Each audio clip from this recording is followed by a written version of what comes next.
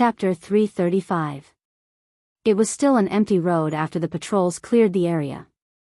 Passers-by would consciously stay away or be chased away by the patrols who quickly arrived.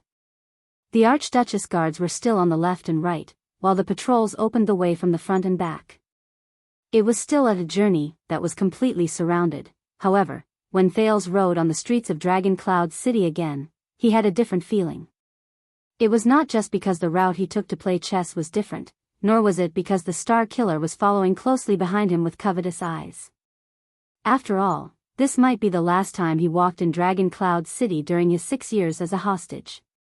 Nicholas probably knew this as well.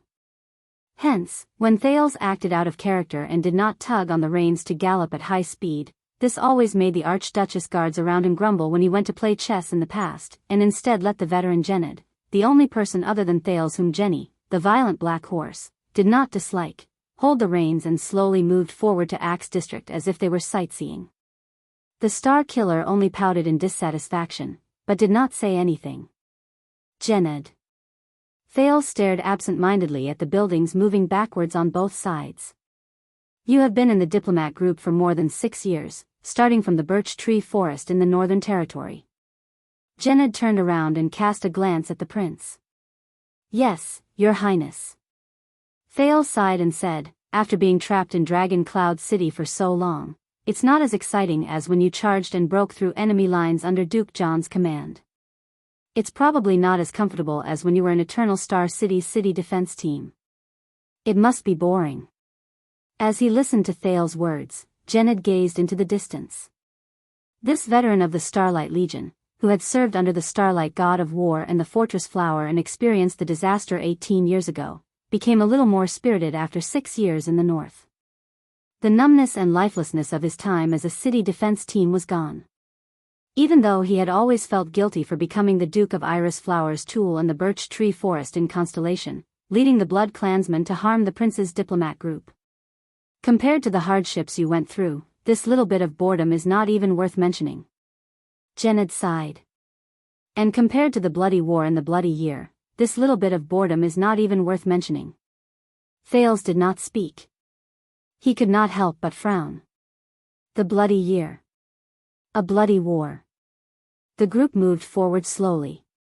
Even though this might be their last journey, the patrols formed by the Northlanders and the Archduchess guards were still dutifully clearing the path and guarding the surroundings. Thank you, Jened. The second prince turned his head around and stared at the veteran Jened, who had followed him all the way from Eternal Star City with a profound expression. Your service over the past 6 years has actually far surpassed the favor you owe Duke John. No, Your Highness. Jened nodded respectfully. I should be the one thanking you. As for the favor I owe Duke John. His expression darkened, and pain that could not be erased rose between his brows. He subconsciously turned his face away. No, that's something I can never repay in my entire life. Thales stared fixedly at the back of the veteran leading the horse in front of him. The prince took a deep breath and remembered the small stone urn he saw in the Jadestar family tomb. The Duke of Star Lake, John Jadestar. I've heard you talk about him before. He's humorous and approachable. When he heard the familiar name, Jened could not help but feel slightly refreshed. Yes, Your Highness. But the Duke's approachability is quite different from yours. It seemed as if Jened's expression and spirit would become lively at the mention of that person. I still remember the day of the conscription.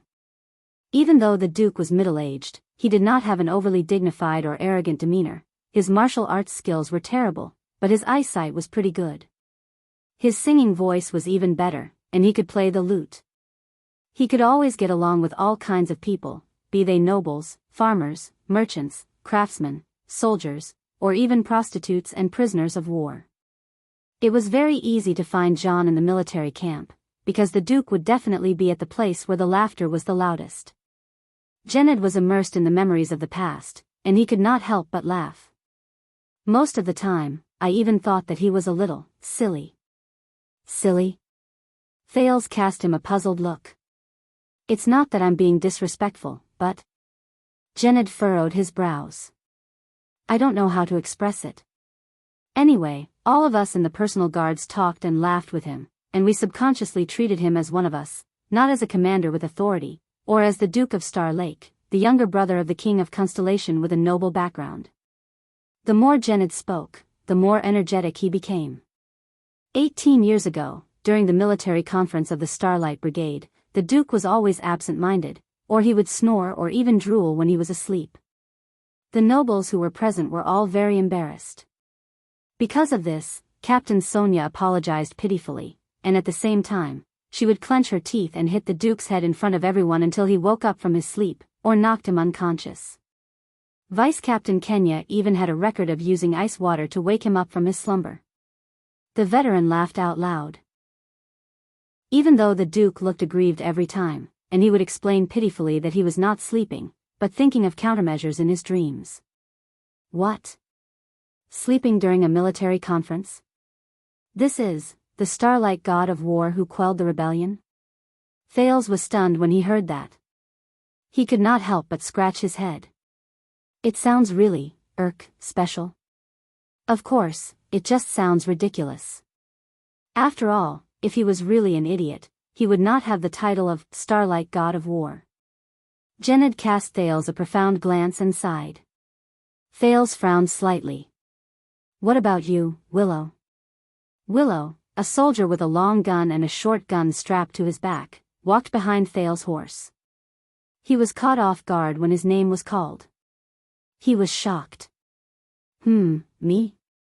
Over the past 6 years, this new recruit, who was saved by Thales from the gallows in Broken Dragon Fortress, had mostly gotten rid of his childishness after going through the trials from Black Sand Region to Dragon Cloud City. Even though the veterans in the team still liked to make fun of him. How did you feel during the past 6 years in Dragon Cloud City? To be honest, when I came out of the fortress 6 years ago, I didn't think that I would have to stay in the enemy country for so long. Under Genid's reminder, Willow quickly adjusted his expression. But, he frowned. Uncle Genid said that it is because you are here that the people in the Northern Territory can enjoy peace. So, this is probably worth it. Thales was slightly stunned. Willow raised his head. There was a slightly bitter expression on his face. That's right, sometimes I think. Willow sighed. If you had been here 18 years ago, and used yourself as a hostage to go to Extet, perhaps the war would not have happened, and my sister would not have died of illness. Thales lowered his head and sank into deep thought. Is that so? He said faintly, as if he was talking to himself. The team moved forward again and walked past a junction that separated Spear District and Axe District. Wuxia. The prince on the horse raised his hand. He moved past the heavy guards on both sides and pointed at the 3-story building with a balcony not far away. That house is the chess room that we go to once a month, right? Yes, Your Highness, the attendant observed it carefully and answered cautiously. Thales stared at the familiar outline of the building and felt a little sentimental for some reason. In the past, we always went straight to Spear District. We have never seen it from this angle. He stared at the chess room that was specially decorated with a profound look and remembered the few times he and Asda had lessons in it. I probably missed the time we played chess in there. Actually, it is not too far away. If you want, why don't you go and take a look? Wuxia estimated the distance to the house. There is no need. Thales shook his head and pointed at Nicholas beside him. He sighed and said, look at his expression. He probably wishes that an assassin would jump out of nowhere and kill me before we go to Black Sand Region. These words made Wuxia frown deeply. He subconsciously looked around. Ralph made a mocking expression at him, and as expected, it attracted the attendant's angry glare. Nicholas turned his head, snorted coldly in disdain, and urged his horse forward. Where is that vice diplomat of yours? The Star Killer asked coldly. Why didn't I see the cunning put Ray Nemain with you to Black Sand Region? Thales' expression darkened and he shook his head. We have not seen each other for 6 years. To be precise, Put Ray is no longer part of my diplomat group. 6 years, and the moment he appeared, he accompanied Constellation in attacking the Alliance of Freedom? Nicholas' expression was tense, and his words were stiff. Perhaps I should have arrested him a long time ago. That man is not simple. He might be the middleman between Constellation and Lampard. Thales raised his eyebrows. According to Putre, you have been watching him in Dragon Cloud City. Thales sighed and said, shouldn't you know his every move better than I do? Nicholas gritted his teeth and gave him a warning glance. Speaking of which, you know, the Star Killer said coldly, I have confirmed that the person who leaked the Archduchess' secret to the secret room was not Lisban. Thales was slightly startled at first. The prince took a second to remember something. Then, the corners of his lips curled up and he secretly exhaled. You still need confirmation? But Nicholas' expression immediately became terrifying. But you were the one who lured Lampard here. So, if it wasn't Lisban, was it you, young prince? The Star Killer's expression was cold, and he looked as if he was about to beat him up at any moment. You took the initiative to leak the biggest secret of Dragon Cloud City to Black Sand Region and the secret room. That's why the king came here and joined forces with you, right? What? It took Thales 2 seconds to snap out of his daze and figure out what Nicholas meant. The next moment, the prince widened his eyes and his voice suddenly rose. What? Nicholas ignored his astonishment and continued to speak coldly, answer me. Were you the one who gave this information to Lampard? Thales stared at the Star Killer in a daze. He remembered the lie he had casually made up to test the other party. The Star Killer was still staring at him with a burning gaze. When he saw that the Star Killer was not joking at all, Thales, who did not know whether to laugh or cry, felt a headache coming on. This guy is really serious. The next second, Thales took a deep breath and let the air stay in his lungs for a while before he exhaled weakly. It's still the same old saying, Nicholas. He shook his head rather helplessly. When it comes to certain things, you and I, Thales looked into the Star Killer's eyes and said with great sincerity, we're really not on the same level. After he said this, Thales no longer cared about Nicholas' extremely unpleasant expression. He gestured for Genid to urge the horse to move past him. Behind Thales, the nimble elf protector quickly followed. The half of his face under the cloak stuck out his tongue at the livid Star Killer. At this moment, asterisk whoosh. Asterisk an ear-piercing sound suddenly came from afar. The group seemed to have been pressed down by an invisible hand, and they were forced to a stop. Many people's expressions changed drastically. Thales' face turned pale, as if a certain scene in his memory had been awakened. The moment he recognized the sound, he anxiously shouted, it's a crossbow bolt. The patrols on the outer perimeter quickly formed a formation. The Archduchess guards consciously surrounded the inner perimeter. The Constellations reacted with the prince as the center. Ida lowered her body and slid past Jenny's horse's hooves in 2 steps. She leaped to Thales' side. Genid habitually stood in front of the black horse. Willow gritted his teeth and pulled out his twin pistols. Wyatt instinctively wanted to pull Thales down from the horse, but he was held down by Nicholas, who was beside him. Everyone, calm down.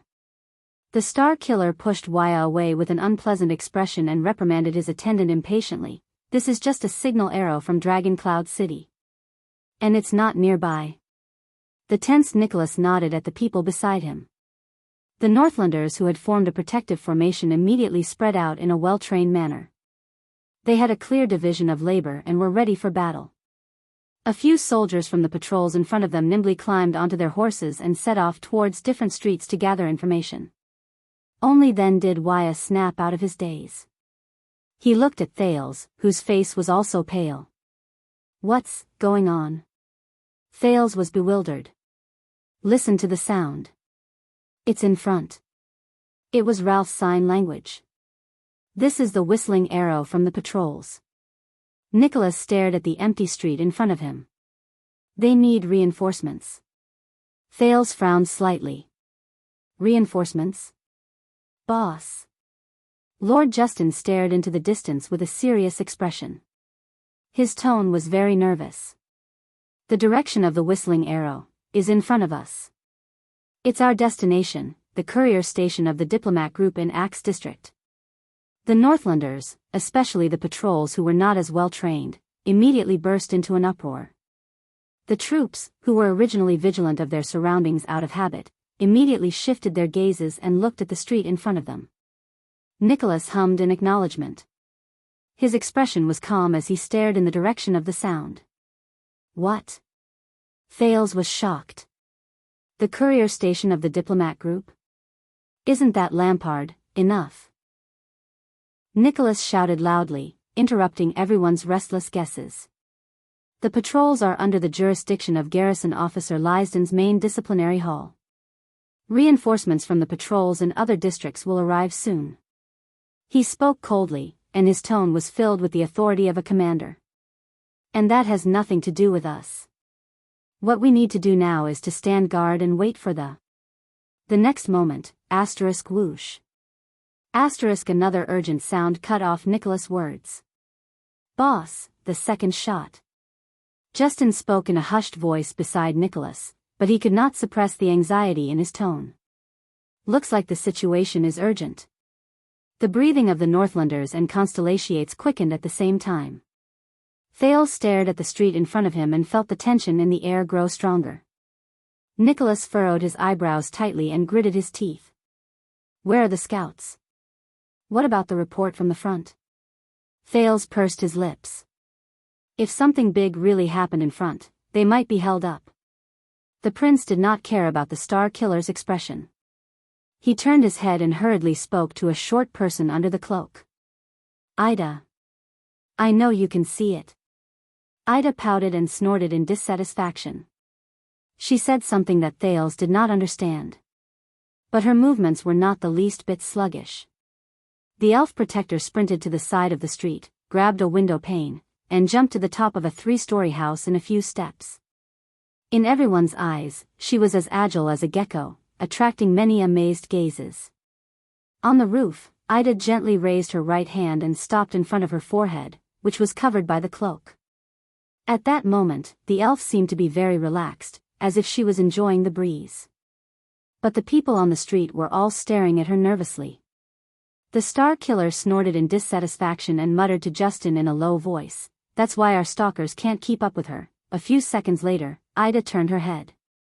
Her expression also darkened. I can't see the specific situation, but I can see the fleeing crowd.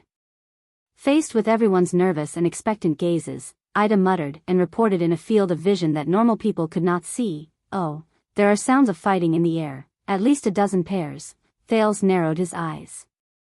The fleeing crowd? A few pairs of fighting? But the elf did not need to continue talking. Lord Nicholas.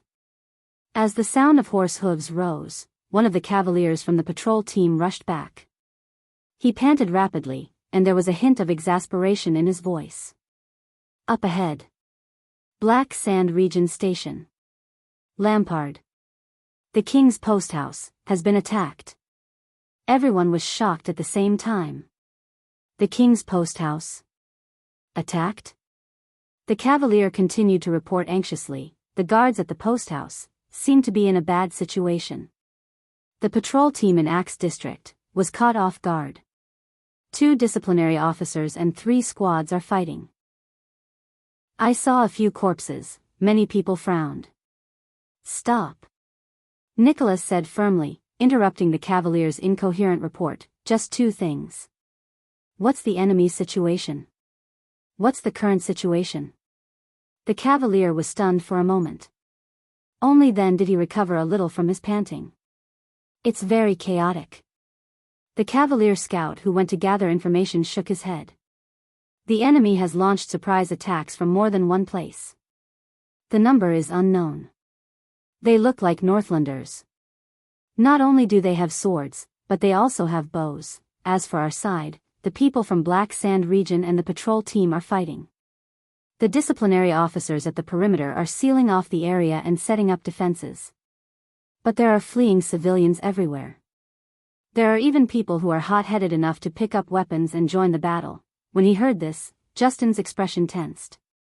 He moved closer to Nicholas' ear. Today is the day of the state affairs hearing. There are too many nobles in Axe District. Their private soldiers and guards are troublesome. Thales furrowed his eyebrows even deeper. Nicholas' expression looked as if it had just been covered in a layer of frost. He nodded. Continue to investigate. Send people to report to the palace and Regent Lisban. The Star Killer turned his head around. He first glanced at the Archduchess guards. When he saw that most of them were calm and collected, he nodded in satisfaction. Humph, they actually dared to attack in a noble district like Axe District on the day of the State Affairs hearing. Nicholas looked at the sky in front of him and snorted softly. There was a hint of schadenfreude in his words. No matter who the enemy is, they must hate the king to the core. He turned his head around and clicked his tongue at the prince, who had a worried expression on his face. Looks like we'll have to postpone our trip to Axe District to seek refuge with Lampard, young prince. Without waiting for Thales to reply, Nicholas gave a loud order. Everyone. The patrol team who will open up the path, when the next wave of scouts returns, immediately stop advancing. Set up a defense line and seal off the flow of people coming from Axe District. No one is allowed to pass through, be it our own people or others. The patrol team immediately took action when they heard the order. Ever since the accident 6 years ago, the patrol team in the first gatehouse had been like the palace guards. From then on, they listened directly to the orders of the Archduchess or the Archduchess guards. Nicholas' voice was very decisive. As for the Archduchess guards, archers, spread out on the spot and fill in the defense.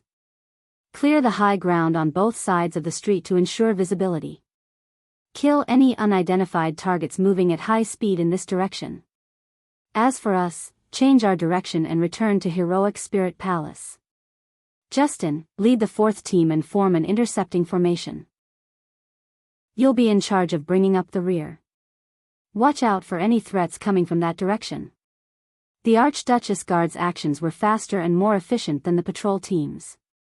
They immediately moved from the rear to the front and retreated. Lord Justin's team almost formed a human wall and sealed off the path leading to the chaotic district. Many archers climbed up the houses on both sides of the street, drew their arrows, and aimed in that direction vigilantly. When he heard the other party's orders to seal off the area and retreat, Thales sighed. He knew the Star Killer's attitude now. Hey! Thales turned around and reminded the Star Killer indignantly, I know you want to see him die, but if Lampard dies here today, are you sure this is a good thing for Dragon Cloud City? Nicholas shook his head in disdain. My current responsibility is to transport you back to Heroic Spirit Palace in one piece. I don't care about anything else. Thales took a deep breath. All right. The prince spread his hands. Think about it, King Chapman died mysteriously in Dragon Cloud City, which is under the Archduchess rule. If I were the city of faraway prayers or Defense City, I would definitely righteously criticize Dragon Cloud City, which did not protect me well and was even more suspicious of me. Then, in the dirty deals of the King's Selection Congress, the Star Killer froze for a moment. He turned his head to look at Thales with a cold expression. Thales shrugged in resignation. For Dragon Cloud City. At this moment, the sound of the third whistling arrow came from afar. The atmosphere became even more tense. After a few seconds, Nicholas snorted angrily and turned around while he cursed. Son of AB*TCH, he yelled in dissatisfaction, Gale, bring the 5th and 6th teams to the post house to reinforce the patrol team over there. We've practiced this kind of situation for the past 6 years. You know what to do. A veteran Archduchess personal guard nodded and smiled with pity on his face. He brought half of the Archduchess personal guards to reinforce them. Nicholas was obviously in a bad mood. The rest of you, retreat according to the original plan.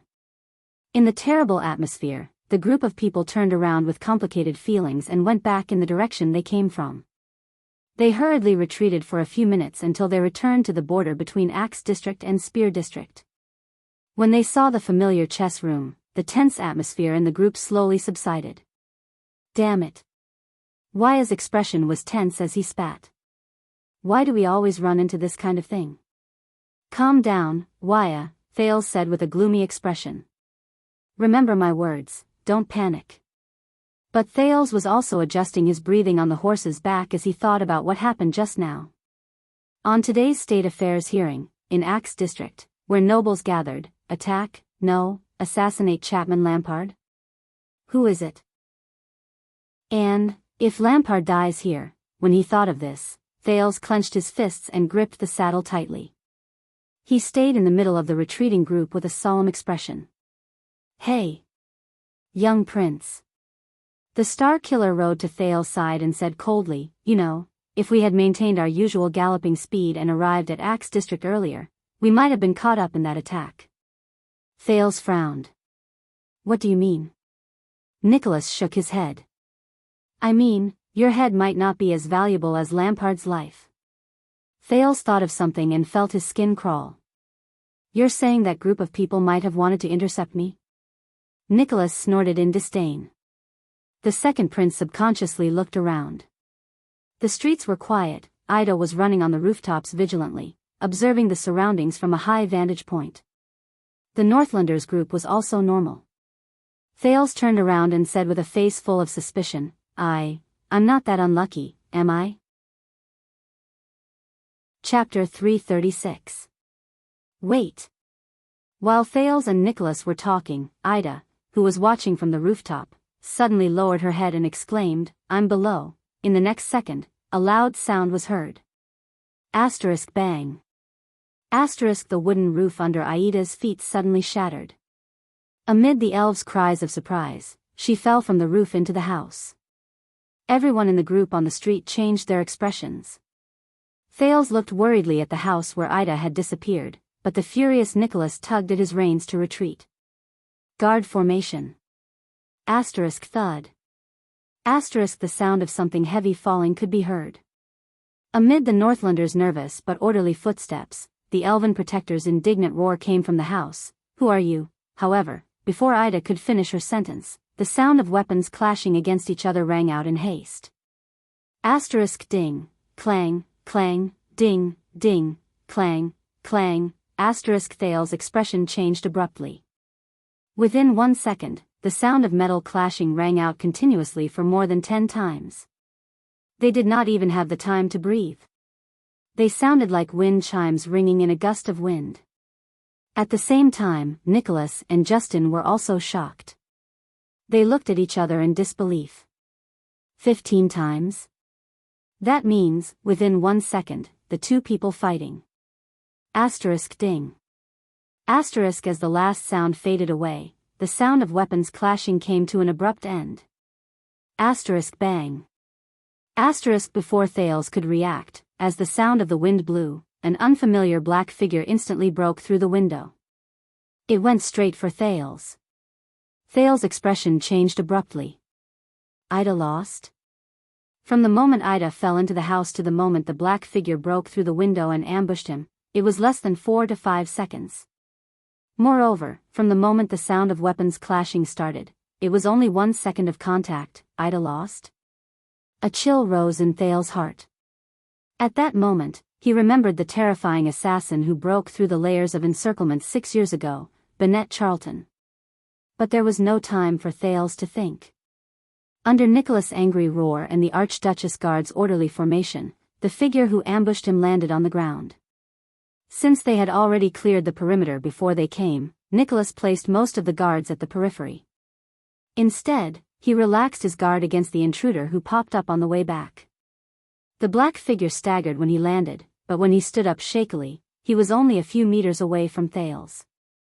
His body was long and narrow, and he was even a head taller than Nicholas, who was of average height. His entire body was wrapped in a dark black robe.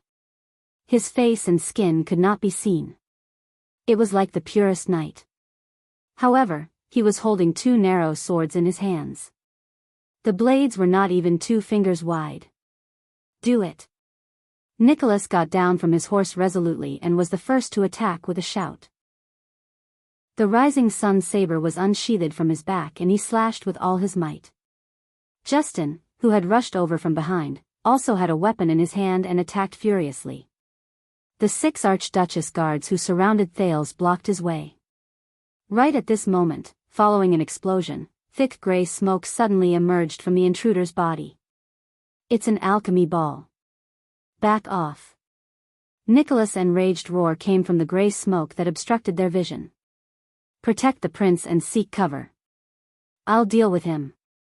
The surrounding Northlanders surrounded the assassin and surrounded him. Some of the Archduchess guards protected the prince as they retreated to the other side of the street. As the smoke became thicker, Thales felt his vision blur. He could barely see the black figure and Nicholas' back. "Your Highness." Wei used all his strength to pull Thales off the horse. Together with Ralph, he dragged Thales backwards. Willow, Gened, and the other constellations blocked the front and stood firmly behind the Archduchess guards. Thales' feet were firmly planted on the ground. He broke free from Wei's grip, which was too tight. "Get into formation first." At this moment, through the blurry vision of the smoke, the prince could barely see the black-robed intruder raise his two swords. At that moment, Thales only had one feeling. "Is it raining?" Asterisk clink, clink, clink, asterisk. It was as if an endless storm was violently beating against the fragile eaves of a house in a terrifying gale. Asterisk clink, clink, clink, asterisk. It was pleasing to the ears. It was hair-raising. The storm-like clashing sounds almost drowned out the angry shouts of the Northlanders who pounced forward. However, at that moment, in the center of the thick smoke, no one was more shocked than Nicholas himself. There was no other reason. He had been suppressed. The moment he drew his sword and engaged in battle, Nicholas had just swung his first slash and parried the enemy's slash, asterisk clink. Asterisk. The enemy's sword immediately rushed forward and delivered the next strike. There was no pause. Nicholas' heart clenched. The unique twist of fate instantly surged from his joints. At the critical moment when the momentum of the attack was exhausted, he immediately bent his blade upwards and blocked the second strike. Asterisk clang. Asterisk. But it was not enough. Because the enemy had just withdrawn his first slash, and without the need for a buffer, he delivered the next slash. Asterisk clang. Asterisk. The twist of fate was activated again. Nicholas' face turned red as he blocked the third slash. Not enough. The enemy's fourth slash broke through the thick smoke from his other hand and came at him again. Asterisk clang. Asterisk. Still not enough. Nicholas almost felt like he was suffocating. The fifth slash. Asterisk clang. Asterisk. The sixth slash. Asterisk clang. Asterisk. Within a second, the enemy's two swords attacked alternately at an unbelievable speed. And Nicholas realized to his shock that he could not keep up with the speed of the enemy's attacks. The seventh slash. The eighth, asterisk clang, clang, clang. Asterisk. All the Star Killer could do was to continuously use his power of eradication to suppress his body and try his best to keep up with the speed of the enemy's swords in the thick gray smoke. In the gray smoke, which already affected his vision, his face contorted. He could barely see the enemy's movements. Asterisk clang. Asterisk clang. Asterisk. As he listened to the multiple sounds that traveled into his ears at the same time, Nicholas was suddenly shocked. No, he was not the only one. At that moment, Justin was also fighting against the invader in the thick smoke. He was on the other side of the enemy, and just like Nicholas, he gritted his teeth and persevered. Nicholas and Justin were two of the Archduchess guards who had been through hundreds of battles. One of them was even in supreme class. But they were suppressed by the enemy's alternating sword speed, which was as terrifying as a rainstorm. Asterisk clang, clang, clang. Asterisk. The sounds did not stop. And with each swing of the black-robed man's swords, the speed became faster and faster. How is this possible? Asterisk clink. Clang. Asterisk. In just 2 seconds, Nicholas was forced to take a step back from the enemy's ninth slash. His heart trembled. How can there be such a fast sword speed? This was something the Star Killer had never encountered in his entire life of fighting. His bones were groaning, his blades were trembling, and his muscles were roaring. But Nicholas knew that his blocks and interceptions were reaching their limits. But the enemy's swords did not stop at all. Instead, they became faster. Asterisk clang. Asterisk. In the third second, Justin gritted his teeth. His legs trembled, and his body swayed. He did not manage to catch up with the enemy's next slash. The black-robed man instantly seized the opportunity. He stomped on the ground with his right leg and leaped over Justin's head. Asterisk clang, clang, clang. Asterisk along the way, he delivered 3 swift slashes, parrying Nicholas and Justin's attacks, and even counterattacking with 1 slash. The Star Killer's heart trembled. In his frustration and dejection, he finally understood that he had encountered an enemy he could not withstand. It might be a power of eradication that he had never seen before. In just 3 seconds, he broke through the joint blockade he and Justin had set up. 3 seconds. He could only block, block, and block again, but he could not retaliate. How is this possible? Nicholas stared in astonishment at the black-robed man who flipped over Justin in the air. He saw the man's body rise to the height of 3 men and gradually disappear into the thick smoke. He flew towards the sky above Thales. The Star Killer gritted his teeth. The rising sun saber in his hand emitted a terrifying heat along with the anger in his chest. He was already prepared to use the legendary anti-mystic equipment to defeat his opponent. At this moment, Ayaha! The elven protector, Aida's unique and delicate cry, which was filled with anger and displeasure, suddenly rose in the air. Come down. Nicholas' pupils shrank. He saw a flash of light from a blade flash through the indistinct smoke. The black-robed figure who flew up from the thick gray smoke shuddered violently. As the flash of light from the blade flashed, the black-robed man looked as if he was struck by an invisible hand in the air. Not only did he lose his momentum, but he also fell towards the ground. Asterisk thud. Asterisk with the muffled sound of the blade piercing through his clothes, the black-robed man fell to the ground. He did not move. He was pinned to the ground. Asterisk clang. Asterisk the enemy's twin swords fell to the ground along with the sound. They were kicked away by Ida, who landed with him. The elf's cursing voice rose. Damn it, so what if you're fast with twin swords? It was only then that Nicholas exhaled. Thank goodness, I stopped him. Whoosh, a strong gust of wind blew. Ralph used his psionic ability to blow away the smoke that obstructed his vision. The thick smoke gradually dispersed.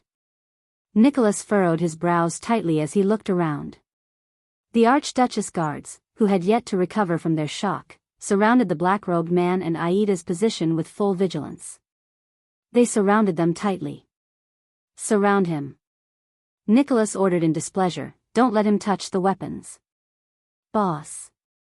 Justin held a wound on his arm and looked at him in disbelief. That guy's sword speed was so fast. How could he do it? Nicholas stared at the surrounded figure in the thick smoke and pondered solemnly. I remember now. A long time ago, when Caslin was still in the guards, he demonstrated it to us. Nicholas frowned. He pulled Justin up and walked towards the black-robed man. It's a double-handed quick sword style that almost surpasses the speed of sound. It's called Rainstorm.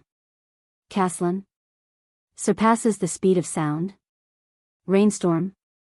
Justin mumbled to himself in confusion. Then, as if he suddenly remembered something, he turned his head in astonishment. But isn't that unique to, yes, the Rainstorm-like rapid dual sword style? This skill is unique to Caslin's contemporaries from the Tower of Eradication. The Star Killer nodded solemnly. He recalled the feeling when they exchanged blows just now. The legendary Valkyrie from the bloody battle at Rearden, the flag leader, knight appointed by the Hanbol royal family, with a tone of disbelief, he said quietly, Heart of the Rain, Jasmine Lorraine. You mean, the female knight, Lorraine? Justin's expression changed. He quickly turned to the black-robed man and said in shock, How is it possible? Heart of the Rain, didn't she die 30 years ago in Hanbol and the Eastern Peninsula? Nicholas patted his assistant's shoulder and shook his head. We'll know what's going on soon. In the smoke, they walked towards the black-robed man lying on the ground. Hey! After the smoke dissipated, Aida's short figure appeared in their field of vision, which gradually became clearer. She had her hands on her waist and pointed at the black-robed man who was pinned to the ground by her machete. She kept nagging, "With your skills, it's one thing to bully a pretty boy, but you even wanted to ambush me." Looking at Aida's expression, Nicholas could not help but furrow his brows. But in the next moment, the elven protector's nagging stopped abruptly. "Hey! Hey!" Aida stared at the person on the ground.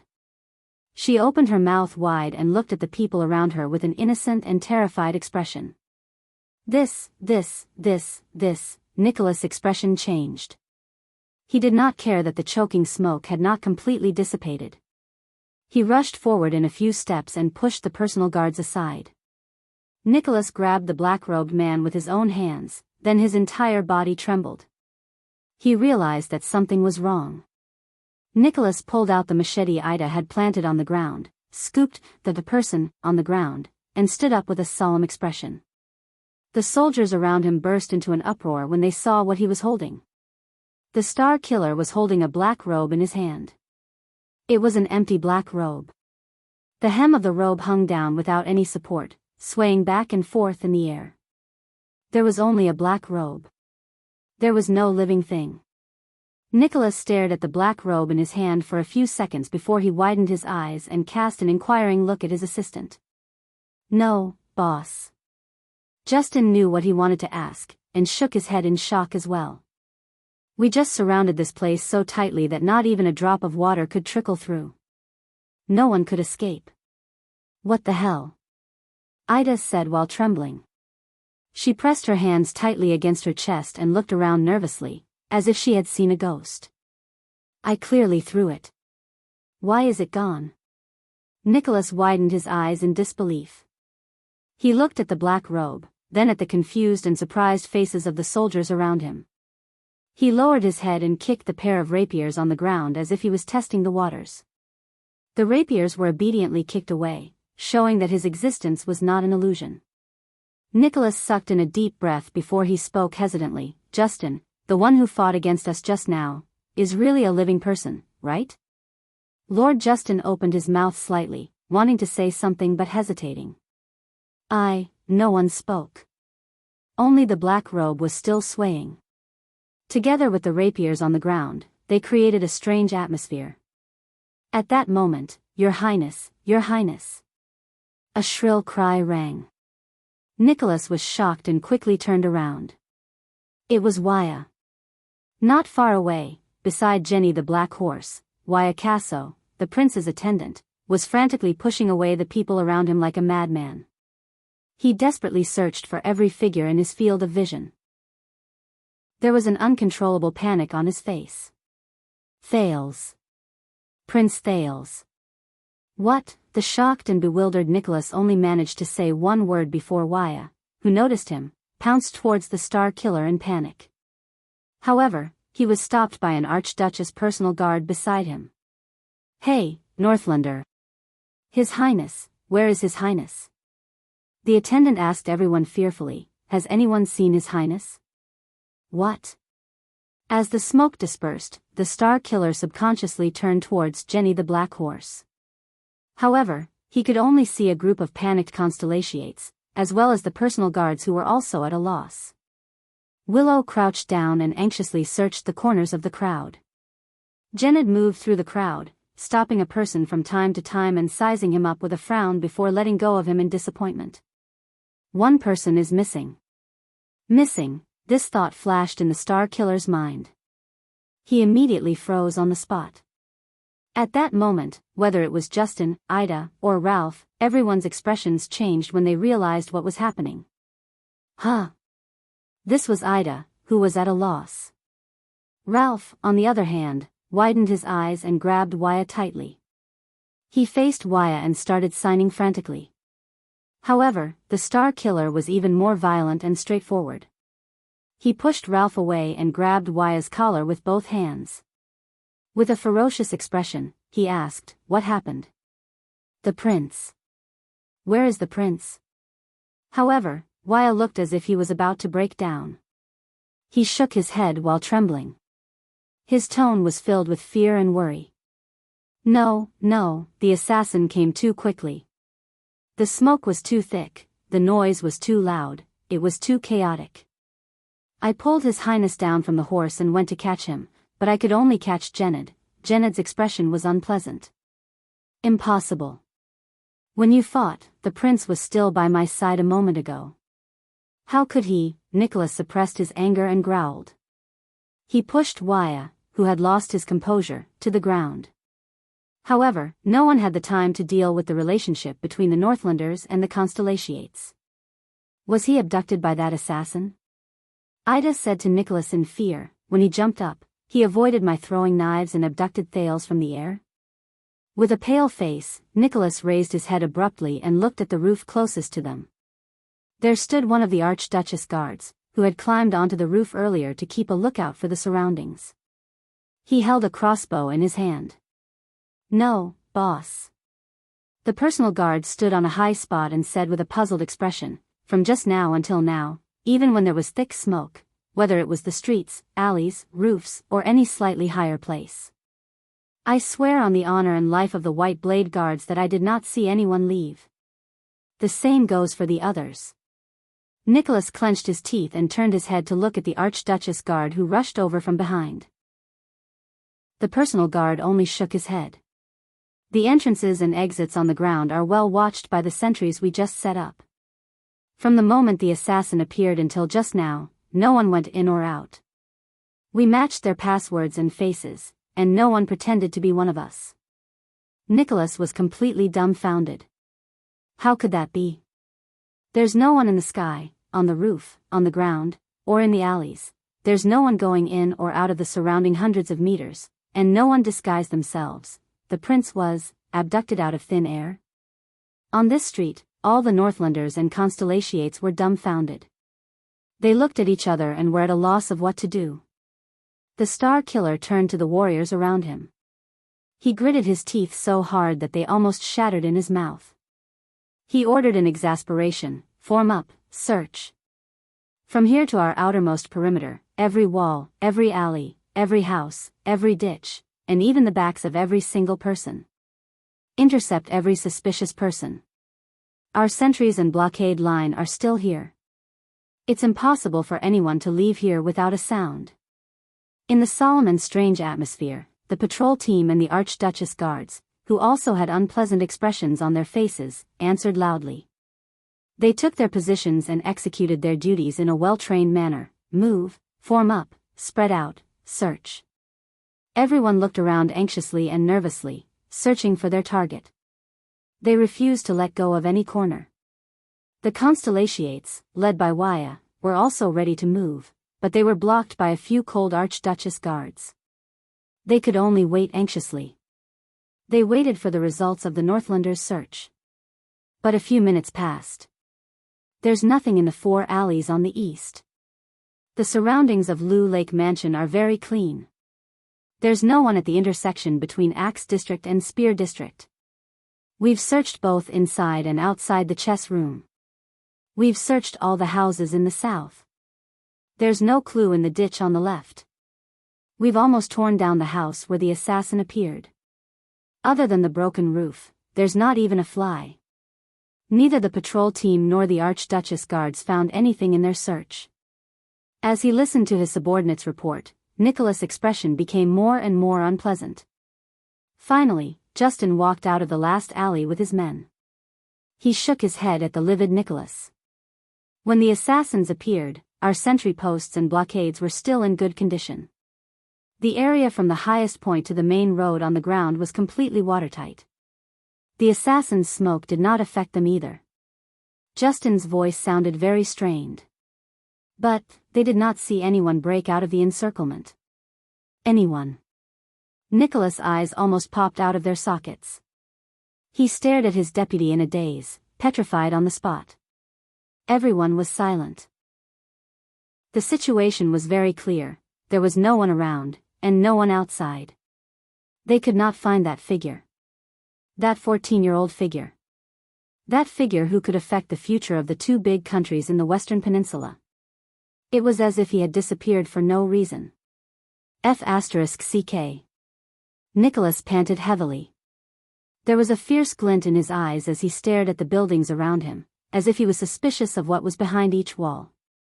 What's going on? What's going on? Waya and Ralph looked at each other worriedly and shook their heads. Impossible, Ida said solemnly. This is too strange. Beside her, Lord Justin frowned deeply. Leader, with a twisted face, Nicholas turned to his deputy. The latter stared at the ground in a daze. Heart in the Rain, who died 30 years ago, suddenly appeared and disappeared into thin air. Now, with Prince Thales, Lord Justin's face was pale as he stared at the empty black robe. He then looked at the two swords that kept swaying on the ground. He blinked violently, as if he could not believe his own eyes. Are we really? Chapter 337. Somewhere in Dragon Cloud City. It was a dark tunnel. There was only one lone everlasting lamp. It barely illuminated the old, mottled mud walls on both sides, which looked like they were about to collapse at any moment. A young man silently leaned against the everlasting lamp and sized up the dagger in his hand. The narrow tunnel only allowed 2 people to pass through. It looked like a gap between 2 walls. The mud floor was covered in dust, and it looked like no one had been here for a long time. This is an underground tunnel hidden under the cellar of the chess room. How could they build this? The teenager thought in his heart. But why didn't the Archduchess guards, who were in charge of searching and clearing the place, discover this place when I came here to play chess every month? And, when this place was chosen, Nicholas must have investigated the details of this place, right? Asterisk tap, tap, tap, asterisk footsteps rang in his ears. The teenager stopped what he was doing and slowly put the dagger back into its sheath. He then buckled it back onto his belt. A line of words flashed on the sheath under the flickering light. A king is not respected by his bloodline. Asterisk tap, tap, tap, asterisk the footsteps were getting closer. Thales sighed and turned to look at the other end of the dark tunnel. That place was far away from light. There was only darkness there. As the footsteps stopped, a figure was faintly discernible in the darkness. You should rest well, Your Highness, and recover your strength, the person said faintly. His voice was light. There's still some time. The teenage prince snorted. He stood up quietly and patted the dust off his body. This is different from what we agreed on. Thales looked at the person's familiar face and the unique pair of dark red eyes. He said coldly, You're not the only one.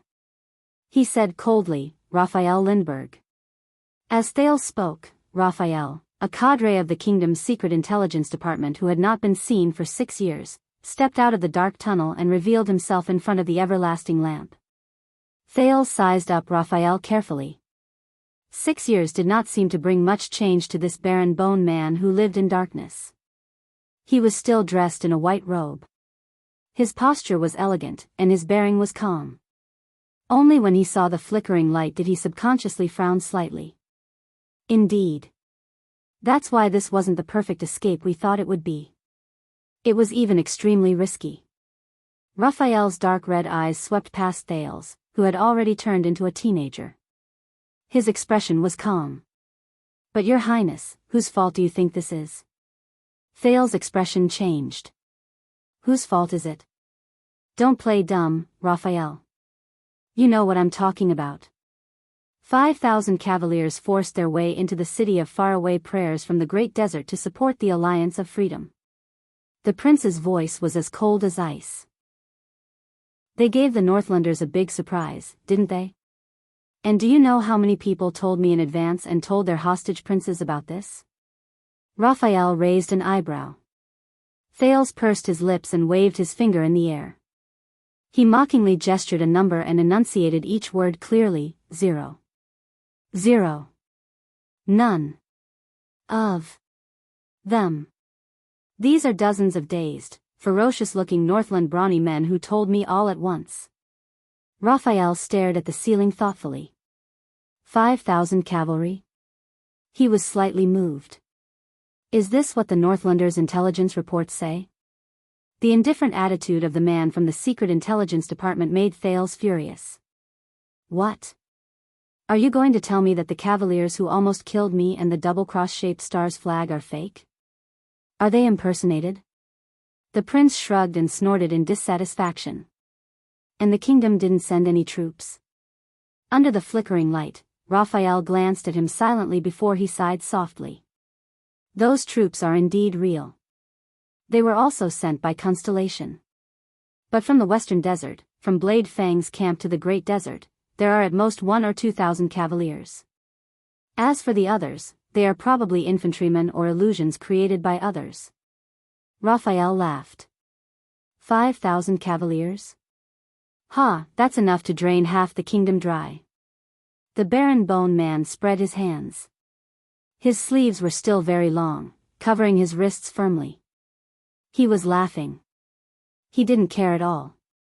Thales glared at him and told himself this. The prince's displeasure slowly rose. That's not the point, and it's not funny. Thales narrowed his eyes and raised his finger. His tone became more and more serious. You know, as the target of their anger, I was almost torn to pieces by the angry Northlanders in the Hall of Heroes. In the dim light, Raphael shook his head with the ghost of a smile. They wouldn't do that, but Thales did not care about his interruption.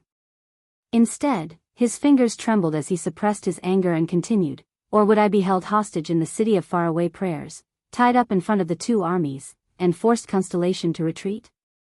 The prince's last sentence was a little loud, and it was rather jarring in the narrow passageway. Raphael stared at the prince and slowly restrained his expression.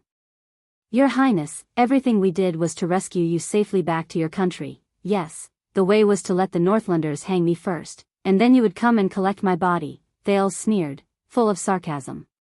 It was very safe. Raphael's expression changed. Please believe me, the kingdom's secret intelligence department has its own means and arrangements. His tone gradually became serious. But I can say with certainty that they would never use such a crude, direct, and forced method.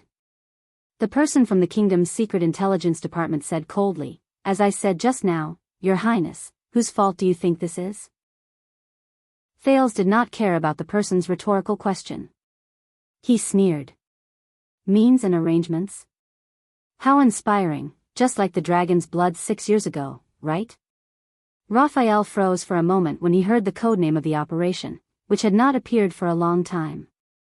The prince leaned against the wall, turned his head to the side, and snorted angrily, the goddamn kingdom's secret intelligence department. Raphael was silent for a long time. Until he took a breath and slowly said, We are accusing you of accusing us of lying. Your Highness, you think that this accident is the fault of the kingdom's secret intelligence department. Thales snorted softly. But on the other hand, Raphael's red eyes flashed with a strange light. You are. Is it really that unreserved? Thales was slightly stunned and slowly turned his head around. Raphael stared at him with a bone-chilling gaze. Until this afternoon, we thought that everything was going smoothly.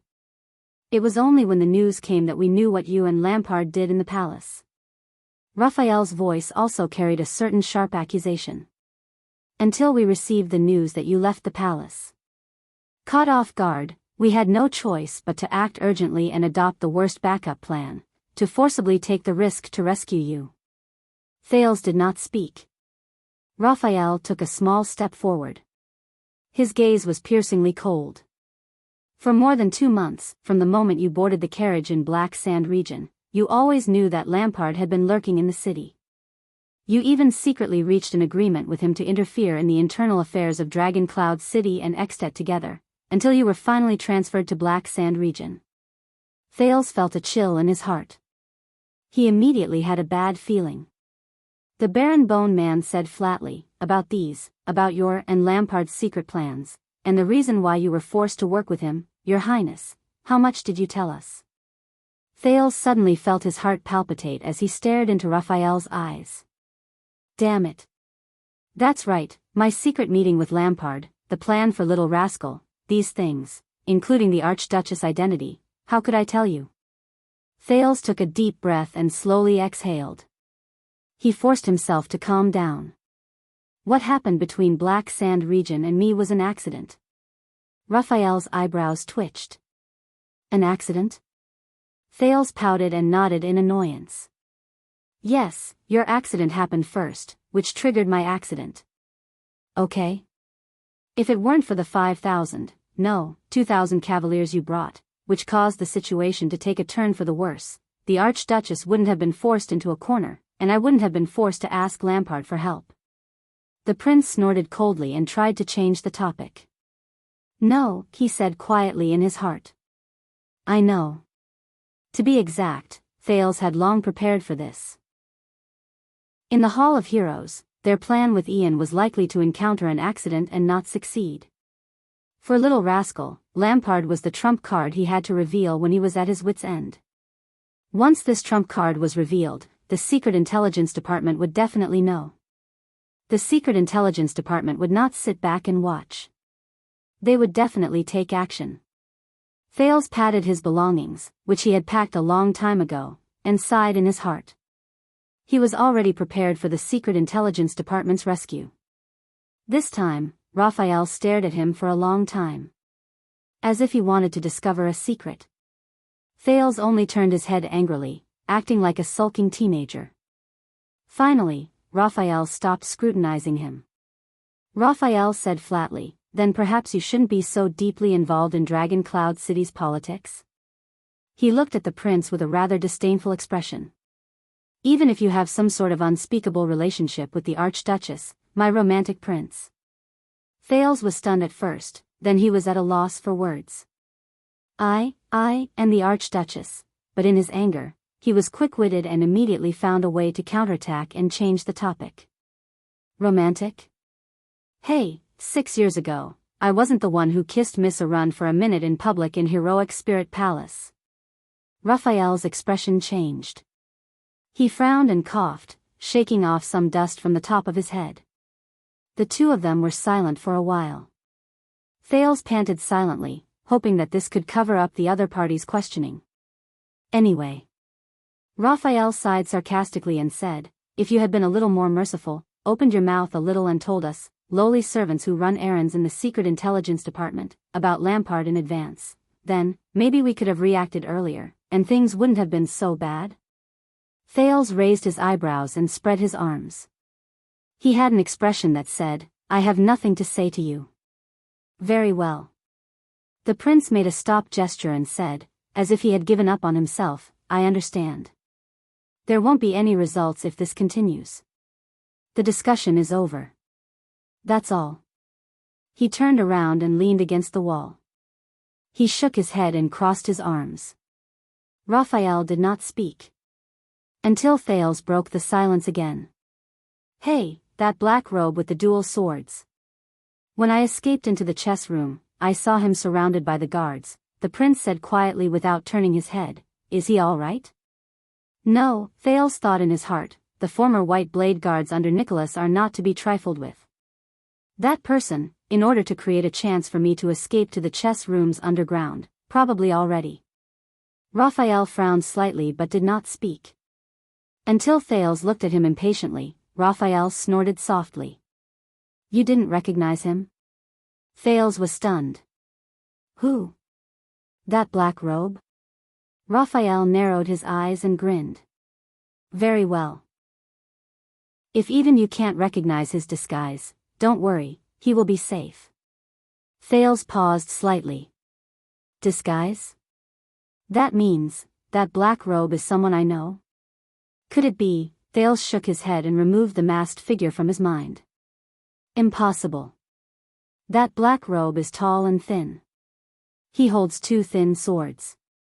It can't be him. At this moment, Thales suddenly remembered something. He raised his head. Attacking Lampard's post house. Was that also a method you used to divert his attention? When he said this, Raphael's expression turned cold. Yes, an impossible suicide attack. His voice was a little quiet. We have thought of any method that could reduce the strength of the guards around you. Thales froze. The light flickered slightly, elongating their shadows on the wall. After a long while, the prince exhaled. How many casualties? Raphael shook his head and said nothing. Thales' expression turned cold as well. Silence returned to the passageway. "I'm sorry," the prince said after a long time. Raphael closed his eyes and shook his head. "They all know what they have to do." The voice of the Secret Intelligence Department member was gloomy. For this operation, the Secret Intelligence Department even gave up their headquarters in Dragon Cloud City and sacrificed most of their intelligence sources. Thales was puzzled. "Headquarters?" Raphael gestured with his chin and extended his finger to tap the irregular mud wall beside him. "It's here." Thales was stunned. He looked around and sized up the dim passageway. The prince said curiously, "But this? Isn't this the underground of the chess room in Spear District where I come every month?" In response, Raphael nodded in agreement. His expression returned to its usual indifference. "Wait, are you saying that the chess room above us, the place where I come to play chess every month, is the Dragon Cloud City headquarters of the Secret Intelligence Department?" Thales stared in disbelief and observed his surroundings. "In Spear District? A place just a few steps away from Heroic Spirit Palace?" Raphael smiled. He tapped the dilapidated mud wall beside him again. "You don't think that the owner of the chess room just happened to be bored, so he built this tunnel under the cellar, do you? You don't also think that when you made a request to Dragon Cloud City and the Archduchess agreed to it, the disciplinary hall official in charge of choosing the location just happened to report this newly opened chess room to leaseban, do you?" Thales stared at Raphael in a daze. "So," Raphael's eyes shone brightly as he nodded affirmatively. "Yes, the safest place is right under the enemy's nose. For example, the dragon's blood 6 years ago, from the beginning of the operation, to the preparation, to the decision, to the execution of the plan, and even to the final mobilization of manpower and intelligence, to forging Lampard's warrant, to enter the gatehouse occupied by the enemy, to fish out an unlucky prince who acted on his own accord, and to arrange for his evacuation. Everything was done here." Raphael glanced at him meaningfully, snorted softly, and shook his head. Thales automatically ignored the words, "an unlucky prince," and silently observed his surroundings. The mottled mud wall, the deep tunnel, and the lonely everlasting lamp. "I see. So, for the past 6 years, all the secret messages I sent to the Secret Intelligence Department were from here. But Nicholas should have investigated this place carefully, right? And found nothing?" The prince frowned and said, "Even when I came every month, my personal guards would turn this place upside down. How could they have missed this tunnel?" Raphael smiled again. This was not a chess room in the past. This place was the headquarters of the Secret Intelligence Department in Dragon Cloud City. During the underground war between Constellation and the Dragon, it supported countless spy operations and sheltered countless Constellation spies. It has a history of more than 160 years. Thales was slightly taken aback. When he said this, the Baron Bone Man from the Secret Intelligence Department seemed to be filled with emotions. During this period of time, no matter how big the operation was, this place was never lightly moved and never exposed. If the Star Killer really wanted to find out anything, he would have to go through the reconstruction records of Dragon Cloud City's Spear District more than 100 years ago. An architect from Anlenzo Dukedom, whose niece was married to a Constellatiate, was in charge of the construction. Of course, the records were accidentally lost many years ago. As for why they could not find the tunnel we are in is the last escape tunnel. It was dug decades ago, and the last layer of soil was not dug through. Raphael pulled his thoughts back to the present and narrowed his eyes. "This morning, when we learned that there was an accident in the palace, I decided to dig through it." As expected, Raphael paused and did not continue speaking. A headquarters that has not been lightly moved for more than 100 years, Thales looked at him in silence, but his heart was filled with emotions. He frowned and asked, "So, below this headquarters, it leads to all directions?" Raphael chuckled softly. The Baron Bone Man looked at the second prince in disdain and snorted softly. "Why? Do you think that the tunnel is so easy to dig, and that the Archdukes of Dragon Cloud City, the leaders of the secret room, and the current Star Killer and his men are all idiots?" Back then, in order not to arouse suspicion, this tunnel was dug intermittently for a few years, and was almost discovered several times. Otherwise, we would have connected it to the secret tunnel in the gatehouse. Then, we could even sneak into Heroic Spirit Palace and assassinate an archduke or something. Thales took a deep breath and chuckled as well. Raphael snorted. But he immediately shook his head and sighed deeply with emotion. But because of this operation, this headquarters has to be decommissioned. Thales' eyes flickered. Decommissioned? Raphael seemed to have understood his gaze and said flatly, "You've disappeared in the vicinity. Even though no one discovered you for the time being, the Star Killer and his former White Blade guards will come back to investigate sooner or later, until they discover that something is amiss here. Not to mention the secret room and other forces who will come after hearing the news. If these people put aside their conflicts for you, it won't be long before they find out the truth. The headquarters will be exposed sooner or later." Thales frowned. If the headquarters has to be decommissioned, then all the people, things, channels, places that have been involved with the headquarters for more than 100 years will have to be decommissioned together with it. Almost everything the Secret Intelligence Department has here. Raphael's gaze was dim, and his voice was hoarse. There is no doubt that after this, Dragon Cloud City will go through another round of cleansing. And the headquarters in Dragon Cloud City, which has been here for 160 years, and everything that the Secret Intelligence Department has been operating here for more than 100 years will probably disappear. Raphael snorted softly, his emotions unclear. Because of this hasty and stupid plan. To save you. Chapter 338. The two of them sat diagonally facing each other, leaning against the wall. They looked at each other in silence. After a long time, Thales coughed and spoke softly. "What's the situation in Dragon Cloud City up there now?" Raphael opened his eyes.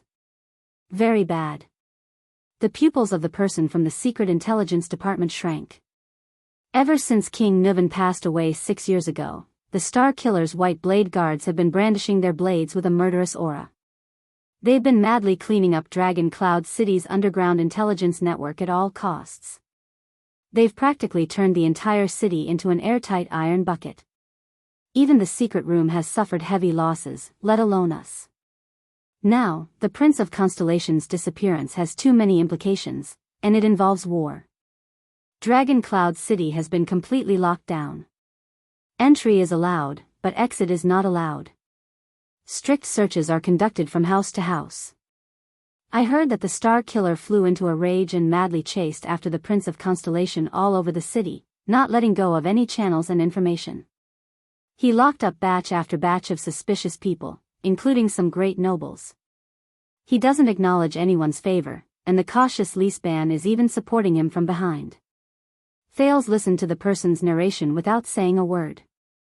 "So, you went to Lampard today and messed up our plans. That was really stupid.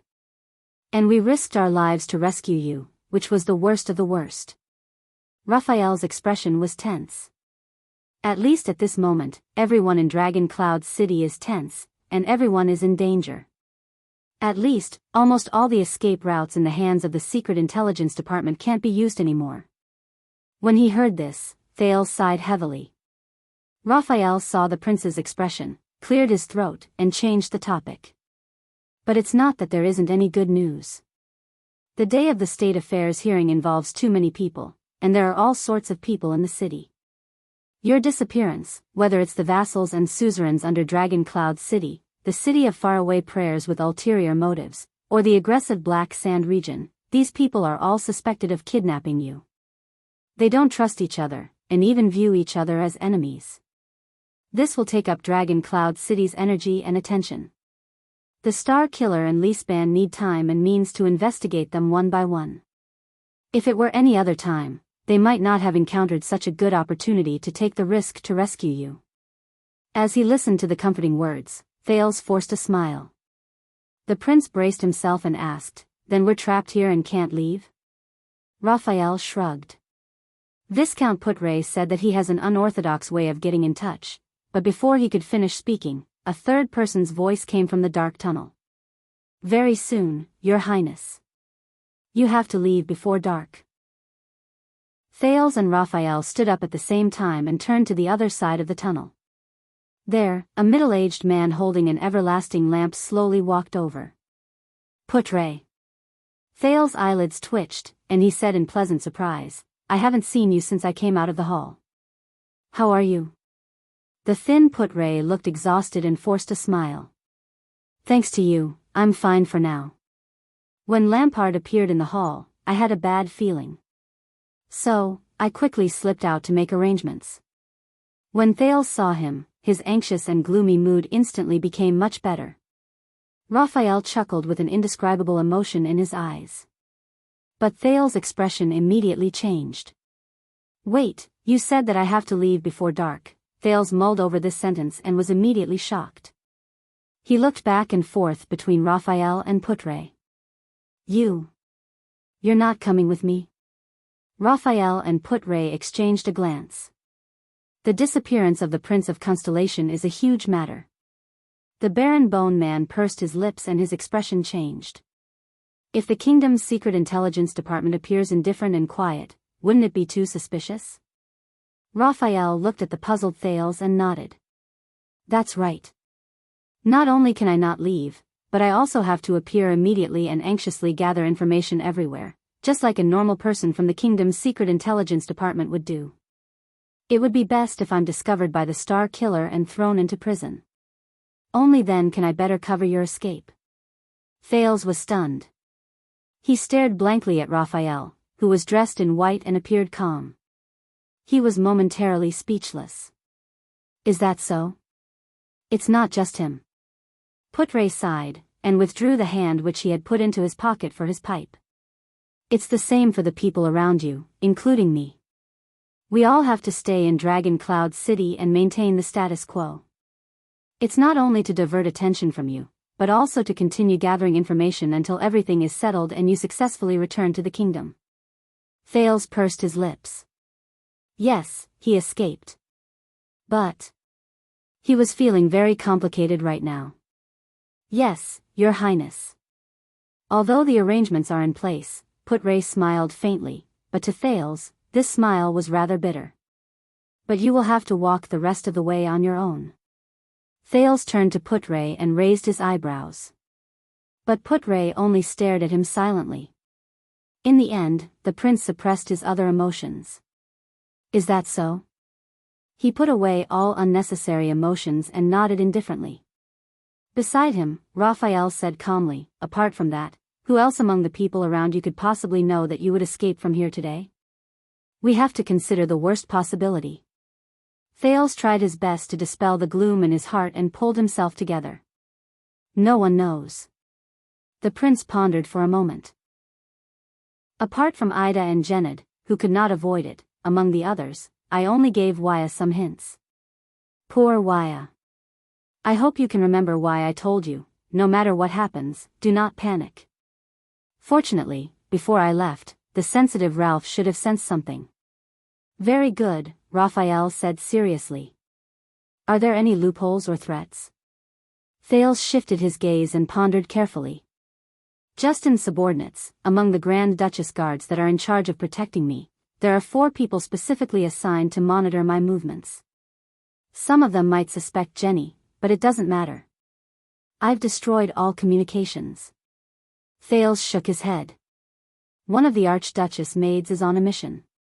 She has been eavesdropping on my conversations with the Archduchess for the past 6 years, such as my farewell to the Archduchess this time. But it should be fine. She will think that I said goodbye because I was going to Black Sand region. The servant who cleans my room is Leespan and Nicholas Informant.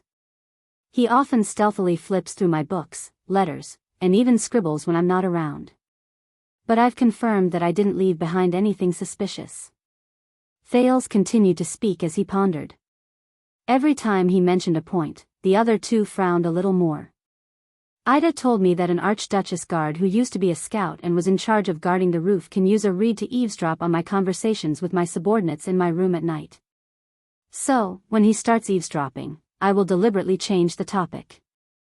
And these few days, I have rarely talked to them about my recent situation. Nicholas and Gings will judge whether I am abnormal based on my daily routine and habits. But for this reason, I have tried my best to be as casual as possible, whether it is my resting spot in the palace or my daily routine. I should not be able to find any pattern. And this time, I came out in the name of meeting Lampard, so it will not arouse suspicion. Lord Justin has a small notebook. Every time I come out to play chess, he secretly pays attention to my every move, the person I talk to, the route I take, and even my movements when I ride a horse. Even after the game is over, he will come up and record my final game. Justin suspects that it is a secret code.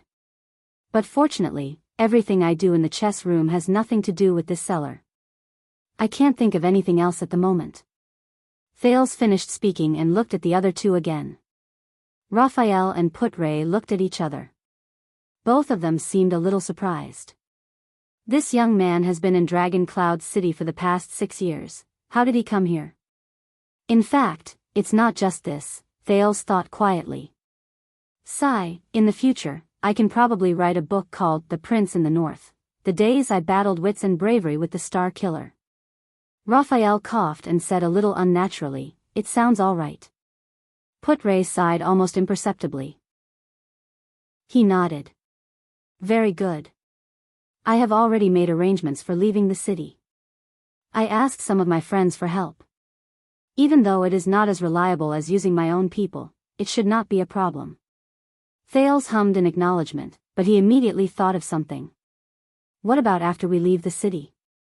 The prince frowned and said, I can guarantee that after such a major incident, the roads leading south from Dragon Cloud City are all checkpoints. They are strictly guarded against every 13 or 14-year-old boy. The same is probably true for Prestige Orchid Region and Black Sand Region. To prevent me from returning to Constellation, the area around Broken Dragon Fortress will definitely be under martial law again. Even birds cannot fly over. How do I return to Constellation? This time, Putre and Raphael exchanged glances again. Both of them seemed to be smiling. That's right, Lampard will not let you freely pass through Black Sand Region. Putre smiled and shook his head. So, no, we are not going south. Not going south? Thales thought for a moment and said solemnly, all right, the other directions. Going north is impossible, unless I want to seek refuge with the orcs at Queeker Glacier.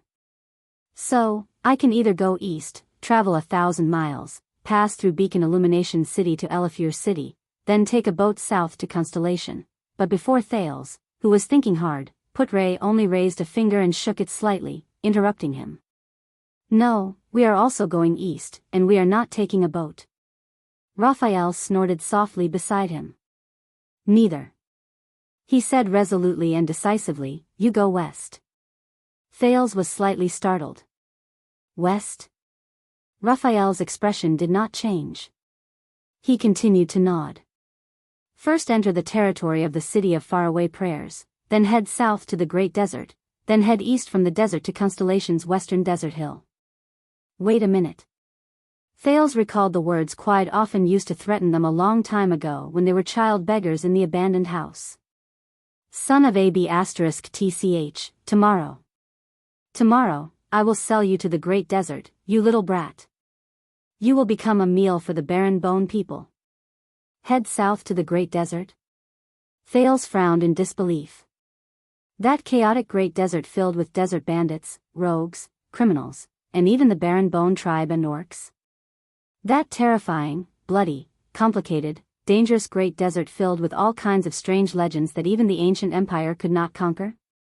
Raphael did not speak. He only stared at him. The prince clicked his tongue and repeated the adverb 3 times. That is much, much more difficult than heading south to Black Sand Region. Are you serious? Putre snickered. Yes, Your Highness, what you need to pass through is a certain part of the chaotic Great Desert that was once filled with desert bandits, rogues, criminals, and even the barren bone tribe and orcs. The thin middle-aged man sighed. Thales instantly grasped the keyword. His brain seemed to have stopped for a moment before it instantly restarted. Wait. He opened his mouth wide in surprise. You mean? Once? Once? No way. That means, a wonderful thought flashed through his mind like lightning. Thales's gaze became unfocused. His breathing began to quicken uncontrollably. At that moment, his heart skipped a beat. The prince raised his head abruptly and stared at the smiling Putre. His tone was tense. Putre. Constellation's army, 2,000 cavaliers or something. They crossed Blade Fang's dune camp in an unprecedented manner, crossed a small part of the desert, and arrived at the border between the city of faraway prayers and the Alliance of Freedom. Putre laughed again when he heard the prince's words. Thales looked at his expression and became more certain in his heart. He finally asked in shock, "They did not go to support the Alliance of Freedom, did they?" Raphael snorted coldly and turned his head away. "Of course not." Putre took over the conversation. He stopped smiling and said flatly, "The Alliance of Freedom?" He shook his head and said disdainfully, "Since that group of people could not obtain the Great Dragon's friendship, what makes them think that they can obtain Constellation's friendship?" Thales widened his eyes to the maximum. "So, Constellation's army, their goal, they are. Raphael shook his head and clicked his tongue. Putre snorted softly and sighed. "That's right." At that moment, Thales finally understood. Constellation's army, they are, I see. The prince leaned against the wall weakly and heaved a sigh of relief. At that moment, his emotions were incredibly complicated. There was a mixture of realization, sadness, and relief. I also found it strange that in Gilbert's letter, Madame Gines, who has always been swift and decisive, actually nagged me to eat more Western Desert's bitter vegetables. Western Desert's bitter vegetables. Western Desert, she meant. Thales smiled bitterly. His tone was hoarse and his emotions surged. He could not continue speaking for a moment. Putre looked at the prince's expression and nodded slowly. He continued Thales' sentence. "Yes, over the past month or so, thousands of Constellation's soldiers have set off from Western Desert and marched all the way to the northwest. As an unparalleled force in the desert, they swept through the northeastern part of the Great Desert at all costs, as well as the desert between Extet and Constellation." He let out a long sigh. "As for the city of faraway prayers, since Rockne thinks that we want to interfere with the Alliance of Freedom, he will place all his troops on the western border of the kingdom and defend the direction of the Alliance of Freedom. He will have no time to care about the east and the interior of the desert." Thales closed his eyes gently. Putre's voice continued to ring in his ears, "And those Constellation soldiers, they did not care about the cost, and the casualties they suffered as they ventured deep into the desert. They drove away and eliminated all the threats from the desert bandits, orcs, and barren bone tribes along the way. They even forced the city of faraway prayers to withdraw their troops. It was for you, the second prince, the heir to the kingdom in Northland." At that moment, Thales felt an indescribable heaviness in his heart. Cold sweat broke out on his forehead. "For me. Sending troops west, venturing deep into the desert, for me." No one could understand how he felt at that moment. "As long as we get out of Dragon Cloud City," Putre's voice was still calm, but there was a terrifying sharpness hidden beneath his words. It was a sharpness unique to the Western Peninsula's shield. From the city of faraway prayers to Western Desert Hill, be it the powerful and threatening Northlanders or the once insurmountable, chaotic Great Desert, be it the army, the checkpoints, the bandits, or the orcs, all obstacles have been completely cleared. Only Constellation's own army and flag are left behind, waiting for your return." At that moment, Thales gritted his teeth lightly. His expression was tense. Putre said calmly and without losing his vigor, "With thousands upon thousands of soldiers advancing wave after wave, countless officials working hard day and night, and the kingdom recovering day by day, Your Highness Thales. From now on, your journey back to the kingdom begins." Chapter 339. A long time seemed to have passed. But Thales continued to stare at Putre in a daze, unable to say a word. Putre also gave him a smile full of wrinkles. "So, this is all for me," Thales said slowly. There was still a faint hint of surprise and sadness in his eyes. The entire constellation, the mobilizing of the army, the provocation of Extet, the chaos in the Alliance of Freedom, the sudden and frequent communications from the kingdom's secret intelligence department, it's all. Thales stared at the dusty inner wall around him in a daze. It was all connected. Everything was connected again. King Chapman's centralization of power, Dragon Cloud City's internal strife, the City of Faraway Prayer's instigation, and the Alliance of Freedom's aborigines were not the only ones who insisted on bringing Thales to Black Sand region because they wanted to keep the chips in their hands for the war in the West. Because he might have guessed it. Perhaps he had guessed at the moment he heard that Constellation was marching into the desert. Aside from the complicated relationship between Dragon Cloud City, Black Sand region, and the City of Faraway Prayers, the factor that truly led Constellation into this misty chess game and caused the Shield of the Western Peninsula to enter the game, it was himself, the second prince, Thales Jadestar. Thales fell silent. Raphael looked at the prince and snorted softly. Why, are you overwhelmed by the favor? Put-Ray coughed and cast a displeased look at Raphael. Thales took a deep breath and snapped out of his daze. Yeah, a little bit. Even though it's strange to say this. Thales slowly leaned against the wall, as if he wanted to soothe his fluctuating emotions. He forced a smile, as if he was talking to the air that did not exist. It's been 6 years since I became a certain unlucky prince. I really didn't expect that. I would also have such a grand treatment one day. Thales, who slid to the floor, squeezed his lips absent-mindedly. Hearing Thales' tone, which was filled with complicated emotions, Put-Ray frowned slightly. Anyway, Put-Ray continued as if nothing had happened. After dark, we will start from. But Thales suddenly raised his head and interrupted him. So, the prince sighed slightly. The kingdom's secret intelligence department sacrificed almost all of their intelligence resources in Dragon Cloud City, and perhaps even lost a lot of lives. Raphael's frown deepened when he heard this. The kingdom even sent out thousands of elite troops to clear the desert like never before, just to pave the way for my return. Put-Ray found it hard to get used to Thales' rather stiff tone. Sitting on the ground, Thales slowly raised his head. There was an unreadable light in his eyes. Also, you sent your troops to the desert at this time and forced your way to the borders of the City of Faraway Prayers. The prince inhaled slowly. His expression returned to normal, but it made the other two people feel even more uneasy.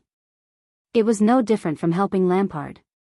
Not only did he escape, he also defeated the City of Faraway Prayers, subdued Black Sand region, intimidated the kingdom of the Great Dragon, and obtained power in all of Extet that the other 9 archdukes could not hope to attain. And as a result, Thales' expression tensed up. His gaze was solemn.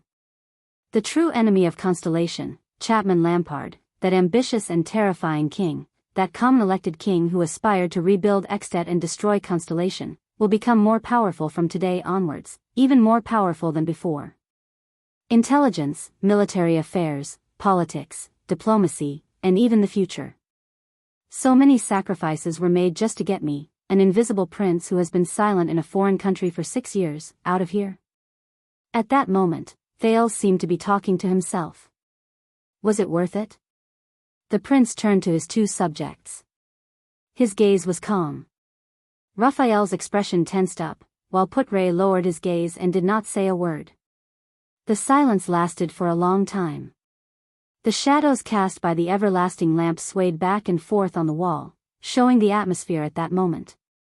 The Baron Bone Man from the kingdom's secret intelligence department shook his head in disdain. Ever since the accident 6 years ago. Raphael stared at the prince, who had not been easy to deal with since 6 years ago. His tone was cold. Since the accident 6 years ago, we have been very clear that it is impossible to exchange you, the only heir who will affect the future of the kingdom, from Extet without paying any price. He changed the topic of his speech.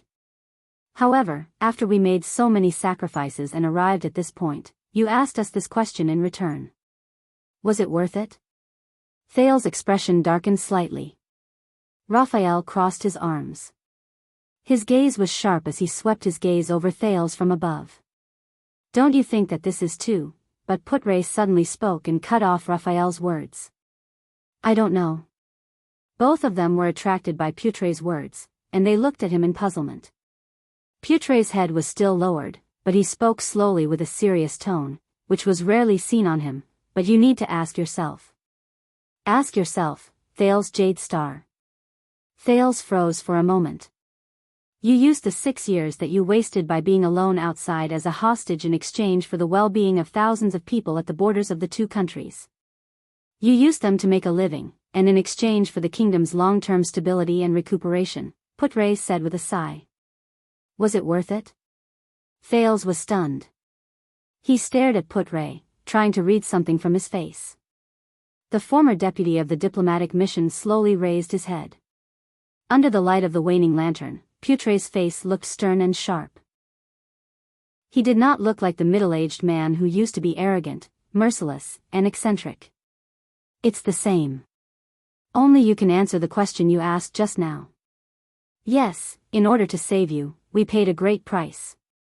And in the face of these costs that cannot be ignored, if you feel puzzled, if you feel pity, if you feel hesitant, and even if you feel guilty.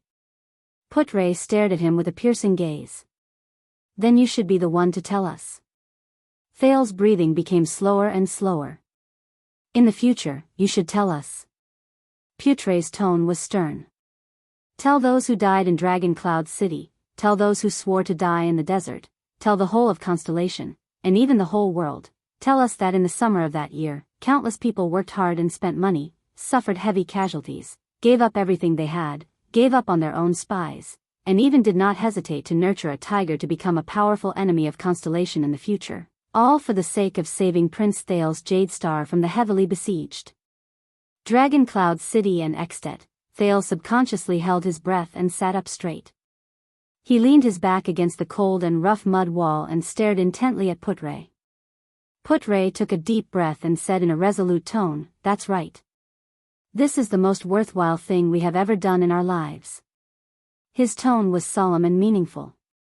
Thales' expression froze at this moment. On the other side, Raphael lowered his eyelids and pursed his lips.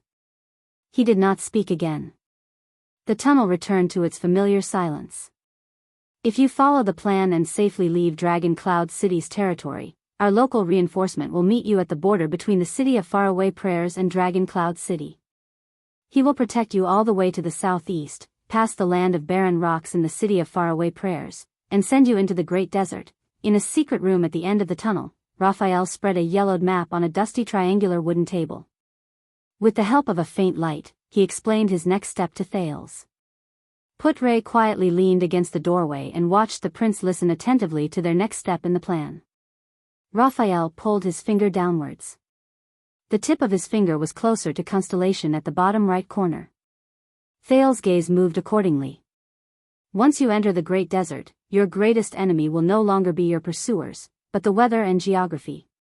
A barely noticeable change appeared in Raphael's gaze. But don't worry. First of all, the northeastern end of the Great Desert has already been largely cleared by Constellation's expeditionary army who went deep into the desert. No barren bone tribe, orcs, or desert bandits with more than 20 people will dare to stay within our clearing line. At most, there will only be a few unlucky ones who did not manage to escape in time. Second, the reinforcement from Constellation will also head north and meet you at the border between the Great Desert and the City of Faraway Prayers. You will then head south to the desert, meet? Thales exhaled in resignation. So, am I really some kind of commodity? Raphael was still talking and did not notice that Thales was a little unnatural. We will ensure that you have trustworthy forces and people to protect you from the outside of Dragon Cloud City to the Great Desert. Of course, there won't be too many of them, but they will all be rare elites in the world. We will ensure that any accidents that slip through the net in the desert will not pose a threat to you. In the Great Desert, our cavaliers will patrol day and night to clear out threats. At the same time, they will maintain the smooth flow of supply lines between several large oases. Raphael tapped the map lightly and drew a dotted line between a few small green dots. If you run into them, as long as you reveal your identity, you will be escorted to the nearest military camp or supply point. Even if you don't run into them, you don't have to worry. The people escorting you know the route. As long as you go through the oases one by one according to the plan and stay within our patrol area, you will be safe, until we escort you back to Blade Fang's dune, the furthest end of Constellation's western front line. It is one of our largest military bases in the desert. That place is already our territory. If you head further east, you will enter Western Desert Hill. Raphael raised his head, and a faint light flashed in his red eyes. His Majesty has already negotiated with the 3 great clans of Western Desert, including Duke Fakenhaz. From Blade Fang's Dune to the ruins, from Wing Fort to Brave Soul's Fort, you can get all the help you need from the 3 great clans and their vassals. The prince's safe return is their first priority. When he heard this, Thales's gaze froze for a moment. Fakenhaz. The Guardian Duke of Western Desert, the suzerain of the ruins, Cyril Fakenhaz. His memory returned to the Hall of Stars a long time ago. The middle-aged duke with sparse hair, a haggard face, and a face that resembled that of a ghost limped into the hall with the support of a walking stick. He had a creepy smile, a cold, sharp voice, and merciless sarcasm. It's that unwelcome person. Head east through the ruins. The royal guards and part of the regular army will receive you on the Avenue of Blessings, which runs from east to west. They will escort you safely back to Eternal Star City. Any more questions? Raphael finished his sentence. Thales nodded. Are you talking about the most mysterious 4-eyed skull family among the 6 great clans, Fakenhaz of the ruins? Thales pulled his thoughts back to the present. Can they be trusted? Raphael's moving fingers paused on the map. Thales twitched the corner of his mouth. Maybe they don't welcome me as much as I thought they would. I still remember when I left 6 years ago, Sir Zayn Covendier, who was also one of the 6 Grand Dukes, was so friendly. He even specially came to bid me farewell. The prince raised his eyebrows and said sarcastically, Putre, do you still remember? Putre could not help but laugh. Raphael paused. His Majesty will make sure of this. But the Baron Bone Man paused for less than a second. His tone was very firm. The suzerains of the Western Desert, be it Fakenhaz, Bosdorf, or the Chroma family, can all be trusted. Their soldiers are also in the army entering the desert from the west. The regular army of the royal family in Blade Fang's camp alone is not enough to clear the desert. All of them can be trusted? Thales shrugged noncommittally. I don't hear that often. Raphael furrowed his eyebrows. Putre chuckled softly. Thales, I know that your 6 years of unique life has made you quite cautious. Putre interrupted the conversation. This is not without reason. After all, the return of the heir will not only affect you, but also the whole of Constellation. This is no less than a political storm, and it will affect all parties. Thales snorted softly. The Thin Lord spoke slowly, however, please believe me when I say that in order for you to return to Constellation safely, the nobles in Eternal Star City who hide behind the scenes and play games with each other are not any easier or simpler than the rugged men in Dragon Cloud City. Gilbert is one of them. When he heard the familiar name, Thales moved slightly. Putre stared at him seriously. They have already put in a lot of effort and even paid a great price to ensure that Western Desert is completely on our side. And what you need to do, what you need to worry about the most right now, Putre did not continue. Thales stared at him from afar and remained silent for a few seconds. The prince nodded and closed his eyes. I understand. The desert and the nobles. This journey, he sighed in his heart. Raphael and Putre looked at each other. They did not say anything. Very good. What's left is how you are going to get out of the city. This is the most urgent matter at hand, Raphael said faintly. His Grace will tell you in detail. After all, this is his way. Raphael glanced at Putre. Should be reliable. Putre gently took out his pipe and shook his head in resignation. The Baron Bone Man turned his head back. Then, I think we should bid farewell here. Thales was still thinking with his eyes closed. When he heard that, he was shocked and quickly looked at Raphael. Now? You're leaving? But Raphael ignored the prince's surprise.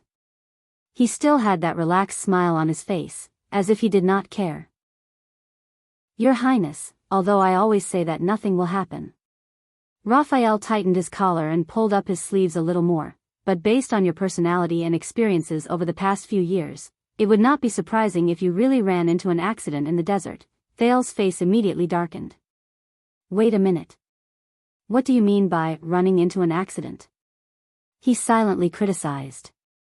Raphael was clearly smiling, but it made Thales speechless. But, since the age of the Empire, there has been a saying in the Great Desert. Thales was stunned for a few seconds. A saying in the Great Desert? Thales looked at the man's red eyes. His limited knowledge and doubts flooded his mind. Is it a proverb and legend of the barren bone people? It's your homeland. Putre coughed for no apparent reason. Raphael seemed to have just come back to his senses. His frozen expression moved again. No, the Great Desert is no one's homeland. To the Great Desert, everyone is just a passerby. If you want to go to the Great Desert, please remember this, Your Highness. Raphael changed the topic. His tone became cold, and his gaze was sharp and fierce. The desert god has no disasters, but the world has disasters. The desert god has no forgiveness, and the Great Desert will be forgiven. What? Desert god? Thales blinked, trying hard to understand. It doesn't sound like the lingua franca. Thales searched for this special phrase in his mind, and suddenly found a sense of familiarity that he only had when he was studying in Mindy's Hall. It sounds like an ancient poem in Cahill's Yellowhammer's poetry collection. What does it mean? Raphael smiled faintly and put his hand into his pocket. There was a slight sense of melancholy in his eyes. The desert god is one of the most primitive beliefs in the Great Desert. It represents a cruel existence that is one with the Great Desert. The residents of the Great Desert love, hate, respect, and fear it. Putre was coughing again. The barren bone man's dark red eyes slowly focused, but in the next moment, he gently lowered his head and covered his eyes with his hands that were in his pocket. The weak fear disaster, and the lucky seek forgiveness. Only those who abandon weakness and luck at the same time can find a foothold in the merciless Great Desert. The moment he finished speaking, Raphael slowly raised his head. Thales shuddered. The moment Raphael put his hand down, the barren bone man's strange red eyes had already turned into the most ordinary dark brown, calm and unchanging. Your Highness, we will meet again in Eternal Star City. While Thales was slightly stunned, Raphael, with a pair of disguised, brand-new brown eyes, turned around and left without any reluctance. Only a white robe was left behind, and it gradually disappeared into the darkness. It was silent, as if it was an illusion. Just like his appearance. Young people always like to pretend to be cool and profound. Putre shook his head, took out a flint, and muttered to himself, "Don't learn from him, Thales. Otherwise, you deserve to be single on Singles Day." Thales ignored Putre. He frowned and stared at the darkness that drowned Raphael. It's so dark around us, and that guy didn't even carry a lamp. How did he see the road? The prince complained in a low voice. Thales originally thought that no one heard his complaints. Then, in the deep darkness, Raphael's smiling voice traveled. As long as you eat more liver and fruits, you can also find light in the darkness. Thales' smile froze on his face. Damn it. Chapter 340. Thales thought that Raphael's warning was enough to make him uneasy. Until Putre used 30 seconds to explain to Thales the way to get him out of the city safely in the smoke-filled tunnel. Thales' face twitched as he looked at Putre, who had a natural expression on his face. Follow me. Walk forward. And smile. That's it. Wait. Thales stared incredulously at Putre, who was intoxicated by the smoke. What do you mean by walk forward and smile at the contact in a friendly manner? Putre took a deep puff of his cigarette and slowly exhaled a perfect smoke ring. And there's no disguise, no. The prince was deeply worried and contemptuous of Putre's vague explanation.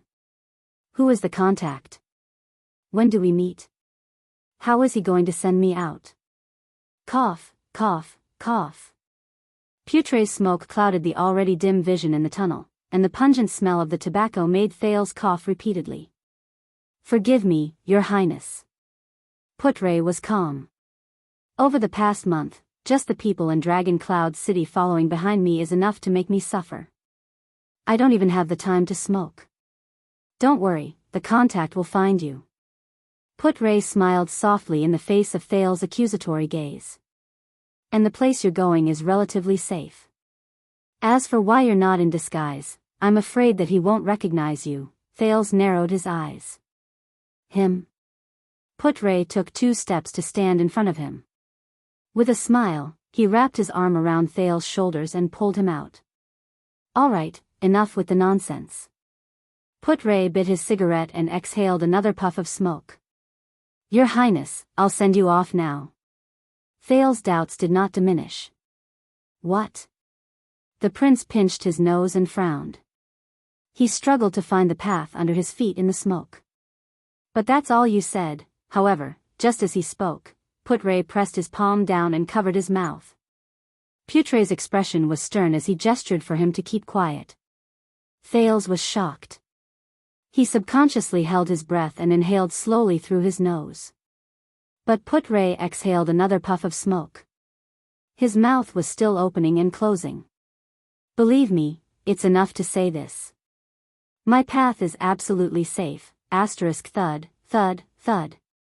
Putre coldly led him forward, not stopping for even a moment. They passed through a fork in the road and walked towards the next everlasting lamp under the cover of the smoke. The more Thales walked, the more frightened he became. Who was he guarding against? No. Thales sobered up. He knew. In this underground tunnel, the only thing Putre had to guard against was, it was only when he arrived in front of a secret door that was as ugly as the surrounding mud walls that the tunnel behind him returned to darkness and could no longer be seen did Putre stop. He paused for a few seconds and turned his head around to listen to something. After a while, he took a deep breath and let go of Thales. Looks like he has indeed left. Putre put down his extinguished pipe, and his face relaxed a little. Thales stared at him in disbelief and whispered, What happened? Why? But Putre quickly answered his question. The thin middle-aged lord leaned against the wall and sighed. Since the people from the Secret Intelligence Department have left, it's time. The middle-aged man's face flickered back and forth under the illumination of the everlasting lamp. Dust fell on his shoulders and left spots of dirt, but Putre had no intention of wiping them off. Thales thought of something. It had been a long time since he saw Putre like this. The last time I saw him was 6 years ago. Under the dim light, Putre composed his emotions before he slowly said, Listen well, Your Highness. What I am going to say next is something that Gilbert, that sanctimonious old fox, would never say to you. He will only encourage you to be a good prince and bring the kingdom to the top with his eyes full of stars. And it will not be something that the extremely mysterious Secret Intelligence Department will tell you. Their principle is always the fewer the better, regardless of whether it is an insider or a participant. The more Thales listened, the stranger he felt. Gilbert and the Secret Intelligence Department won't tell me, Putre. The prince stared at him in disbelief. What insider? What participant? Putre pursed his lips. The wrinkles at the corners of his eyes made him look even more tired. Your Highness. We paid such a huge price to save you, but you just asked, is it worth it? Putre furrowed his eyebrows tightly and held the pipe in his hand upside down. He did not even care about the ashes spilling out. That was not just out of guilt, was it? You are also suspicious. Thales was momentarily stunned. He sized up Putre with a doubtful gaze. What do you want to say? Putre closed his eyes, inhaled slowly, and exhaled leisurely. What I want to answer you is the doubt that you have had since I came to Dragon Cloud City dozens of days ago. Thales' expression became solemn. Putre opened his eyes. Your Highness, Putre said sternly, as if he had made up his mind about something. You once asked me where I have been for the past 6 years, and why I only appeared now to bring you back to the kingdom. Putre seemed to have made up his mind about something. Why now? Thales first furrowed his eyebrows slightly. Then, filled with doubts, he nodded slightly under Putre's rather abnormal gaze. Yes? In the narrow passage, Thales and Putray leaned against the walls on both sides. They faced each other in silence and looked at each other's faces, which were half lit and half dark under the light. You are right, Putray said softly. We did not decide to rescue you on a whim, or because we felt that 6 years was too long. There is a reason why we, including the Secret Intelligence Department, who had been secretly watching over you for 6 years, suddenly appeared in Dragon Cloud City to rescue you. Thales' pupils focused slightly. His heartbeat slowly quickened. You mean, Putray inhaled again, as though this action required a great deal of courage from him. I think there are some things you have to know, at least some parts of it. Thales was terrified to realize that Putray's tone was actually trembling slightly. Even he began to feel nervous unknowingly. Your Highness, do you still remember what happened in Dragon Cloud City 6 years ago? Phew. Thales exhaled and tried to recall those unpleasant memories. I would like to forget about the calamity attacking the city, the great dragon returning, Lampard regicide, but Putray interrupted him almost rudely. No, the Thin Lord said coldly, it's not just these. On that day 6 years ago, in a dark place that we cannot see, outside Heroic Spirit Palace and Shield District, some other things happened. Thales' eyes slowly widened. Other things? I believe you can tell that when I was young, I worked under Prince Midir. Putray talked about the past. His voice sounded a little pained. Sometimes, I would get closer to the Secret Intelligence Department.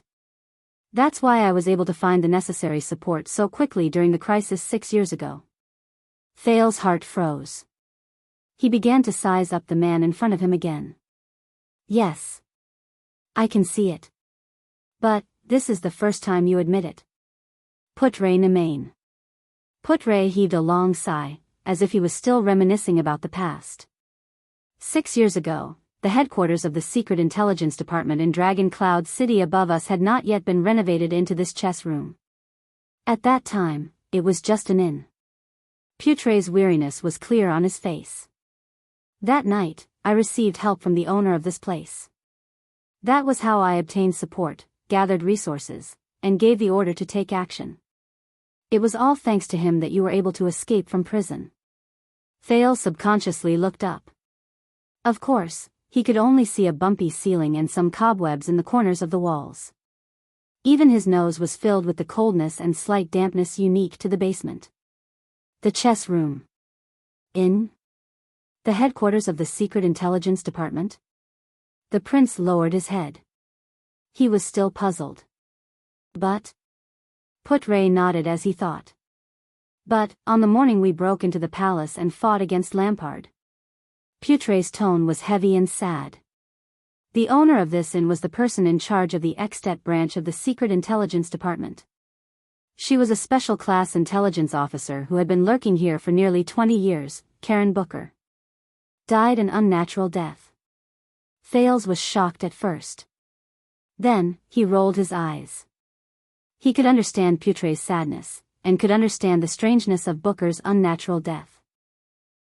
But, compared to what Putray wanted to say, Thales quickly asked, the intelligence officer died an unnatural death?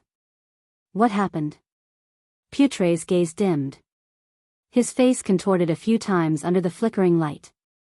Burglary. The robber stabbed Booker in the back 4 times. Thales frowned.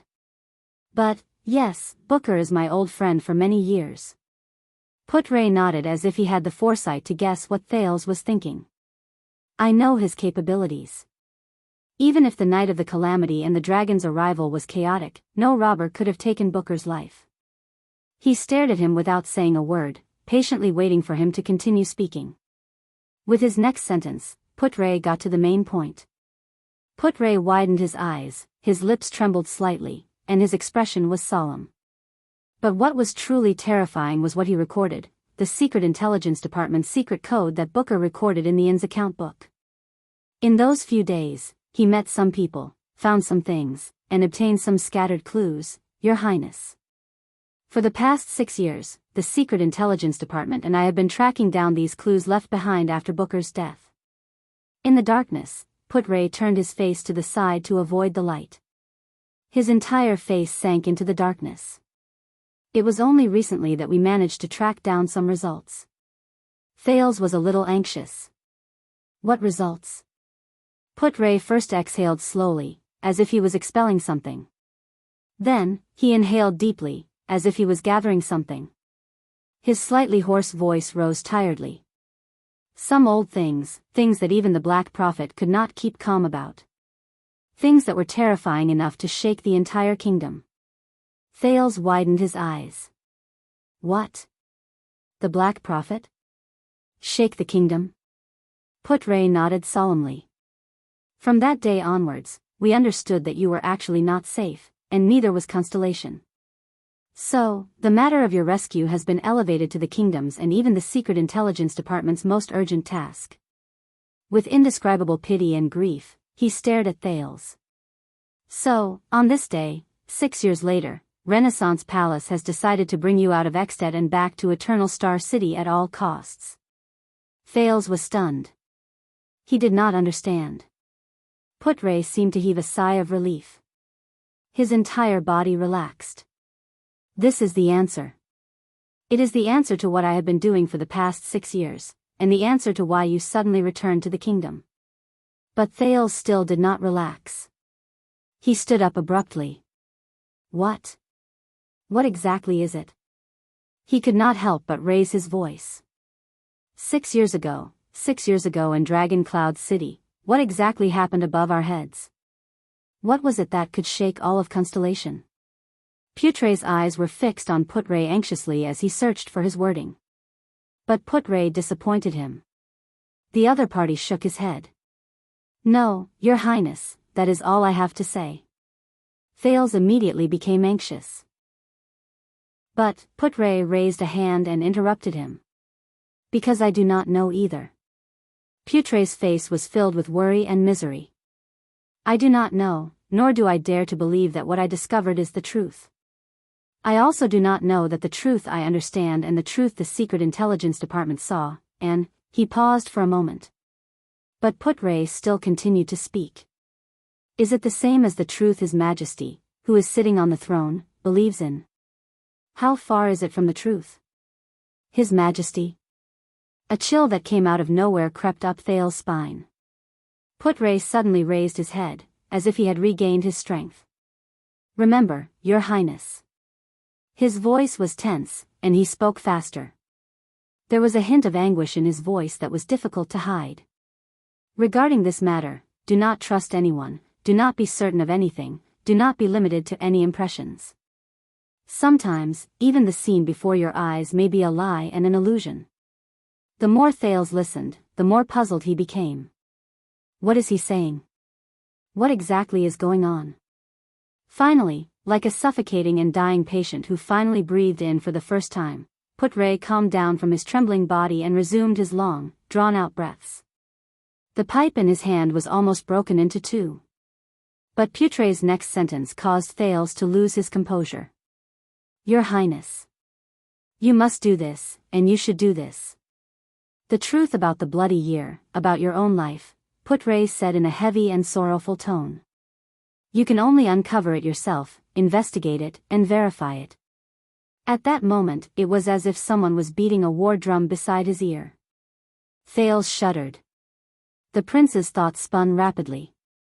His unusual mind instantly grasped countless pieces of information that matched his words. The bloody year? Thales subconsciously grabbed his chest. The map of Renaissance Palace that King Nuvan gave him many years ago was tightly pressed against his lapel. But, was the bloody year not the second prince, Horus? Was it not Black Sword and the others who assassinated me? And my life? But didn't the Queen of the Sky say that my name in the Draconic language? Thales' face was pale. He remembered Saroma's warning before he left.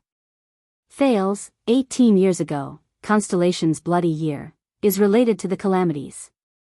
Asda, Giza, his mind was in a mess. The surplus of information almost made him lose himself.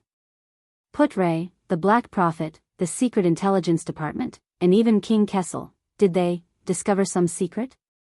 Discover some secret? How much of it overlaps with the secret I know? Thales swayed a little and leaned against the wall. Silence returned to the tunnel. After a few seconds, the prince slowly raised his head and stared at the person in front of him blankly. He stared at the middle-aged man's dead gaze. Putre looked at the secret door and sighed softly. It's time. You should depart, Your Highness. This was Putre's parting words. The secret door opened. A teenager slowly walked out of the secret passage, climbed out of a cave, bypassed the ruins of the low wall that served as a cover, and walked into this remote and deserted alley. He stopped and slowly raised his head. The teenager stood in a daze in the open-air Dragon Cloud City. He stood in a corner filled with junk. His thoughts were in a mess. In the distance, the bright moon had already risen. It illuminated his path home. At this moment, ha ha ha, in the distance outside the alley, a rude and unpleasant voice rang out of nowhere. Ha ha ha, this is impossible. Thales was shocked. He subconsciously pressed himself against the wall and held his breath. We respect you, so we are not joking. Another slightly callous voice rang out. Dragon Cloud City is no longer the same as before. This matter must be resolved. The new bosses of Bao District have already expressed their stance. As long as you agree, they are willing to. The rude and violent voice rang out again, as if he did not care about politely interrupting the former person. You know, a few hours ago, that dead-faced man with drooping eyebrows from Heroic Spirit Palace also came to me. His goal was similar to yours, and what he said was also similar. The rude voice imitated the dead-faced man, in his words. He was much more impressive than the few of you. He carried that ugly blade on his back and led 2 rows of guards into Shield District in an aggressive manner. He slammed the blade in front of me and looked as if he would kill anyone who stared at him. He said as if he was demanding a debt, in the name of the Archduchess of Dragon Cloud City, I want the whereabouts of that prince. Ha ha ha ha, I'm so scared. But there was only mockery in the rude voice's laughter. The fear in his words could not be heard at all. Thales shuddered slightly. Are you saying that the crazy star killer personally brought people to look for you? A third voice rose from the other side. He seemed to be in cahoots with the previous cold voice. He asked cautiously, you mean that the crazy star killer personally brought people to look for you? Star killer? When he heard the familiar name, Thales pulled his thoughts back to the present and threw away all unnecessary emotions. It sounded like 2 parties were in a confrontation. The rude voice was the minority on one side, and the other side was the majority. Do you know how I answered him? The rude and fierce voice rang out again, and it was filled with disdain. You better listen carefully, because I am also prepared to answer you in the same way. The next moment, it sounded like the owner of the rude voice spat on the ground. Bah! I don't give **CK if you are the star killer, the star manipulator, the Archduchess or the Archduchess. Chapter 341. The silver moon hung high in the sky, barely illuminating the remote and dilapidated alley. A few flickering torches shone through the only narrow crack leading to the outside. Thales snapped out of his daze when he heard the rude cursing outside the alley. Even though he was a little dizzy from moving underground, and the corners and alleys he passed through after he came to the surface were a little complicated, Thales knew very well that he had left the Secret Intelligence Department's protection and was exposed to Dragon Cloud City's field of vision. He was in danger. Right now, his only hope to get out of the city was the contact Putre had mentioned. Thales focused his attention. The Sin of Hell's river surged at the right time to strengthen his hearing. More than 10 different breathing sounds appeared in his sensory organs from 2 directions. One side had an advantage in numbers, and the other side came alone. You've been in Dragon Cloud City for so many years. This was the cold voice from before. When he spoke in the crowd, Thales could vaguely sense his impatience. You should know how serious this matter is. You also know how serious we are. This isn't a fight because of personal feelings. The rude voice responded with a disdainful sneer. Humph. Thales frowned slightly. Who are they? Where am I? Where is the person I'm supposed to meet? Damn Put-Ray, he said he didn't want to be like the secret intelligence department, but he still left me with a mystery. The confrontation between the two sides of the wall seemed to be continuing. The rude voice's reaction obviously made his opponents very unhappy. The third voice rose again, as if he was still trying hard to convince the boorish man. This is for our survival. From sealing the city, to raiding the city, to arresting people everywhere, they have never so crudely interfered with the gangs and underground businesses.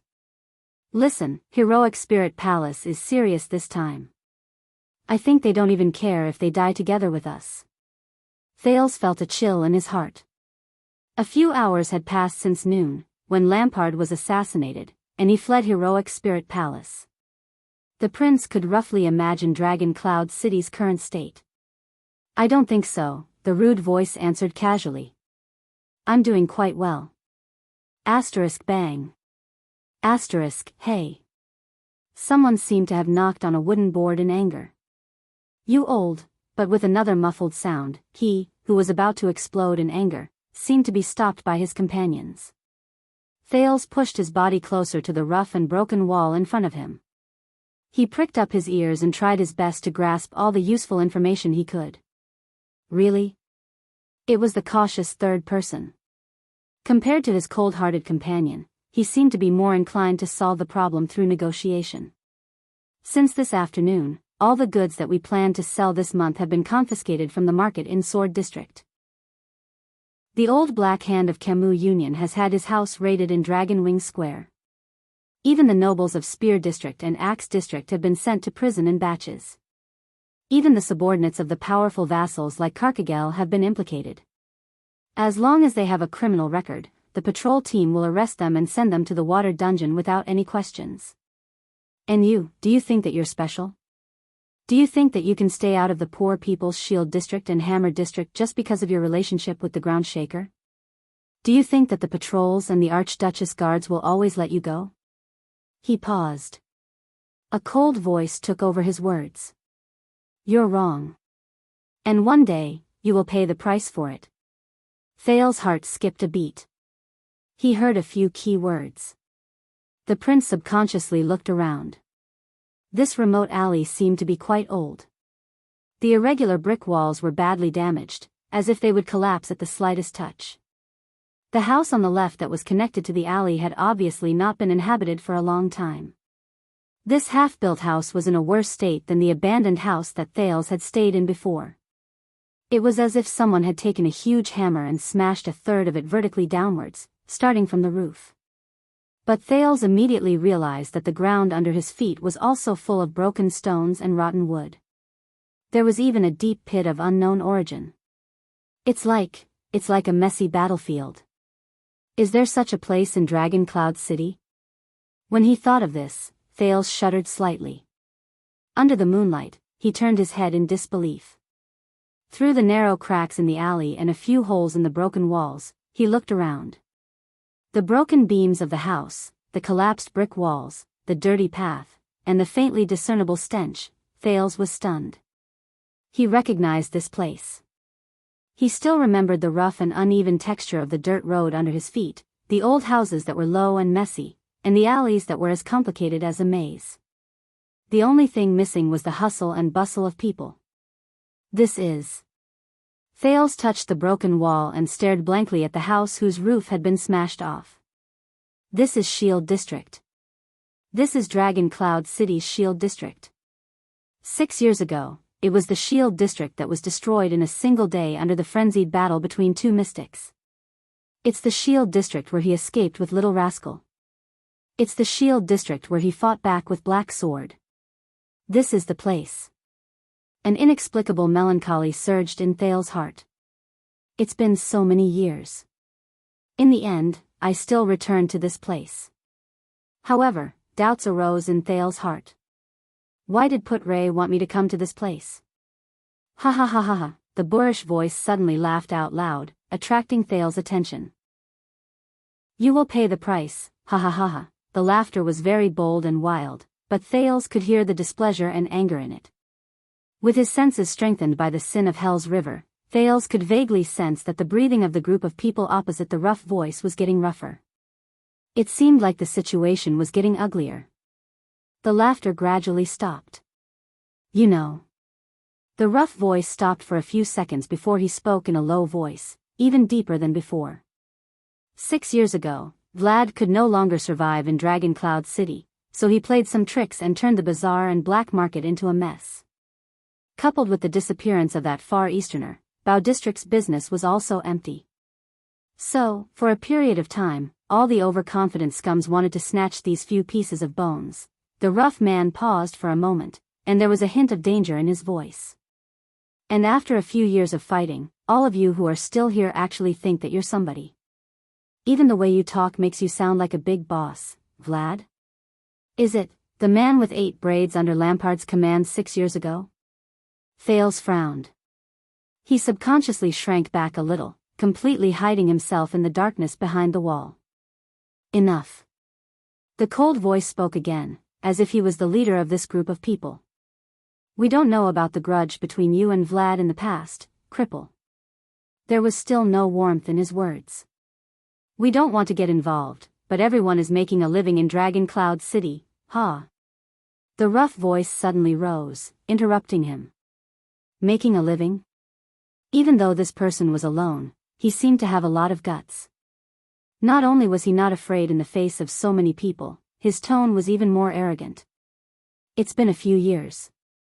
With Vlad as an example, the increasingly strict patrols have confiscated your goods more than 10 times, be it by water, land, or underground. The amount of money you've lost is enough to buy Dragon Cloud City, but you're still persistent, as if you can't lose all your money. Hey, are you really just trying to make a living by occupying the bazaar? In the face of the rough voice's questioning, the group of people did not speak, but Thales could feel that their breathing had become faster and more frequent. Even so, all of you have never given up on giving gifts to the nobles in the inner city, as if you can't spend all your money. Including the receptionist who was hanged because he was in cahoots with Black Sand Region. I know that you were the ones who gave him all his benefits. The rough voice coughed and spat. He continued to speak disdainfully. Hey, you're not doing it for fame or profit, and you're still acting like you're worried about the country and its people? Tell me, which gang did this just to make a living? The group of people facing him was still silent, but Thales could already hear the sound of some people clenching their fists. Look, I know your background very well. The rough voice snorted and laughed again, but for some reason, it made people feel a chill run down their spines. I know who you're working for. I know whether you're doing it for self-protection, or if you have other motives and backers. Hey. Vlad has left, but his stench still lingers in this city, and it has not dissipated. The man's tough and boorish voice left a deep impression on Thales. The more he thought about it, the more he felt that he had met this person before. If I report this to the White Blade Guards, guess what the consequences will be? A silence that was longer than any before lingered between the two parties. White Blade Guards. This is bad. Thales, who was caught in the middle of this confrontation, only felt that the atmosphere was getting worse. He looked around anxiously, but to his disappointment, he realized that there were only 2 ways to leave the alley. He could either crawl out of the narrow crack in a carefree manner and arrive in front of the two parties, or he could step on the broken stones and broken wood on the ground from the other side and jump over the wall in a flashy manner. Neither of them is a good idea. After a long time, the cold voice in the crowd on the other side slowly sighed. There have been no White Blade Guards for a long time, Gleeward. His tone was soft, but it was malicious. Ever since the calamities descended and the day the great dragon reappeared, the late king has passed away, and times have changed. Both Extet and Dragon Cloud City are no longer what they used to be. The words that rang in the night startled Thales a little. He had roughly figured out the identities of both parties. Their positions were probably not very high, but they should not be ignored in Dragon Cloud City. They affected many people's lives, and they were closely related to the middle management of the government like the patrol team. Thales felt a sense of familiarity toward this kind of person, which he had not seen in a long time. As expected, in the next second, the boorish man known as Gleeward spoke coldly.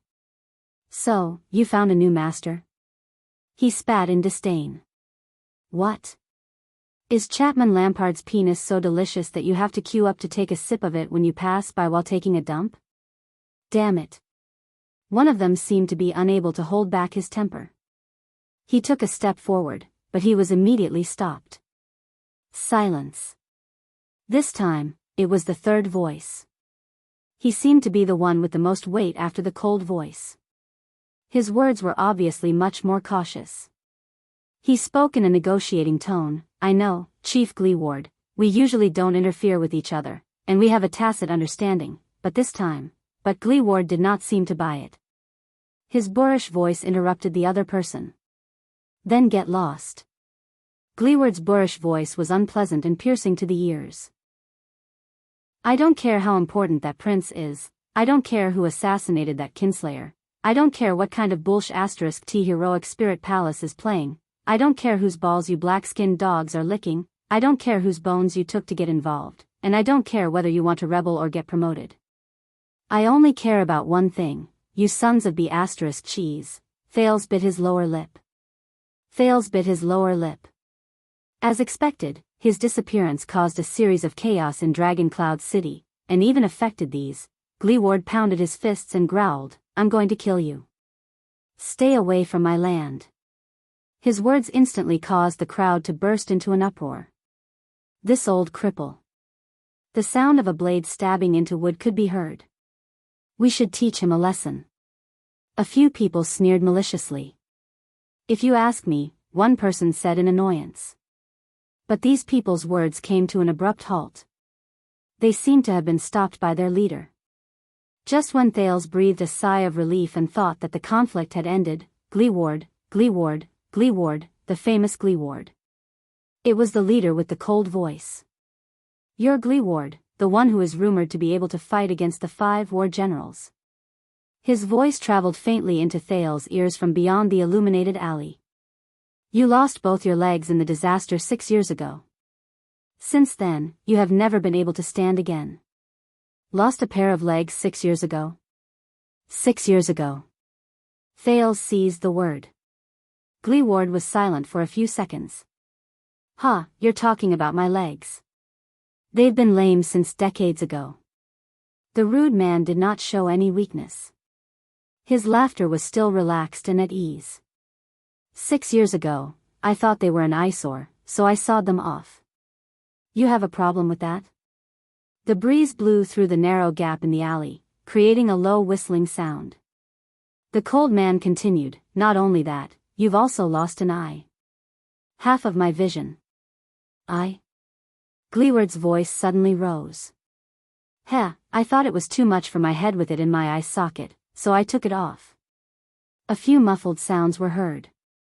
He seemed to have flicked his forehead. The cold man laughed. Also, you only have 3 fingers left on your left hand. You can't do anything whether you clench your fist or hold your weapon. Gleeward retorted nonchalantly, Hey, have you never picked your nose before? Don't you think it's more convenient this way? When he heard these words, Thales frowned deeply. That lonely figure outside the wall, what kind of man is he? The cold man ignored Gleeward and continued, That's not all. In that disaster, your people suffered heavy casualties. Count them. How many of your brothers did you personally bury in Shield District 6 years ago? This time, Gleeward was silent for a long time. A long time. It was as if he had fallen silent. Another gust of wind blew past. The firelight outside the alley trembled slightly. The man named Gleeward sucked in a deep breath and slowly exhaled. My brothers are made of iron. His voice was slightly deep, but he still refused to show any signs of weakness. Gleeward's voice trembled slightly. Tisk, if we really fight, it's just a normal thing for us to fight 1 against 10. Silence was the only response he received. Thales listened quietly and formed an image of the man in his mind. He had lost both his legs, an eye, and his left hand was crippled. He was crude, rude, and ill-mannered. He was like a bandit. However, at the same time, he was forthright, stubborn. After a while, the cold voice started to chuckle. He, don't make me laugh, Gleeward. Look at how crippled you are now. Forget holding the Soul Slayer pike, you can't even stand up. You even have to rely on a wheelchair to walk. As a response, Gleeward spat in disdain. Look around you. Look at this place that has been plowed by calamities and great beasts. It's poor, run down, decaying, pitiful, despicable, the shield district that you rely on for a living and are proud of. The cold man clicked his tongue and said, look at this terrible state. Not only has your shield district never recovered, it's getting worse. I heard that you don't even have enough manpower to watch over Oriole Brothel. Forget about the fact that you have to take care of the orphan families of your brothers, maybe you should ask your wives and daughters to help. You know, you can even earn some extra income by watching over the brothel. Mocking laughter rose from the crowd. This time, Thales did not hear Gleeward's retort. Think about it carefully. This is no longer your era, old cripple. There was a hint of threat in the cold man's words. If you force yourself and refuse to see reality clearly, you will only be digging your own grave and dragging everyone else down with you. The sound of footsteps rose. It seemed like the cold man was slowly pacing forward. Thales heard Gleeward's breathing become rougher. We didn't declare war on you not because we're afraid of you, but you seem to be looking down on us. Why? Do you think that you're still a famous supreme-class heavy swordsman? Do you think that you're still the respected Chief Gleeward? Do you think that you're still the light of the people who can rally to your call in Dragon Cloud City? Or that hero who wields the Soul Slayer pike and protects Dragon Cloud City? But in reality, the man's voice was very calm, as if there were no fluctuations in his emotions at all, but it was incredibly chilling. Since 6 years ago, you've been nothing. The one gasping for breath under that incomplete shell of yours is just a cripple waiting for death in a wheelchair. This time, Gleeward's breathing became rougher. He even let out a low, deep snort. But his rude voice did not come again. It was as if Gleeward had given up on fighting back. The cold voice caught Gleeward's sore spot. He smiled slowly. For example, right now, if we shoot you with crossbows from a dozen steps away, what can you do? If we're really serious, if we really want to do something to you, to Shield District, to Hammer District, to your poor subordinates, to their wives and children, to the livelihood of their employers, and to make their lives 100 times worse than they are now, the man's words became slower and slower, and it made Gleeward's heart grow colder. What do you think a cripple like you, who can't even walk, can't hold a sword steadily, can't even see the road clearly, and can only live in a wheelchair for the rest of his life, can do? Gleeward still did not say a word. He seemed to have truly fallen silent. Look at the situation clearly and make a wise choice. The man sneered and stopped moving. Since you know the people behind us very well, then you should know that we are very powerful and can do it, but a cripple like you can't stop us, and can't stop us. So, I'll give you another chance, Gleeward. Reconsider your answer. Chapter 342. In the next second, a frightening loud noise came from outside the alley. Bang. Thales was shocked. It sounded like someone's body had crashed into the wall. From the other side of the wall came a jumble of shouts and shouts. No, this bastard, Gleeward, get your weapons. But it was not over yet. Boom. Another muffled sound. To Thales, it sounded like a head-on collision between two fists. The clear sound of bones cracking was accompanied by cries of pain. Damn it, kill him. Swoosh. This time, it was the sound of blades cutting into flesh. This son of AB TCH, crack. This time, it was the sound of bones cracking. Damn it, how did he do it? Kill him, The continuous screams of the crowd rose from outside the alley. Thales became more and more nervous as he listened. What happened? Where are the throwing knives?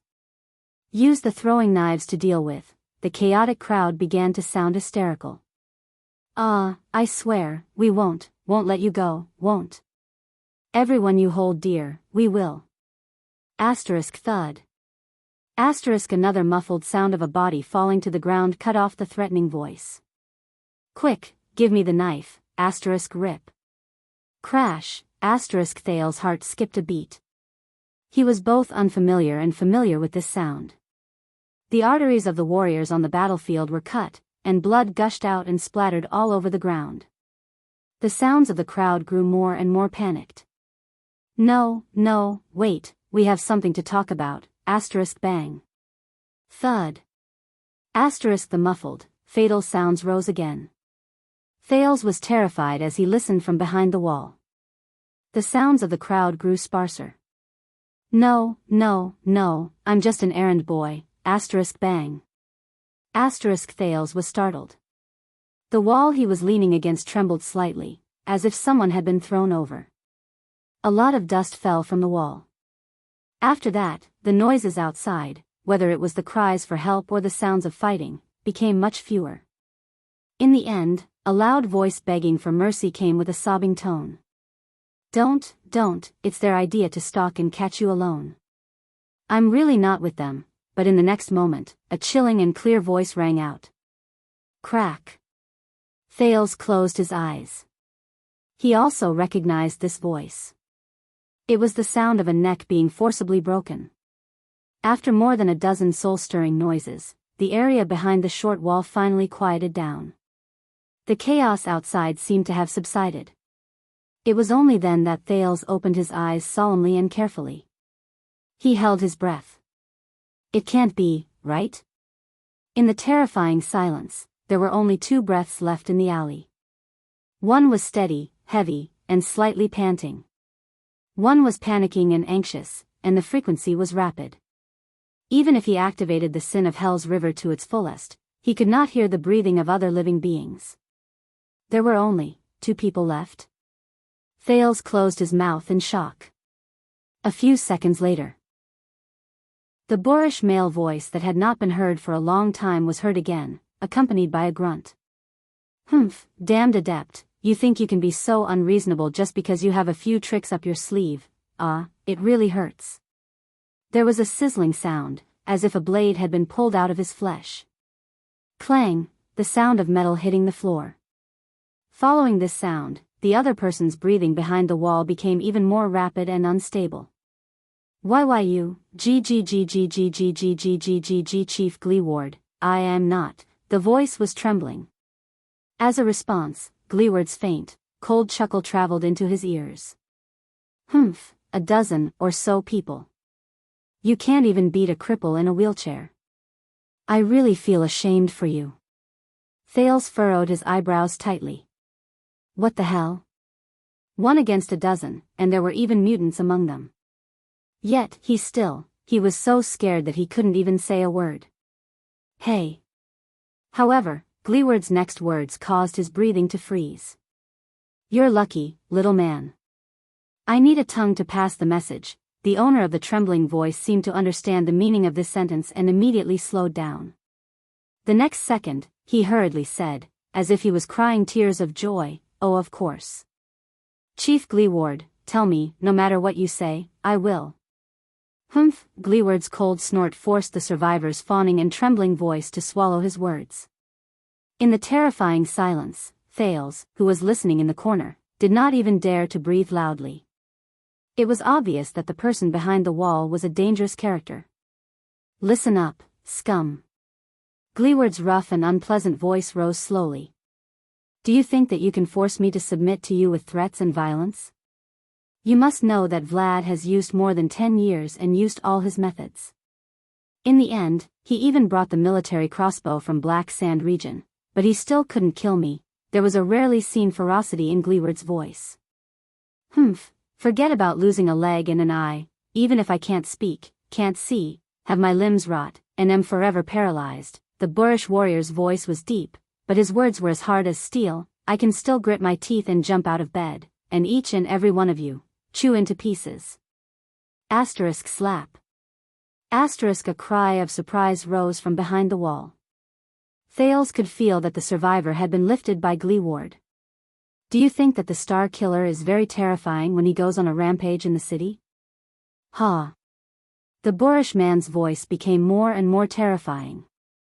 When you piss Gleeward off, you will know, that dead face who only knows how to behead people will be so gentle and gentle. Thales heard the sound of teeth chattering in that person's terrified breathing. Send the message back, Gleeward said coldly. I may not be able to protect my territory, my brother. But I am very good at holding grudges. From today onwards, anything that happens in my territory, and I mean anything, such as the little girl living opposite me losing her doll, or my neighbor's dog losing a bone in its bowl, I'll put it on your heads. Asterisk thud, thud, thud. Asterisk it sounded like an index finger tapping his forehead. That shuddering breath was already trembling out of shape. You better pray that Shield District and Hammer District are safe and prosperous, or else, in return, I will tear each and every one of you apart, no matter where they hide, no matter how high their status is. Just like what you've seen. Asterisk thud. Asterisk the sound of a human body falling to the ground was heard. Get lost, Gleeward said slowly, his voice as cold as ice. In the next second, amid the rapid and shuddering breaths, the sound of panicked footsteps rose. It knocked over countless items along the way, and there was also the sound of clothes rubbing against the ground. The footsteps gradually faded into the distance. Behind the wall, Thales quietly exhaled. Fortunately, he only felt his heart beating a little faster. It's over. Now, I just need to wait for the wheelchair to leave. Hey! That boorish male voice rose again. There was a hint of laziness in it. You, eavesdropper. Gleeward's deep voice traveled clearly into Thales' ears. How much longer are you going to hide? Thales felt a slight chill in his heart. What? He touched his stiff neck and raised his head with a dazed expression. He stared at the low wall that hid him completely. Calm down. Calm down, Thales. The prince pursed his lips in a hopeful manner. Maybe he's not talking about me? Humph, stop pretending, you behind the wall. Gleeward seemed to be clenching his fists, and a frightening crisp sound rose. Is it fun to watch the show? Heh, you won't be so lucky when I catch you. The prince closed his eyes, filled with resignation. Thales took a deep breath. Look on the bright side, Thales. It's late at night, and this is the almost abandoned Shield District. That guy. He can't be someone who just happened to be taking a stroll here. Besides, based on what Gleeward said just now, he should be traveling alone, which is why he was surrounded by his opponents in this place. And coming to this place in the middle of the night means, Thales adjusted his breathing and used that reason to convince himself over and over again. Then, he resolutely took a step forward. He walked out of the narrow alley. A cold wind blew. The exaggerated temperature difference between day and night in Northland made Thales flinch. Outside the alley, a desolate and dilapidated Shield District appeared before him. But what really attracted his attention was the mess before him. Thales stared blankly at the scene under the night sky. More than 10 corpses lay motionless on the ground or stuck to the wall. Their postures were all different, and their expressions were frozen at the last moment. Some were horrified, some were terrified, and some were angry. Some of them had deformed limbs, some had their bodies bent, and some even had their organs spilling out. Under the contrast of the dark night and the bright moon, they looked exceptionally hideous and bizarre. A few torches fell weakly on the ground, but they still burned stubbornly, providing some illumination. Thales slipped. He accidentally stepped on a puddle of blood. It was like a slaughterhouse in the wild. In this scene that made people hold their breaths, Thales gulped hard and saw the only person who was still alive. A strong man sat on the ground, quietly bandaging the wound on his shoulder. Through the weak firelight and moonlight, Thales immediately saw the man's most distinctive feature: he did not have legs. In any case, Ralph's legs still reached his knees. However, the boorish and muscular man in front of him did not have any pants below his thighs. His pants were tied into 2 knots, showing off his misfortune in the past. Thales frowned slightly. The man named Gleeward snorted coldly. He bit the cloth used to bandage his wound and forced himself to raise his head. Tell me, you followed me here in the middle of the night. Were you sent by Nicholas, Vlad, or someone else? Huh? Gleeward's eyes were filled with puzzlement. With the help of the light, Thales saw the man's face, just as he expected. There was nothing in Gleeward's left eye socket. There was only a dark hole. Under his short hair, there was only a round hole where his left ear should have been. It was as if his ear had been cut off at the root. Thales was stunned. A brat? The strong man frowned, and he looked puzzled. While Gleeward spoke, he used his left hand, which only had 3 fingers left, to pull up a corner of the cloth. He bit the other corner in his mouth while he supported himself with his right hand on the ground to help his hunched body maintain its balance while he desperately bandaged his wound. A faint sadness rose in Thales' heart. This man, there's only half of him left. Hey! Don't let your mind wander, brat. Thales' expression changed. He snapped out of his daze and scratched his forehead. Actually, I'm almost 14 years old. You really are a child. Gleeward shook his head and snorted softly. Why, is child labor popular now? TSK, why are people so cruel nowadays? Cruel? Thales could only smile helplessly as he stared at Gleeward, who sat among the corpses on the ground. Gleeward's face was flat, but his nose was rather high. His face was covered in ungroomed stubble, which made people wonder if he had carelessly cut it with a table knife. He bandaged his wound and grabbed behind him with his left hand. Rumbling sounds of friction came from the darkness. A wooden wheelchair was pulled to his side by the man. Gleeward gritted his teeth and fastened the wheelchair to the side of a protruding stone slab. He grabbed the arm of the chair with his left hand and used his right hand to support himself from the ground. He propped up half of his body from the ground and leaned towards the wheelchair while trembling. He wanted to sit in the wheelchair. Thales thought of something. When he saw Gleeward's strenuous movements, he wanted to step forward and help. But in the next moment, Gleeward retaliated with his actions. The strong man grunted, and his powerful right arm seemed to explode with endless power as he pushed the ground.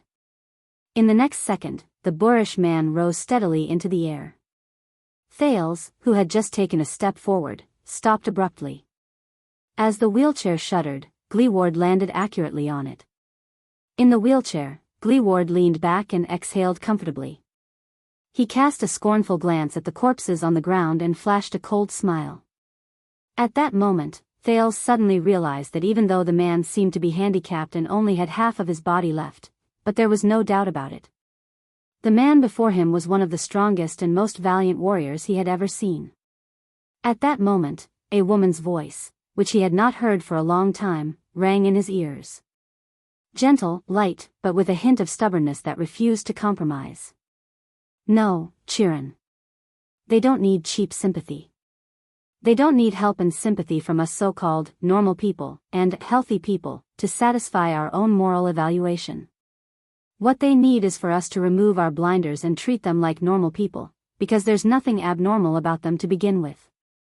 And the reason why they can't become normal people is because we are too self-righteous. We are not tolerant enough. It's because this imperfect society doesn't give them the soil to become normal people, whether it's because of the lack of software, or the inconvenience of life caused by the lack of hardware. Stop calling them handicapped. Because they aren't. It's her. It's her. But who is she? He subconsciously reached out. But he did not catch anything. There was only emptiness. Hey! How can you be distracted? Gleeward pushed the wheelchair in front of him and sized Thales up. He tapped his own head with a doubtful expression. Are you retarded? Thales was shocked. He shoved the memory that had suddenly appeared back into the depths of his mind. Gleeward clenched his right fist, and it made a clear sound. The sound made Thales nervous. He tried his best not to look at the corpses around him. He forced a smile. Focus. Now, Thales took a deep breath, trying to make himself appear more friendly. Putre said it. Smile, smile. Smile when you face your contact. The prince bared his white teeth and stared at the man in the wheelchair. So, you are the person Putre mentioned? Gleeward frowned and answered loudly, who? His unpleasant, loud voice startled Thales. Putre, it's that. Thales tried his best to maintain his smile. He forced himself to speak the lingua franca that was close to a Northlandic accent. A strange middle-aged man smoking a pipe? Gleeward blinked what was left of his eyes and scratched his chin under the moonlight. He impatiently opened his mouth and asked loudly but vaguely, what did you say? Thales' heart trembled. No way. Or there's someone. His name might not be Putre. Maybe he's using an alias, and he might not even be smoking. He probably doesn't have time to smoke these few days. Thales gesticulated and tried his best to form his own words while he criticized Putre's unreliability in his heart. He asked you to bring someone, at this time, bring someone. Thales waved his arms and shook his head gently. He looked at Gleeward with anticipation, who did not seem to be in the zone yet. Give him, at this time? Bring someone. The boorish man narrowed his single eye. His eyeballs moved about as he pondered. He asked tentatively, you mean, bring him out of the city? Thales' eyes lit up and he snapped his fingers. Yes. That's it. Gleeward fell silent. The man in the wheelchair stared at him silently for a few seconds. It made Thales feel slightly creeped out. Until, Gleeward's expression changed. He slapped his head. The man looked as if he had just come to a realization. He pointed at Thales with his right hand. So it's you. God bless me. Thales exhaled. He felt as if a stone had been lifted from his heart. Yes. Thales slapped his thigh. He felt that the negotiation just now was very difficult. He smiled laboriously. It's me. Nice to meet you. How should I address you? Gleeward narrowed his eyes and continued to size him up. He let out a guttural sound. The creepy feeling in Thales' heart rose again. Gleeward. A second later, the boorish man laughed and showed his yellow teeth. He extended his right hand to Thales. Drew Gleeward. Thales breathed a sigh of relief again. Fortunately, this contact seemed to be rather easy to talk to. With lingering fear in his heart, he extended his right hand and held Gleeward's palm. Then, at that moment, bang. Before Thales could react, he felt a weight on his right hand. He felt pain in his neck, and his vision swayed. A great force erupted from Gleeward's right palm. Thales lost his balance and fell in Gleeward's direction.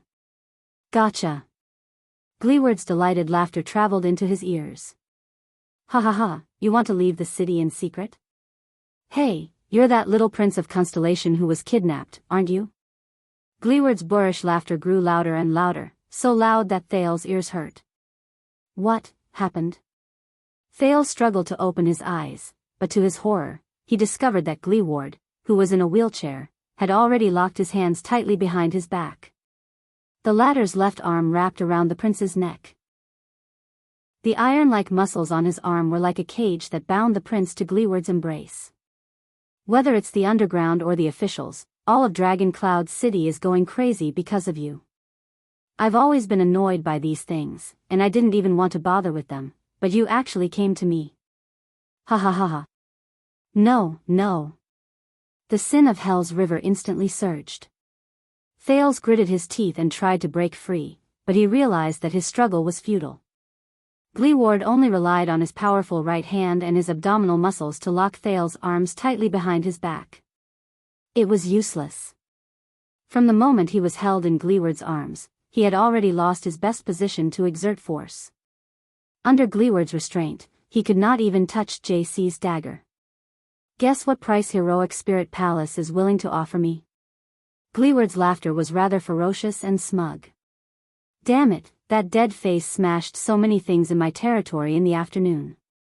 This time, I'll make him pay for it. Gleeward's left arm suddenly exerted force. Thales only felt his head tilt back, and the bright moon and starry sky appeared before his eyes. Of course, it might not necessarily be heroic spirit palace. At this point in time, many people want you. Gleeward's grip became stronger, and the laughter that traveled from behind his ears was filled with excitement. Let me think, should it be 1,000 gold coins or 2,000 gold coins? TSK, isn't that a little too much? Thales' face gradually turned red. He only felt that his neck was becoming more and more uncomfortable. Gleeward's left arm was hooked around his neck, and he pressed down on Thales' windpipe without allowing him to resist. The force was so great that the prince even felt that his back was about to be pressed into Gleeward's chest. This guy. Why is he so strong? The prince, who had difficulty breathing, raised his right leg with all his might and stomped down with all his might. But the pain under his foot told him that he could only barely step on the floor and kick the hard wood of the wheelchair. It was only then that Thales sadly remembered that Gleeward did not have legs.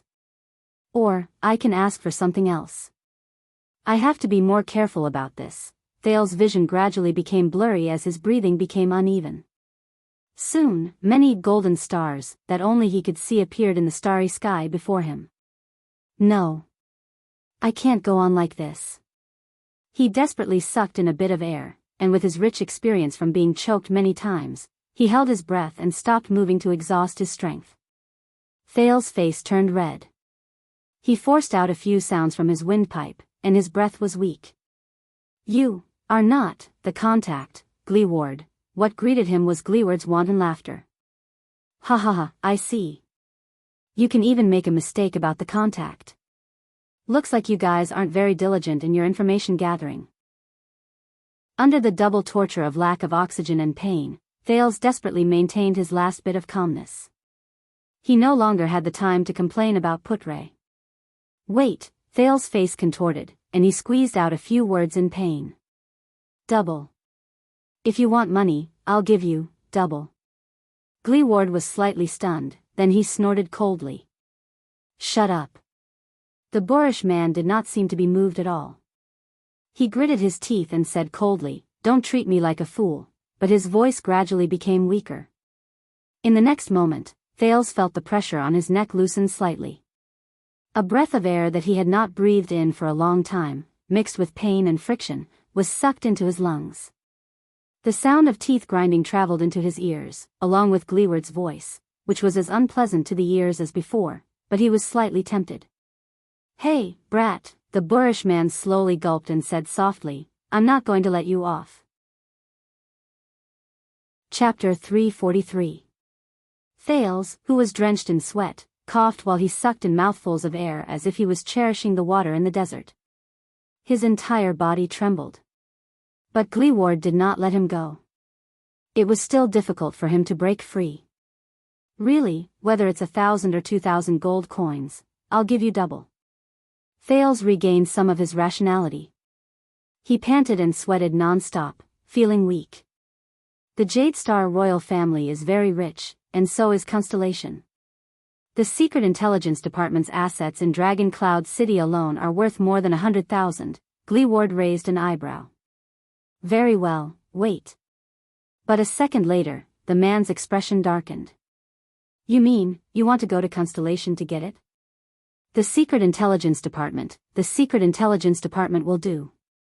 Thales, who had just recovered from the stars in his vision, blinked hard. They will definitely give. The next moment, he felt a heavy pressure on his neck, and his windpipe was blocked again. Shut up, do you really think I'm an idiot? This was Gleeward's exasperated voice. Listen, I only accept cash. Thales sucked in his last breath of air with great difficulty. Damn it. This bastard, do I look like I have cash on me? If you, hand me over. Thales tried his best to fight for a chance. The city of faraway prayers is at war with the Alliance of Freedom and Constellation. Gleeward cut him off impatiently. Shut up, I don't understand politics. Thales, who was seeing stars again, felt exasperated. What kind of person is this? Forget it, let's go look for Dead Face. It's safer there, Gleeward mumbled. He increased his strength, trying to knock Thales out. Thales knew that things were not going well. He racked his brain, fighting against the air and his enemy while he desperately shouted that one word. Shield District. A few seconds after the word left his mouth, Gleeward's arm loosened again. What? He asked with a frown. Thales took the opportunity to take a few deep breaths to clear his mind. Yes.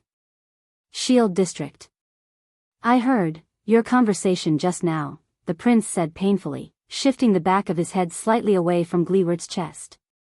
Just now, no matter how insulted and despised he was, Gleeward did not move.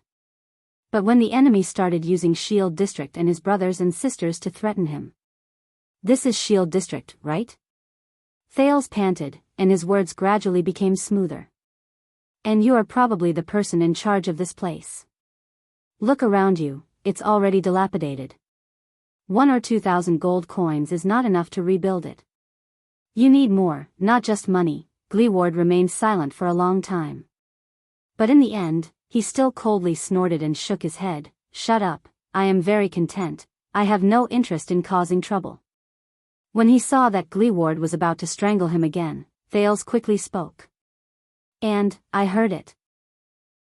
The people who died in Shield District 6 years ago were your subordinates and brothers, right? When he said this, Thales felt Gleeward shudder behind him. During these 6 years, their surviving family members also need to be compensated for their financial losses. They need to live. You should be very worried, right?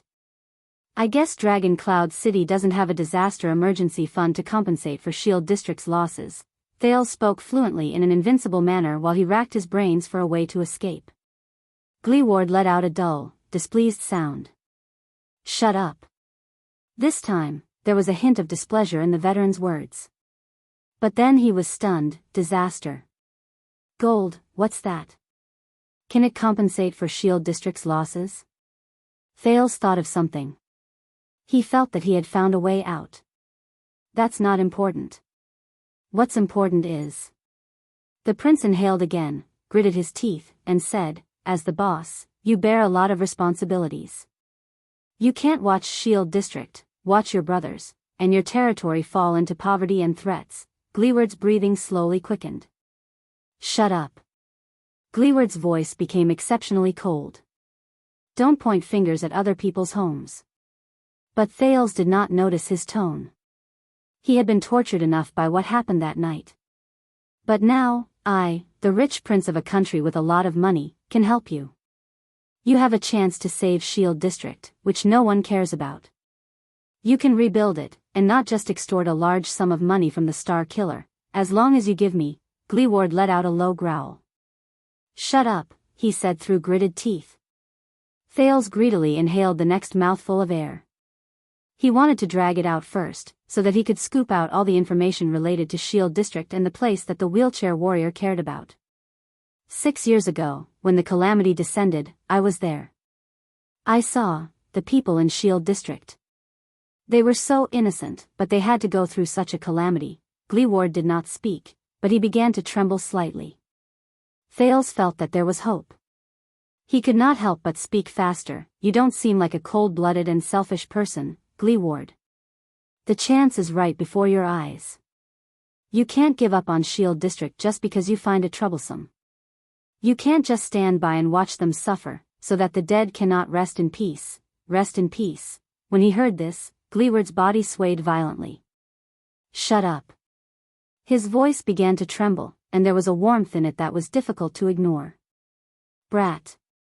Thales only felt that Gleeward's arm was becoming looser. I should be getting closer and closer to Gleeward's pain point. When he thought of this, he could not help but feel refreshed. After the calamity, the people of Shield District suffered greatly. They relied on you. They can't continue living like this. You have the responsibility to do everything in your power to protect them, help them, and save them. Gleeward's breathing became more rapid. Thales suddenly raised his voice. Gleeward. You can't run away. Your inaction not only makes it impossible for the dead to rest in peace, to those who are still living and suffering, this is no different from murdering them with your own hands. The moment the word murder came out of his mouth, Thales suddenly felt the hands around his neck tremble violently. His ears trembled, and Gleeward's shout, which he had never heard before, traveled into his ears. Shut up, shut up, shut up. The shocked Thales only felt that his ears were still ringing. Before he could relax, Gleeward's arm tightened around his neck again. So what now? Thales struggled in pain again, but this time, Gleeward's grip did not hold back at all. It was as if he wanted to strangle him to death. For some reason, Gleeward seemed to have descended into rage and madness. His voice also became increasingly terrifying. Listen up, brat. Who the F***ck do you think you are? Don't you dare lecture me. His arm was trembling, but he did not loosen his grip at all. It was a clear sign that his master had practiced the art of killing hundreds of times and had rich experience. Don't you dare lecture me on how to protect Shield District. Gleeward was agitated, as if he was on the verge of breaking down. 6 years ago, with the Soul Slayer pike in hand, I stood here, in Shield District, in the midst of endless blood and death. I fought against the damned blood calamity with my life, fought, Gleeward panted, but he paused a few times. Fought, Thales felt that at that moment, the teeth of this warrior, who was still strong and optimistic in the face of a group of opponents, were actually chattering. It was as if he had remembered his deepest nightmare. The next moment, Gleeward gritted his teeth and roared like a volcano eruption. When we fought to the death. Under the moonlight, the veteran in the wheelchair roared in pain and anger. You were still wearing diapers, drinking milk in your grandmother's arms. Thales could not care less about his ears, which were about to go deaf. His vision began to blur again. **T. This is a perverted sadist. Thales half closed his eyes and felt the torment of his empty lungs, as well as his desire to breathe and live. His consciousness gradually faded. But at the same time, a strange feeling surged through his body. The sin of Hell's River began to boil on its own again. It was like a restless and agitated beast. It was waiting for the moment to rush out of the cage. At least, it allowed the dizzy Thales to maintain his last bit of clarity. Under the double torture, the exhausted Thales trembled all over. With his last breath, he spat out a word, no. At that moment, thump, thump, thump, the sudden sounds of horse hooves and wheels rattling could be heard in the empty ruins of Shield District. A carriage arrived not too far away from them. Chief Gleeward, your guest, have already. A lively and cheerful young voice rose into the air. The voice paused for a moment. With a ferocious expression, Gleeward raised his head and met the owner of the voice. He could not help but loosen his grip on Thales as he tried his best to restrain him. The purple-faced Thales breathed in air again. He coughed madly. He had inhaled quite a lot of saliva during the fight just now. The increasingly restless sin of Hell's River in his body gradually calmed down. The next moment, Wah! Chief, I am sorry, I was wrong. No, I mean I shouldn't, I can't, no, I mean I won't tell anyone, no, I mean I didn't see anything, I don't know anything, I just came for a stroll tonight, no, I mean I didn't even come to Shield District tonight. Gleeward shook his head and tried to clear his mind. He looked at the carriage and its driver. Is that Kevin? On an uncovered freight carriage, a young coachman covered his eyes and shouted something in a frenzy. A hunchbacked figure was sitting in the cargo hold at the back of the carriage. He was coughing slightly. Gleeward was stunned. Tonight was different for Kevin, the poor boy from Shield District. He was supposed to drive this shabby, low-quality carriage and bring Chief Gleeward's guest to a special and remote place in Shield District. Kevin did not know why Chief Gleeward had carefully chosen this place to meet, but as long as it was the chief's order, he had to do it.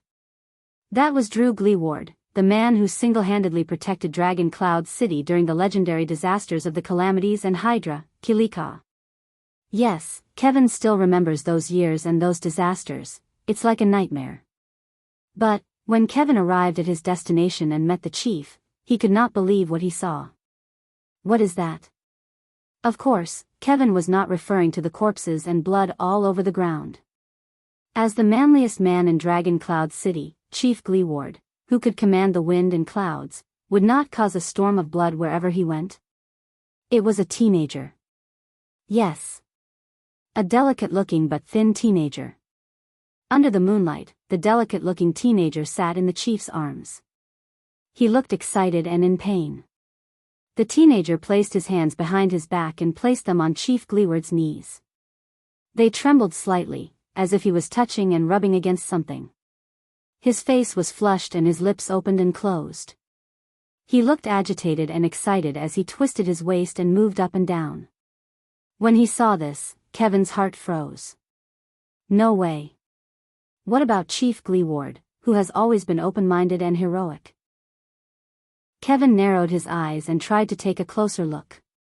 At that moment, the dignified chief of Shield District in his heart, the hero of the people, Gleeward, was sitting in a wheelchair, doing. Gleeward's rough and powerful left hand, which was missing 2 fingers, was intimately hugging the teenager's upper body from behind, pressing him tightly into his embrace. Gleeward's right hand was stretched towards the teenager's lower body, where Kevin could not see. It was also trembling slightly as the teenager moved. What? Kevin widened his eyes. His jaw almost dropped. That was not all. Chief Gleeward, who usually did heavy work with ease, was panting violently at that moment. His iron-like body rose and fell in sync with the teenager's suspicious rhythm. He moved to the left and right, up and down, and moved back and forth in a timely manner. The chief's face was contorted, and he was agitated. He even stuck close to the teenager's ear and gritted his teeth as he shouted some words whose meaning was unclear. It was as if he was venting something. Venting? Kevin's heart skipped a beat. This, Kevin's face turned paler and paler as he watched the 2 people moving excitedly on the wheelchair. He watched the teenager and the chief's bodies pressed against each other as they forgot themselves in pain and happiness. The old man in Shield District had told him that for a long time, there had been all sorts of girls and women living in Shield District. No matter how good, how beautiful, how good they were at managing their families and having children, the prestigious Chief Gleeward had never taken a fancy to any of them. The old man sighed and said to Kevin, "There's a reason." A reason? Kevin, who had goosebumps in his heart, felt that he had just found the reason why the chief was single. The young, poor boy did not dare continue thinking about it. With complicated emotions, he instinctively wanted to raise his whip and steer the carriage away. But at that moment, the ferocious-looking Gleeward raised his head. He met Kevin's gaze under the moonlight. Kevin was instantly stunned. It's over. I found out the chief's secret. I will be killed, right? Kevin's pained screams not only pierced through the air, but also made Gleeward wake up slightly. Thales gasped laboriously. He had already given up on negotiating with Gleeward. He was probably a lunatic. There was no way to talk to him. Boss, since I've never been to Shield District, that means. Poor Kevin buried his face in his hands desperately and shouted desperately, No, Chief Gleeward, I swear I didn't see anything." Gleeward frowned. He first cast a glance at the prince who was held hostage in his arms before he turned to the carriage impatiently. "Kevin." The chief of Shield District roared furiously, "Shut up." Under Gleeward's might, Kevin's voice came to an abrupt halt, as if he had been choked in an instant. "How many years has it been?" Another voice traveled slowly from the carriage. It was filled with endless emotions. "Old friend." Gleeward shuddered slightly. This voice, Thales was stunned as well.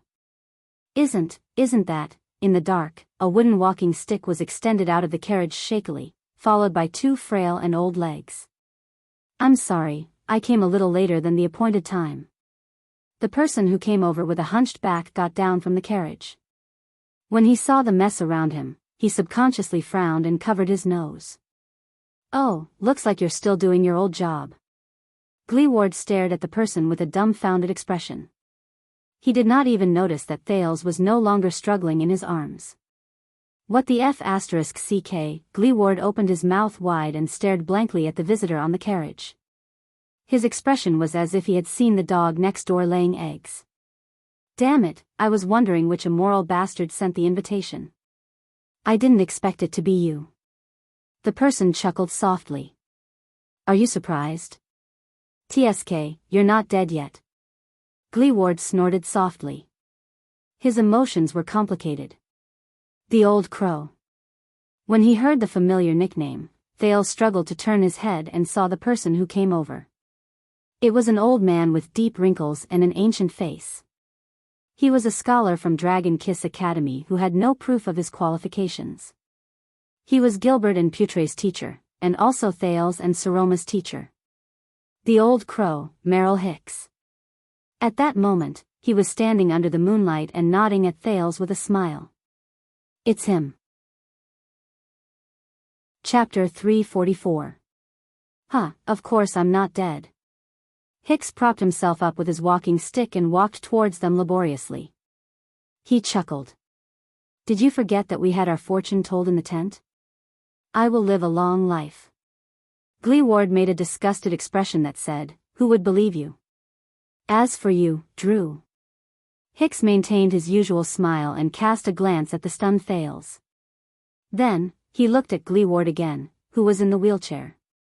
His gaze lingered on Gleeward's missing legs for a moment. I can see that you've lost quite a bit. Little hedgehog, I really miss the days when we ate sand together in the desert. The effect of this sentence was quite impressive. Thales, who was held hostage, and Guy, who drove the carriage, were both stunned. Little hedgehog? What little hedgehog? Whose little hedgehog? Gleeward twisted his body in the wheelchair and coughed unnaturally. Cough, cough, all right, but Hicks continued to speak in a seemingly sentimental manner. I still remember that you were forced to be with those barren bone women in the tent. At that moment, Gleeward's face turned the color of a pig's liver. Only the darkness of the night could conceal it. When the other two people shifted their admiring and skeptical gazes to him, Gleeward interrupted Hicks' cheerful chatter in exasperation. Shut up, shut up, shut up. Old man. Hicks shrugged. Gleeward stared at him with an unpleasant expression. He panted as he pondered about something. Guy, thank you for sending him over. Now, you should go further away. Gleeward paused, as if he felt that it was not safe. He narrowed his single eye and warned Guy in a soft voice, you don't want to hear that I'll kill you if you find out, do you? Guy trembled slightly. He looked at the dying teenager in his chief's arms and squeezed out a terrified and strange smile. All right, Chief. After Cale left, Gleeward exhaled. The veteran looked at Hicks in displeasure. Very well, old crow, since you're in Dragon Cloud City, very well, I'll treat you to a meal. As long as it's in my territory, you can choose the location, but, Gleeward's expression changed. He changed the topic and said fiercely, you are not allowed to mention the past. Not even a single word.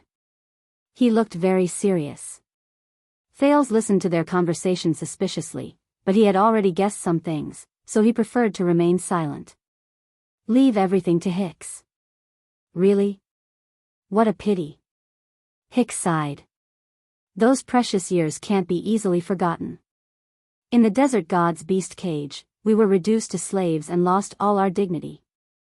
You, on the other hand, swallowed fresh blood and fought against human or inhuman opponents. You fought for the last mouthful of stinky food and clenched your teeth to survive, until, Gleeward's expression changed again. Oh my, I'm so ked. He closed his eyes in pain and annoyance. Shut up, shut up, shut up. I told you not to mention it again. Hicks nodded with a smile. He placed his hands on his walking stick and coughed softly. Once Gleeward made sure that Hicks did not speak again, he slowly exhaled, as if he had just avoided a great danger. He waved Thales' hand. All right, finish what you wanted to say. I'm still in a hurry to get rich. When Gleeward said this, his words came to an abrupt halt. The veteran frowned. He looked at Thales, who was no longer struggling and was trying his best to recover. Then, he looked at the newcomer, Hicks. Hicks still had that mysterious smile on his face as he stared at him quietly. Then, Gleeward, I would like to ask you for a favor. Gleeward's expression froze on his face. In the next second, Thales felt his body loosen. Gleeward had let go of him. F***ck, old crow. The veteran looked at the hostage in disbelief, then at his old friend. You didn't ask to meet me in this strange place on a whim, did you? Thales lay on the ground. He felt that his limbs were sore and powerless after being deprived of oxygen for a long time. This brat didn't suddenly appear out of nowhere because of a coincidence, did he? In the face of Gleeward's bewildered question, Hicks shook his head. Of course not. He walked forward slowly, leaning on his walking stick. That's right. I want to ask you to help him. Hicks' expression slowly became serious. Please send Prince Thales out of Dragon Cloud City in secret and safely to the designated place, despite the many layers of security. Gleeward. The three of them sank into silence. Thales propped his arms up from the ground and stood up with great effort. He flashed a smile that was rarely seen that night. As expected. The contact Putre had spoken of, it's Hicks. Him, no, their mutual, well-respected teacher. It's you, teacher. Following Putre's instructions, he flashed a friendly and grateful smile at Hicks. I'm sorry that I didn't say goodbye to you before. Hicks returned the smile and winked playfully. The eyeballs behind his monocle flickered back and forth. It's not too late now. Thales could not help but laugh and shake his head. So, the way Putre mentioned to get someone to help the Prince of Constellation leave the city in secret is, no way. Gleeward's rude voice rose again. Thales looked at the veteran in front of him with a puzzled expression. Gleeward's expression was angry and his breathing was rapid. He stared at the old crow in front of him. For the sake of our past friendship, it's not a problem for me to treat you to a meal or something, but this? Gleeward pointed at Thales in exasperation. This is not a favor, it's a huge problem. Thales raised his eyebrows. If I send this prince out of the city, once I'm discovered, but they won't be able to discover it, right? Hicks interrupted him with a smile. Just like before, we are very good at running away, whether it's the cages or the Barren Bone people's tents. Thales thought of something. Barren Bone people. And, the desert god? Gleeward looked as if he was choking. He opened his mouth and twitched for a few seconds before he finally waved his hand. Don't talk about the past. Also, this is not a matter of whether they discover it or not. The veteran turned to Hicks with a displeased expression. This is too risky. It involves the lives and deaths of so many of my subordinates. Do you know how the Star Killer will fix Shield District if he finds out? Forget about him, that Leasban and those rotten people in the disciplinary hall are full of evil tricks. With every sentence Gleeward said, the old Hicks nodded slightly. It was as if he was listening to him pour out his troubles. Gleeward snorted in dissatisfaction. You don't know how chaotic Dragon Cloud City became after Niven died. Do you know what will happen to my brothers once I fall? I just want to stay as far away from this stupid matter as possible. Thales coughed. Thales coughed. You wanted to exchange me for the bounty just now. Gleeward's expression stiffened. Exposed, he glared at Thales fiercely. Shut up. Brat. He turned his head again and said to Hicks, help him? And he's a constellatiate? No way. No matter how great our friendship is. Gleeward's final tone was firm and brooked no room for doubt. Hicks sighed, but did not say anything else. The atmosphere turned cold again. A few seconds later, speaking of which, old crow. Gleeward snorted coldly and gestured at Thales with his chin. For your sake, I won't take him for the bounty. Take him to someone else. The further away from me, the better. I'll pretend that I never saw you. Thales' expression darkened. What? Hicks's eyebrows slowly furrowed. His skinny hands, which rested on the walking stick, trembled slightly. But immediately after, he relaxed his brows. "All right, Gleeward." Hicks put on a smile again. "Before I leave, I only ask you to do one more thing." Gleeward widened his eyes, tilted his head, and put on an expression that said, "What else do you want?" Hey, you." Hicks' expression changed instantly. He shook his head regretfully. "You know, sometimes, when I dream about our time in the Flying Squirrel tribe," Gleeward's expression changed again. All right. Gleeward cut him off as if he was begging for mercy. "If you have anything to say, just say it." The veteran stared at the old crow in pain again, then looked elsewhere. He waved his hand in despair. "I'll just pretend that I accidentally inhaled when I passed by a cesspool." Hick's satisfied smile appeared on his face again. He nodded and said softly, "Look at his eyes." Once he said this, both Thales and Gleeward were stunned. "What?" The veteran in the wheelchair blinked and scratched his head in confusion. "Whose eyes?" Thales, who was equally confused, asked. Hicks took a deep breath. He took a step forward, and the smile on his face slowly disappeared. It was replaced by a rare coldness and sternness. "Drew Gleeward, on account of the countless times I treated and saved you in the desert god's cage when you were on the brink of death," Hicks said, enunciating each word clearly, "look carefully at this child's eyes." When he heard this, the first person to be stunned was Thales. "My eyes? Wait. More than one person in this world has told me about his eyes, all right." Perhaps Hicks' rare stern expression had an effect, but after a few seconds of puzzled gazes, Gleeward gave in. He pushed his wheelchair and approached Thales with a reluctant expression. *slap. Thales, who was still in deep thought, felt a pain in his arm. Gleeward pulled him towards him. He raised his head and saw Gleeward's ferocious single eye. It reminded him of the one-eyed dragon Duke Coaster Nanchester in Constellation. In the Hall of Stars, he was far more aggressive than the veteran in front of him. Gleeward still looked displeased, but under Hicks' stern gaze, he still approached Thales. He narrowed his single eye and scrutinized the prince's eyes under the dim moonlight. Thales felt rather uncomfortable under Gleeward's stare. He coughed softly and tried his best not to blink. The prince took a deep breath. He did not know what Hicks was up to, but he still chose to believe in his teacher. It was just like what Gilbert had told him. 1 second. 2 seconds. 3 seconds. At that moment, Thales saw something, a little surprised. Gleeward's expression changed. The displeasure and disdain on his face had already disappeared without a trace. What was left was only shock and astonishment. This made Thales think of something. The veteran turned his head abruptly. Light, but before he finished speaking, as if he knew what he wanted, Hicks picked up a burning torch from the ground and tossed it to Gleeward from afar.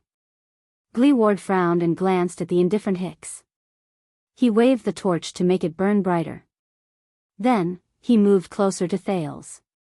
The heat and glare of the flame made Thales involuntarily shrink back, but Gleeward held him firmly. "Don't move, child." With the light from the torch, Gleeward scrutinized the corner of Thales' eyes again. This time, his expression became more solemn, and he also became more incredulous. "Don't blink either." Thales could clearly see that as he observed Gleeward's face, Gleeward's expression changed subtly. His expression changed from surprise to hesitation, from hesitation to stupefaction, from stupefaction to excitement, and from excitement to dejection. Gleeward's eyebrows trembled. His single eye was filled with complicated emotions, conflict and pain, gratitude and relief, remorse and regret, sadness and indecisiveness. Thales was secretly shocked as he watched. How, a long time seemed to have passed. Finally, Gleeward slowly moved the torch away and lowered his head deeply. Impossible. In the darkness where no one could see, Gleeward propped himself up on his wheelchair, bent over, and spoke in a muffled voice. His voice seemed to be separated by a layer of fog, and it was a little indistinct. Hicks sighed softly while leaning on his walking stick. Do you understand now? Thales turned to the old crow in surprise and bewilderment, but he could only see the sorrow and desolation on his face. The prince instinctively said, "What's going on?" "My eyes, no." The veteran in the wheelchair interrupted him. "No." Gleeward's head was still lowered, but his voice began to tremble. He stuttered, and it was even more intense than when he was roaring just now. "No, no, no." He held the torch in his right hand and the arm of the wheelchair in his left. His shoulders rose and fell. Hicks shook his head. "You saw it." Gleeward raised his head swiftly. Thales stared at his face in surprise. The veteran's eyes were wide open, and he shook his head in disbelief, like a detective who had just discovered a cruel truth. The prince touched his eyelids. He looked at Hicks, then at Gleeward. A strange sense of panic spread in his heart. They know something. Only me. Only I don't know. No. Gleeward trembled and blinked his single eye. He panted violently while he gritted his teeth and said, "This is just a coincidence. There may not be many people like this, but there definitely are. You only need paint, Thales." Thales shuddered and turned to Hicks. "Teacher Hicks?" The old crow, who interrupted the veteran, snorted softly. "My friend may be highly skilled, but he doesn't care much about the high-level politics of the neighboring countries." His words were flat, and there was no inflection in them. It was a stark contrast to Hicks' usual lively and interesting demeanor when he taught. "So, can I trouble you to tell him?" Hicks did not look at any of them, but stared firmly at his walking stick. "What is your full name?" "Full name?" Thales shuddered. He knew. He knew what they were conflicted about. That is, the night returned to silence. Only the torch in Gleeward's hand continued to crackle. Thales answered subconsciously. His gaze was fixed on Gleeward's obviously abnormal body. My full name is Thales Therangerana Kessel Jadestar. Thud. The torch fell to the ground and rolled into a pool of blood beside it, struggling helplessly. Gleeward sat in his wheelchair in a daze. He stared blankly at Thales, who was also absent-minded. His right hand was still in the air, still in the position of holding the torch. But he still did not move. It was as if he was living in a dream. Gleeward spoke softly. "This is impossible." The voice that was once rough, hot-tempered, and extremely unpleasant to the ears sounded as if it came from a distant mountain at that moment. It was gentle and calm. It was as if he was afraid of disturbing someone's sweet dreams. Hicks slowly flashed a tired but sincere smile. "That's right, Drew." The old crow raised his head slowly. The meaning in his eyes was complicated and profound. "This is Lady Theron's son. He is her bloodline. Sizzle. Star. Chapter 345. At that moment it was as if someone had stopped time from moving forward in this dark, remote, and dilapidated corner of Shield District. The three of them faced each other in silence. The stagnant atmosphere fueled their own indescribable emotions. Until, "What's going on?" Thales asked the other two in disbelief. "Hicks, and you, what are you talking about?" "You know my mother?" Under the moonlight, the prince's face was full of surprise. He stared at the veteran in the wheelchair, who was still trembling slightly, and the old man who held his walking stick with his head lowered in dejection. "When? How did you know her? Where is she?" But they did not answer. "How about it, Drew?" Hicks sighed slowly and said, "Is this reason enough?" Gleeward finally managed to calm his trembling breathing. As if a long time had passed, the wheelchair, which was immersed in the darkness, moved slightly and crushed a few stones on the ground. The person in the wheelchair exhaled laboriously and raised his head with all his might under the dim moonlight. "You can't." The veteran's voice was stiff. His gaze moved back and forth between Thales and Hicks.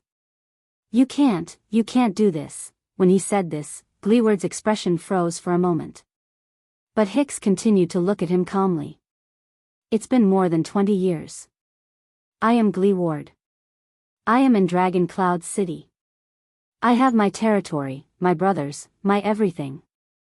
They are all counting on me.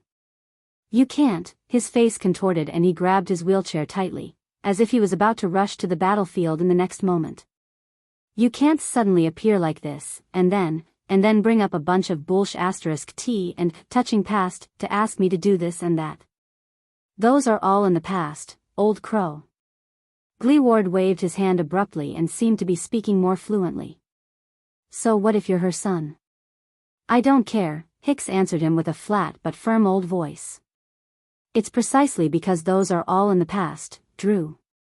That's why it will exist forever." Gleeward's words came to a halt, as if he had choked on something. Hicks' gaze was still. "Since we can't change it, we can't run away from it."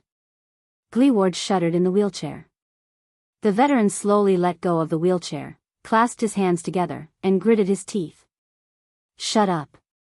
Thales looked at Hicks, then at Gleeward. The puzzlement in his heart was difficult to quell. 20 years ago? The past? They all knew their Injarana. That mysterious mother. He pricked up his ears, wanting to hear more. No one wants to recall the nightmare of the past, whether it was before or after. The aged Hicks sighed softly and said, "But at least think about it. Back then, who was the one who brought people like us, who were struggling and at the end of our lives, and a walking corpse like you out of Caligri? Out of that bottomless cage of darkness, out of that bloody arena shrouded in shadows." Caliguri, the title seemed to remind Gleeward of something. He closed his eyes and his chest began to heave. Thales was puzzled. "Caligri? What is that place?" "Yes, my dear Drew." Hicks stared at Gleeward from afar, who was immersed in his memories and had an uncertain expression. "This is the debt we owe." Gleeward opened his eyes and took a deep breath laboriously. "Shut up." Thales could not hold it in anymore. "Sorry to disturb you, but," he took a step forward, and his tone was slightly anxious. "Who exactly is my mother?" Gleeward suddenly raised his head. "I said shut up." The veteran gritted his teeth, widened one of his eyes, and stared at the teenage prince with a contorted face, as if he was going through some kind of torture.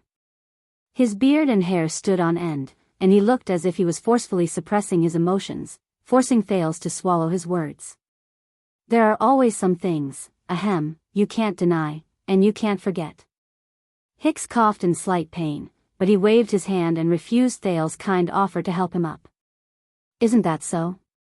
The old crow took a moment to recover before he slowly opened his mouth and called out a name that Thales was very unfamiliar with. "Bloody thorn lizard." Bang.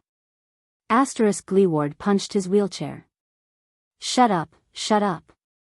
The veteran leaned forward and glared at Hicks fiercely. "Go to hell, old man. You are never allowed to call me that. You know that King hate this the most."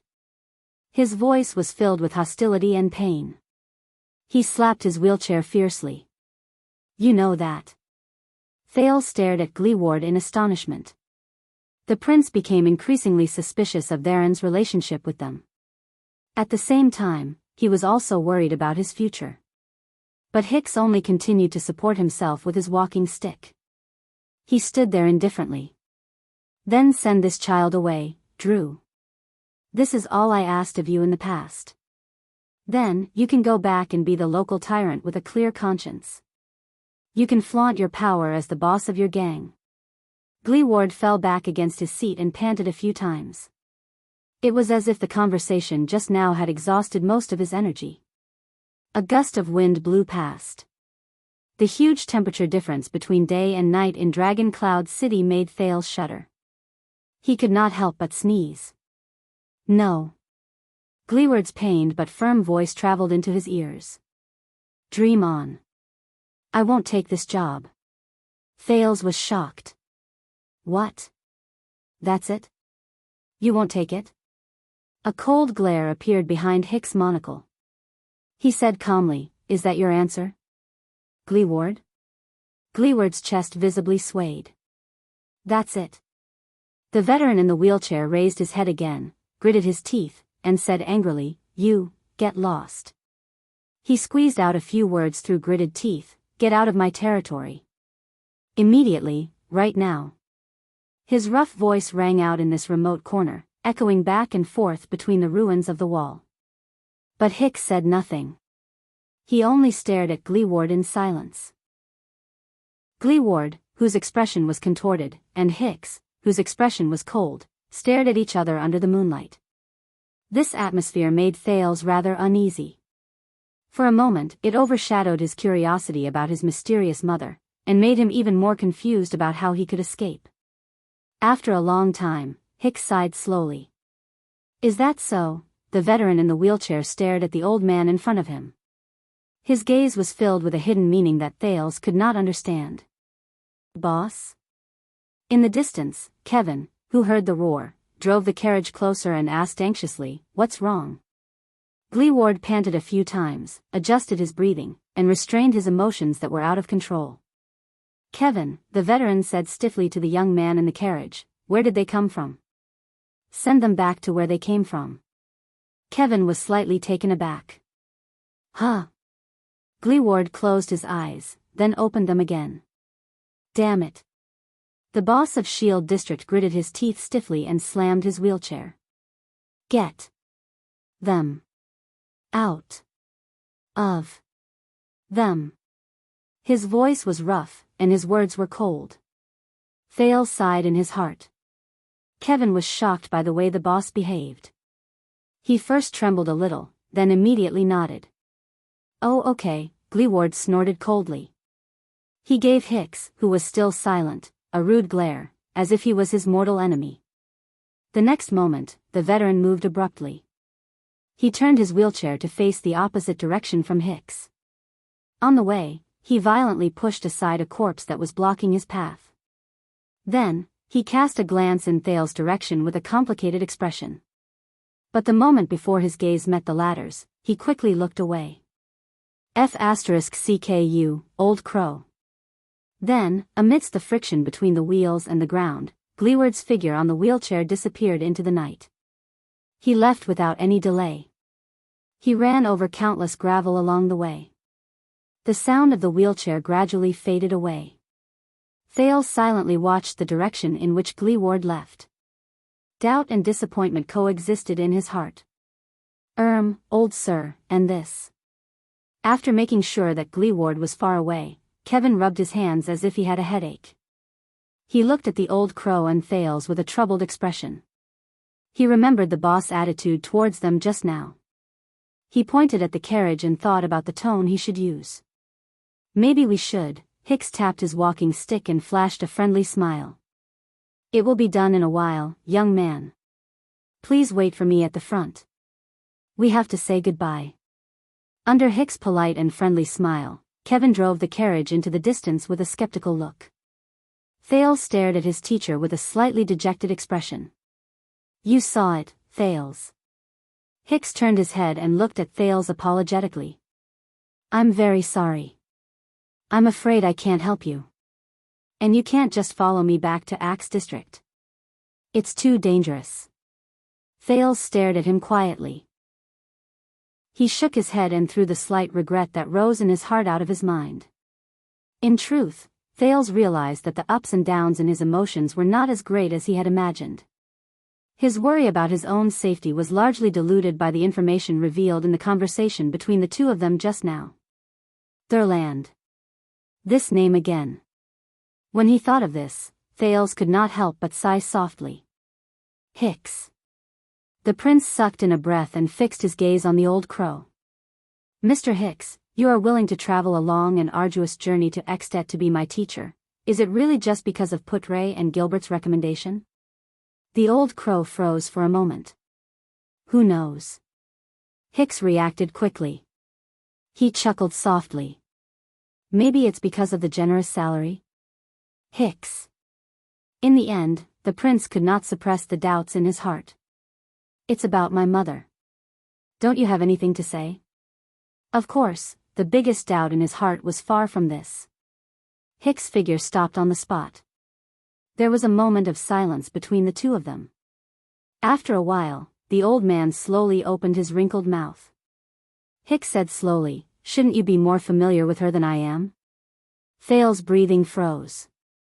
I've never seen her," he said a little awkwardly as he recalled the few memories of the land in his mind. "I've only heard about her from other people's mouths." "Yes," Thales thought quietly. "The abnormality I was born with." In Mindy's hall, the king and Gilbert told him the strangely pronounced name with certainty. There was also the stern high priestess Licia. The insane Queen Kia during the Bloody Year. The majestic queen of the sky who descended from the sky. Every bit of information about his mother made him more and more confused. Who exactly is Tharanjarana? What kind of existence is she? So that's how it is. Hicks looked at him and sighed slowly. It's such a pity. Thales cast him a questioning look. So? Hicks looked at him for a long time before he smiled faintly. When I was not so old and not so young, I was quite unlucky for a while. Hicks recalled the past and sighed. The process was too complicated. In any case, I was robbed and sold to the Great Desert as a slave. Thales was stunned. The Great Desert? Hicks nodded with a smile. Yes, it's the place you're about to go. The Great Desert. The old crow sighed faintly. His gaze moved past Thales, as if he was looking somewhere else. What a big place. There are only 3 things left in the world there: you, sand. The old crow narrowed his eyes. And sand. Thales could not help but frown. No matter how far you walk, how long you walk, and how fast you walk, you will never reach the end. All the rules of the world, morality, order, fairness, strength, and even time lose their meaning there. As for slaves. Hicks patted the back of his hand and said with a sigh, hee, it's hard to imagine that this system, which disappeared after the ancient empire, still exists in the Great Desert. You can exaggerate and imagine my miserable state at that time. As he recalled the past, Hicks' gaze was indifferent, but his tone was thought-provoking.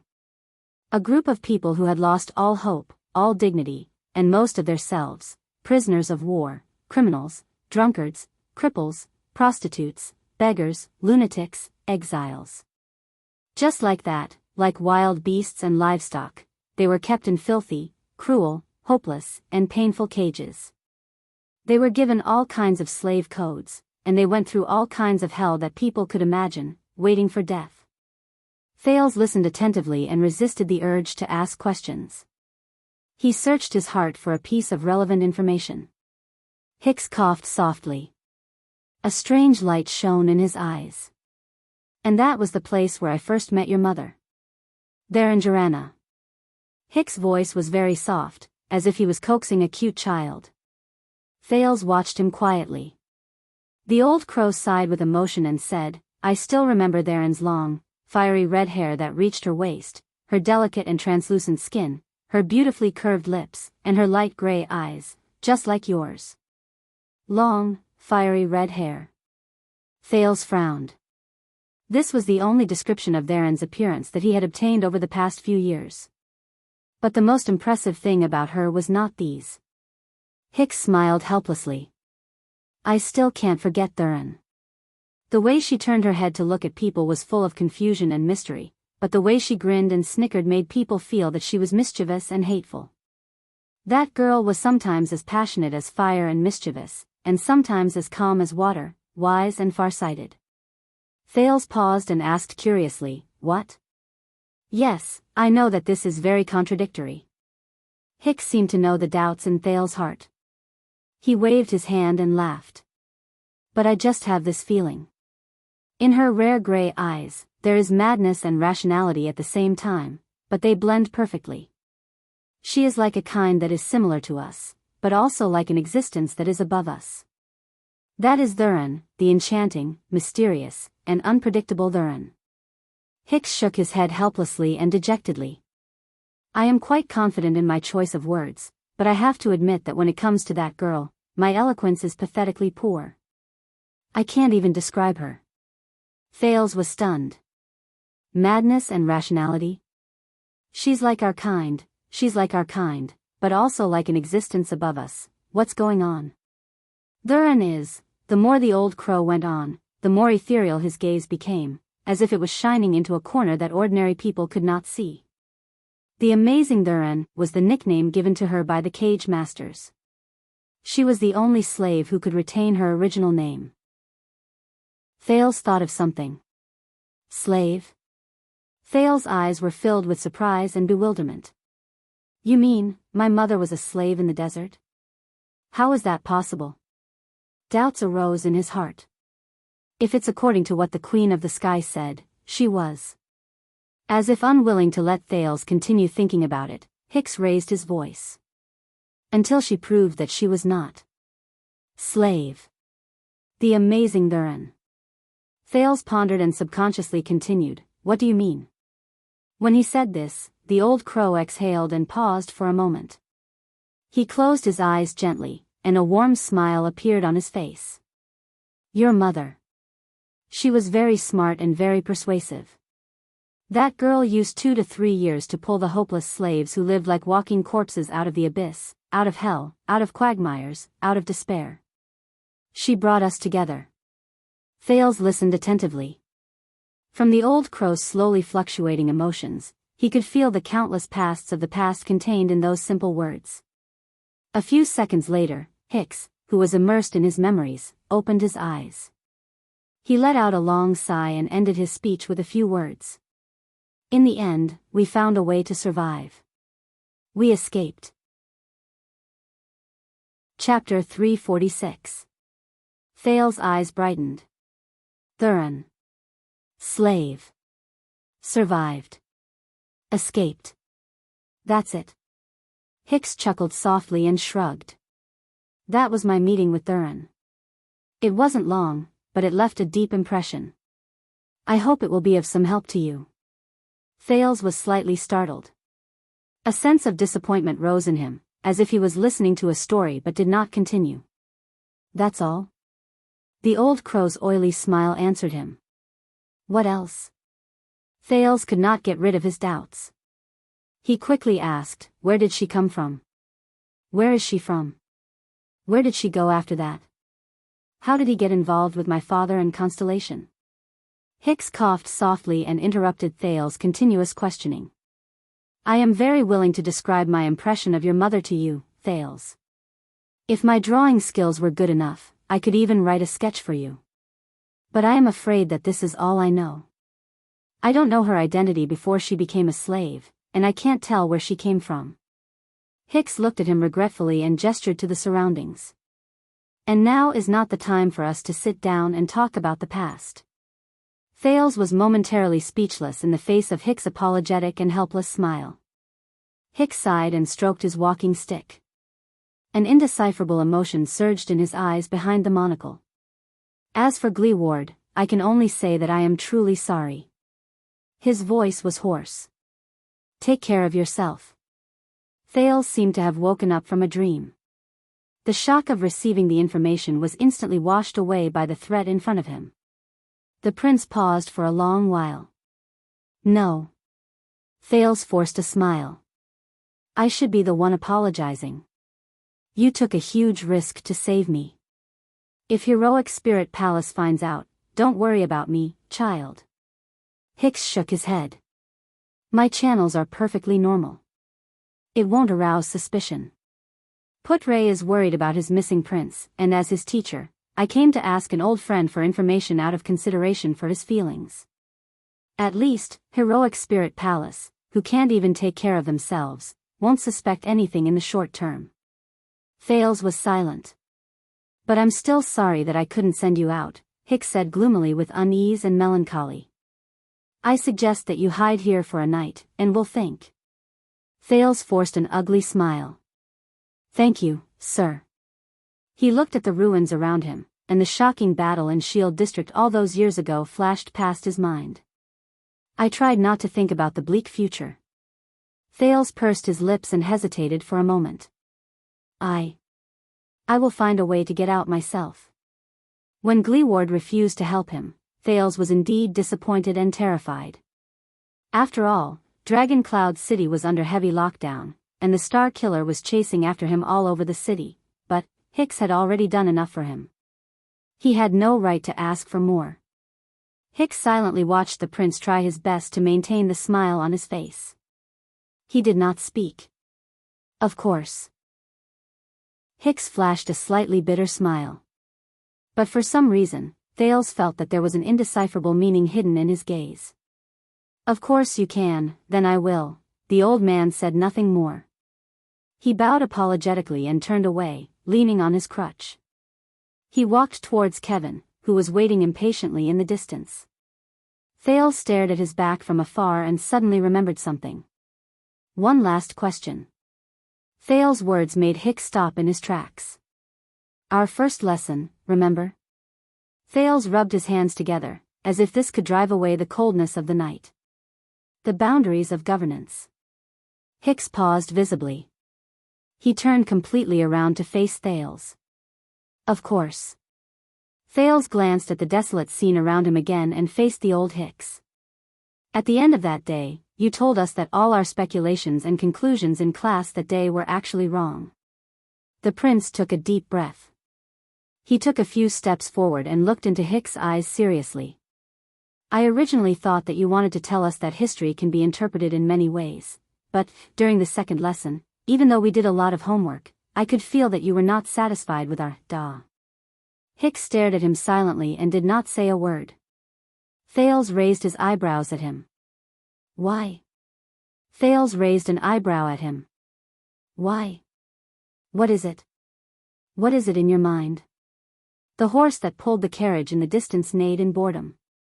Under the night sky, the hunched old man and the teenager with his head held high stood in a corner of the ruins, facing each other in silence. The old crow smiled. You know, I originally planned to talk about this a long time later, or when we graduate and stop our lessons. I didn't even care about anything and let all of you figure it out on your own. The old man's words faltered for a moment. But in view of your current situation, Thales still stared at him with bright, piercing eyes. All right.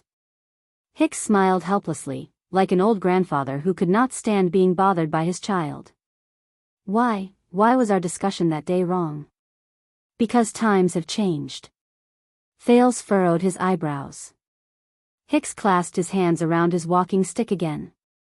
He tried his best to straighten his hunched back and coughed softly. The old man suddenly became serious. Let me clarify something first, Thales. What we were doing at that time was analyzing and discussing events that happened more than 10 years ago, deducing the development and direction of the people and events at that time, and trying to come up with as many useful conclusions as possible that can be used as a reference for us today. Thales nodded slightly. But Hicks' tone changed. His eyes shone with a rarely seen sharpness. But the problem is, time is different. Time? Doubt rose in Thales' heart. You mean? Hicks raised a hand and silenced his question. The world, young sir. Our world is complicated and ever-changing. As if to save time, Hicks did not give Thales another chance to interrupt him. Time is moving forward, and times are changing. People may have seen that in the past few thousand years, the iron hooves of humans have created boundless prosperity. The powerful empire has ended the divided governance of various kings. The bright God's church has purified the treacherous hearts of people. The turbulent waves overturned the decadent imperial family. The division of the church has rebuilt the gods. The battle of eradication, which is the closest to us, has determined today's situation. Hicks' gaze shifted. But at the same time, many people will also overlook that thousands of years ago, the merchants on the land had just gotten used to bartering. Farmers could only rely on iron and fire to harvest crops. People did not even know how to domesticate messenger crows. Communication between cities could only rely on messengers. Today, the palaces of many kingdoms even look like barbarian gatherings. Hundreds of years ago, eternal oil and crystal drops were still hidden deep under the sea and underground. Mystic guns had not yet appeared in this world. The teachings of the bright god were spread throughout the continent and could not be doubted. Our long-distance ships could only pray for good weather and hope that the trade winds would bring them far away. Thales lowered his head and silently thought about the historical process of this world. Hicks tapped his walking stick lightly. He was a little lost in thought. But that's not all. Every year, every month, every day, every minute, every second, every part of the world is changing. Not just the politics of the lords, not just the coins of the merchants, not just the crops of the farmers. Some of the changes are so small that they are undetectable or even unrecognizable. Some of the changes are connected to the changes in other things and bring about changes in the final outcome. Hicks' words were serious, and his gaze was solemn. Even Thales subconsciously straightened his back in the cold wind. But it is precisely these insignificant changes that accompany the progress of history that are crucial. They make it difficult for those of us who try to summarize patterns, learn from experience, uncover the truth, and deduce cause and effect. And when many people talk about history, use history as a reference, and compare history, it is easy for them to unknowingly ignore these changes, even if it's only for 18 years. Only after experiencing failure will they have the energy to look for the existence of these changes. Camelot the great emperor established the ancient empire, Kessel VI rebuilt the final empire, and King Tormund established Constellation. They are often compared, but these three people are no longer facing the same world, the same group of people, and the same situation. When he said this, Hicks coughed a few times. We can't just focus on the things we care about, Thales. There are too many factors that determine every period of history and every case. There are so many that it's easy for us to ignore them. And these factors change too quickly, so quickly that it's hard for us to grasp them. So, on that day, when we confidently and complacently gave the conclusion of the limits of governance, Hicks sighed deeply. He was full of emotions, as if he did not expect Thales to understand. We are arrogant and always think that there is nothing new under the sun. But in fact, everything under the sun is new. Thales' eyes sparkled. What we have learned from history, the prince said subconsciously, is that we have learned nothing from history. Hicks' eyes immediately lit up while he was sighing. A thought-provoking paradox, an interesting set of logic. The old crow mulled over the meaning of this sentence. Learned nothing. I can feel that it doesn't just mean repeated mistakes on the surface. Thales snapped out of his daze and heaved a sigh of relief. Of course it isn't. Did you think of this sentence yourself? Hicks' eyes were filled with recognition and admiration. Of course, under the old crow's probing gaze, Thales deflated the moment he opened his mouth. Of course not. He said awkwardly, it was someone else who mentioned a rather great person who is no longer in this world. His surname is Hegel, if I remember correctly. Hicks smiled. Very good. I guess it isn't. My classes require sincerity and introspection, and what I need the least is arrogance and vanity. So, Thales asked tentatively, about the first lesson, what do you want to tell us? Hicks tapped his walking stick lightly and returned to his previous state. Secondly, as people who are far away from that era, any judgment we make about the past can only be pale and superficial compared to the real past. The old crow furrowed his brows tightly, as if he had a headache. Since we can't restore the past, we have lost too many bases to rely on for judgment. We focus on the king's intentions and interests, but does King Nuvan really think so? We appeal to the vassal's standpoint and behavior, but what else did the counts do? Which came first and which came last? We attribute Extet's disadvantage to the unruly nature of the conquered land, but what were the real actions of the people of Constellation? Will there be important historical facts that we have missed out? There was endless emotion in Hicks' voice. Trying to use the excuse of grasping the essence, to ignore the process and narration of historical details to simplify the interpretation and judgment of history is quite dangerous, no matter how you look at it. Every time we miss out or misjudge a detail, the deviation between our judgment and the real history will be huge. And if we use this as a basis, the error between the law of the conclusion we conclude and the actual situation will be even more disastrous. The old crow chuckled and shook his head. The ancient saying of Maine Nocturne, the slightest error can lead to a great error. It is also like the warning that the ancient elves taught their young archers, the slightest error can lead to a great error. Mr. Thales was stunned. He remembered something. Not only that, Thales said as if he was talking to himself. Not only that, Thales said as if he was talking to himself.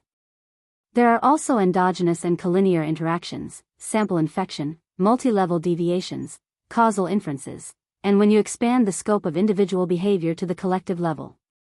Hicks was baffled by the series of unfamiliar words. He frowned. What? It was only then that Thales came to a realization. He quickly shook his head and said, "Nothing, I was just talking to myself." Hicks gave him a strange look and continued to speak. Therefore, on that day, after we went through deductions and guesses that we thought were rigorous but were actually biased and full of mistakes, we easily came to a conclusion about what happened 18 years ago and recklessly attributed it to the boundaries of governance. Even if it sounded reasonable, it was absolutely far from the truth that we wanted. It could not fit into our future history and be used for today's future. 18 years is enough to change a lot of things, and we are definitely not omniscient and omnipotent. Hicks stretched out his walking stick and drew an unpleasant sound on the uneven ground. He said dejectedly, "So, every time we try to use history as a mirror, we find that this mirror is not flat, and the images it reflects are always distorted and blurry, making it difficult to use." Hicks let out a long, deep breath. Remember this, Thales. In Dragon Kiss Academy, even the most famous scholar has to be careful, humble, and extremely cautious when it comes to history, the world, and the crowd. He has to deal with the gap between what he knows and what is true. Thales frowned and stared at the old man in front of him. He did not say a word. Hicks snorted in a mocking manner. And take that day as an example. In our daily lives, most of the people who self-righteously list out arguments and state them with absolute certainty, such as the empire died because of this, what caused a kingdom to prosper, if there was no such thing, there would be no such thing, and so on, are more or less filled with the savagery and childlike naivety of beginners. Hicks tapped his forehead, then pointed at Thales, who had a serious expression on his face. Your brain works very fast, Thales. I believe that your eloquence has brought you a lot of convenience, but sometimes you need to stop, think more, and speak less. A wise man rarely speaks eloquently. Thales still did not speak. He stood quietly on the spot and listened to Hicks. Humility, Hicks said earnestly and earnestly. Thales, humility. This is what you should really learn from your first lesson. Instead of my seemingly open-minded and reasonable questions that are in fact deliberately led to your own conclusions through the deliberate indoctrination that I meticulously set up, you should not come to a conclusion. You came to a conclusion, but you believed it without a doubt. You believed that it was your own thinking. Humility is often lost in this way. Hicks seemed to have remembered the past.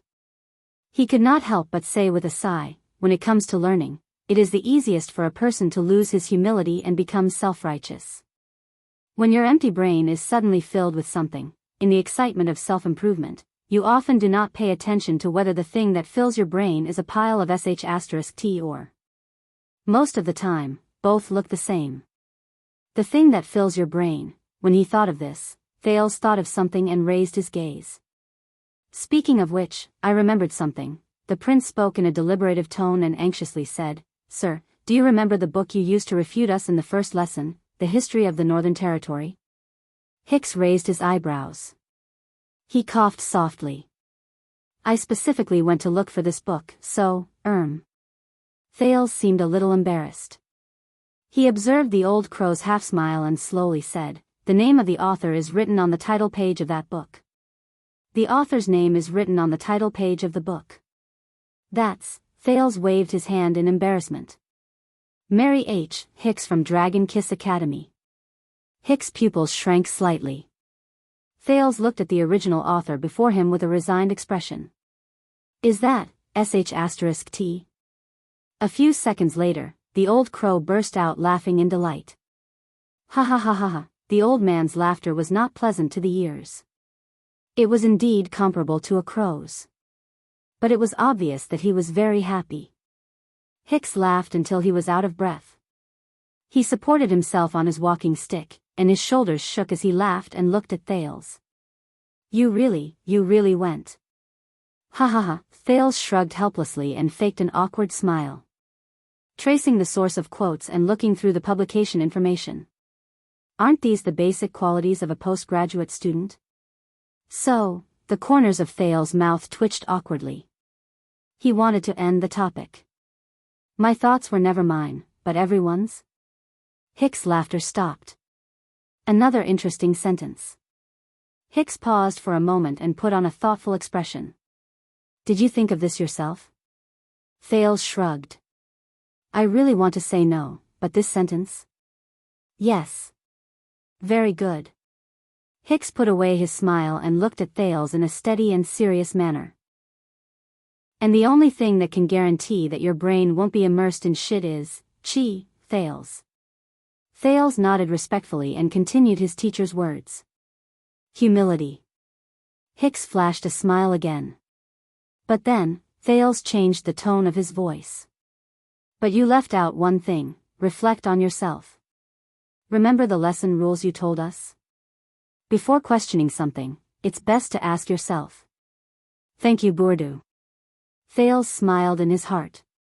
Hicks' expression changed slightly. He narrowed his eyes and sized up the teenager in front of him again. Not just before, Thales. He said calmly. But those are advanced lessons, and they are options for advancement. Not everyone has the aptitude to reach that stage. Hicks blinked. And we will do it step by step. We will start with humility. Then, we will plan for other things. Thales smiled.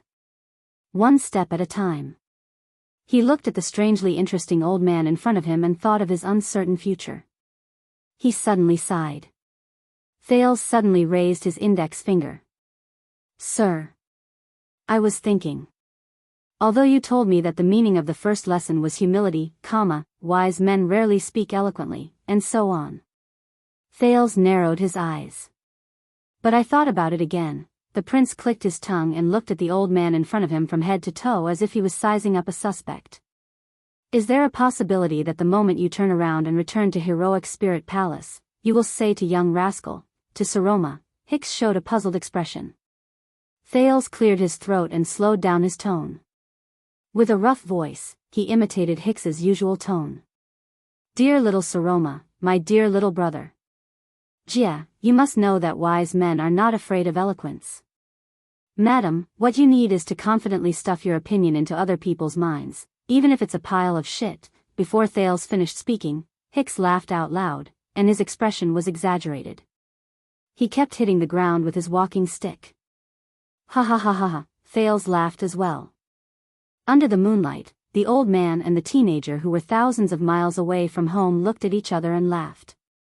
In the distance, Kevin, who was waiting with his head in his hands, let out another yawn in resignation. Finally, the laughter of the two people gradually weakened. Thales closed his mouth. Hicks also stopped smiling and looked at him calmly and peacefully. It's time. Thales spoke subconsciously. But Hicks was one step faster than him. You know, your mother did tell me where she was going, the old crow said flatly, but Thales was momentarily stunned. Hicks straightened his back in the darkness and sighed at the vast starry sky. Before we parted, she stood alone with her back to us. She faced the blood-red setting sun on the vast desert and said with a chuckle. Thales felt an inexplicable sense of nervousness in his heart. He knew that what came next was that person's original words. Hicks said faintly, since I escaped with much difficulty, of course I want to go to a wider world. Perhaps I can pry open this boring world. Thales was stunned. Pry open, this, boring, I believe that she did it, Hicks said softly, but his words traveled clearly into Thales' ears through the quiet night sky. Perhaps she will eventually do it. A breeze blew past, and it let out a long whimper through the hole in the wall behind them. Hicks straightened his scarf. With a solemn expression, he nodded slightly at Thales. Take care, young sir. Thales put away his thoughts and nodded solemnly as well. You too. Sir. And so, Thales stood alone in the quiet night, listening to the sound of Hicks' walking stick slowly fade into the distance. He watched as the old man's hunched figure gradually disappeared. He listened as Hicks boarded the dilapidated, shoddy truck, which was a stark contrast to Shield District, and explained to Kevin in a low voice why the teenager did not come. He watched from afar as the truck left under Kevin's whip and the dissatisfied neigh of the old horse, never to return. The prince greedily sucked in a mouthful of air in the cold wind of the night, but his lungs were frozen. Thales turned around in resignation.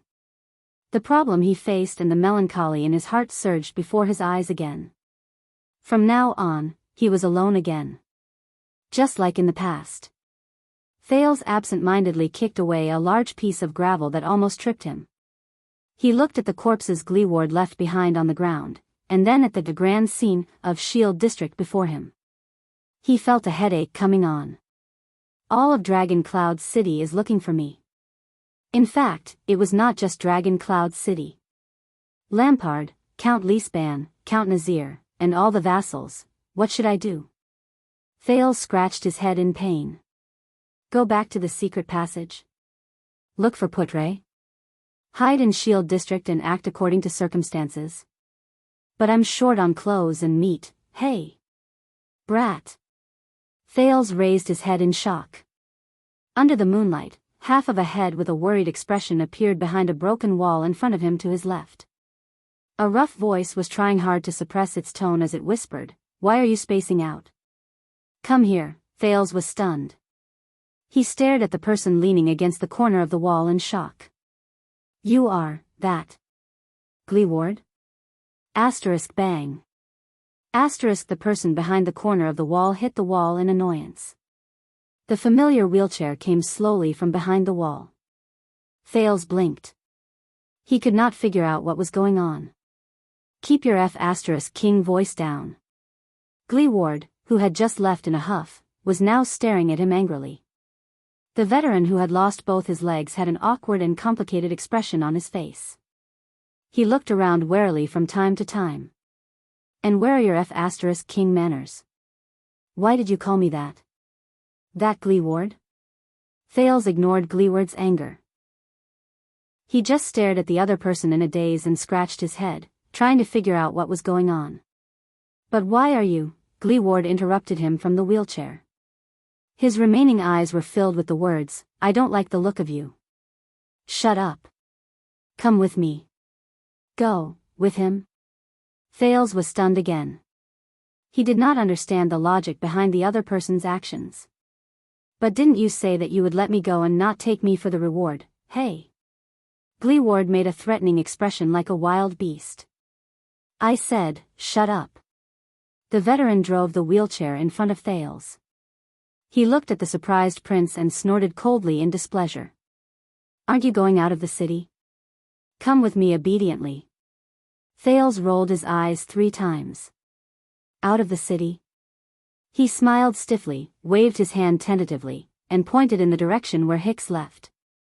But didn't you just reject the old crow? The impatient Gleeward's expression changed. He supported the wheelchair with his left hand, pulled himself up a few inches, and raised his right fist at Thales. Thales, who still had lingering fear in his heart, subconsciously took a few steps back and raised his hands in front of his chest. Wait. Gleeward's fist stopped in midair. F asterisk CK. Are you looking for a beating? The veteran said angrily without hesitation, are you going out of the city to live or not? Thales' ears were ringing because of his loud voice. He felt dizzy and nodded subconsciously. Yes, yes. In the awkward atmosphere, the two of them stared at each other. One of them was furious, and the other was confused. A few seconds later, Gleeward put down his fist, snorted, and turned his wheelchair around. Follow me obediently. Brat. He snorted in disdain. Thales, who was still in a state of shock, put down his hands. He shrugged, as if he had understood something, and followed Gleeward in a contemplative manner. Hence, amid the sound of wheels rolling over the gravel, the shadows of a wheelchair and a teenager slowly elongated on the rough ground of Shield District. They moved forward side by side under the quiet night sky. Asterisk slap. Slap. Slap. Asterisk Thales punched his left palm 3 times with his right fist. I understand now. While walking, Thales carefully observed Gleeward, whose expression was unpleasant. He seemed to be aggrieved, but also angry. The teenager seemed to have made a new discovery. There was a hint of surprise in his voice. In the end, you will still help me. You just don't want to admit defeat in front of the old crow. Gleeward's expression froze. Shut up. But Thales, who was immersed in his new discovery, did not care about what the old man said at all. His eyes lit up. And Hicks, that old crow intentionally made me stay. He also knows this. Hicks knows that you will definitely help me, so he... Gleeward's expression became even more unpleasant. He gritted his teeth, slanted his lips, and twisted his face. He sped up the speed of his hands, pushing the wheelchair forward. Shut up. Thales took 2 steps forward and overtook the accelerating wheelchair. He turned around to face the veteran. Wait. Thales' eyes grew brighter. You know this too, don't you? You know that he knows that you will help me. As if his thoughts were exposed, Gleeward exhaled with a lifeless expression. As he pushed the wheelchair, he banged the wheel in dissatisfaction. Shut up. Shut up. Thales did not intend to shut up at all. He walked backwards with one hand over his chest and the other caressing his chin. He looked pleasantly surprised. So, you both know each other very well, but, for some reason, you don't want to make it clear. Hicks, he also knows that you know that he knows that you will help me. Gleeward, who could not take it anymore, raised his head in pain and wailed. Enough, the veteran stopped and fiercely cut Thales off. Shut up, shut up, shut up. Thales stopped talking and looked at Gleeward in puzzlement. Yes, I know, he knows too. Gleeward's face was filled with anger. He waved his hands at the sky. So what? He spat in a very unrefined manner and looked at Thales in annoyance. I also know that he knew that I knew that he knew that I would help you. Thales nodded solemnly and used his gaze to encourage him to continue speaking. *CK, I'm going crazy because of you. Gleeward's words were stuck in his throat. His expression changed slightly. Can't you just *King shut up? Thales blinked and revealed a resigned expression. Of course. The prince chuckled and scratched his head. But what you said might have, you know, you also scolded my mother. Gleeward was immediately stunned. Scolded what? Thales pointed into the distance and smiled awkwardly. He kindly reminded him, that sentence of yours seemed to have scolded her. My mother, Xianxia. You know her. The puzzled Gleeward paused for a few seconds before he registered what he meant. The veteran raised his finger in anger and put on a fierce expression. You motherf *Cur, that's it, Thales coughed softly. At that moment, Gleeward's throat seemed to be stuck by something, and he froze abruptly. He subconsciously hesitated. His expression was subtle and changed a few times. But a second later, the veteran regained his usual fierce tone and pointed at Thales again. You motherf *Cur, however, under Thales' friendly gaze, Gleeward choked on something. The muscles on his face trembled slightly.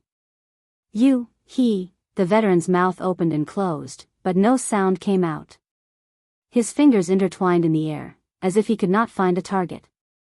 A gentle breeze blew past. Thales shivered despite the chill, but his smile remained. Finally, after hesitating for a few seconds, drew Gleeward through a punch with a face full of grief and indignation. He hit the poor wheelchair with a loud thud. *Bang. You motherf *Cur, shut up. Hicks and his history of the Northern Territory War did happen in reality. I have a L teacher who told me about her personal experience. When Elle graduated from her PhD, she submitted a thesis to a top journal. A professor who reviewed it anonymously replied with an opinion, and the gist of it was, you did not cite a certain work in your thesis. That is the authoritative work in the field.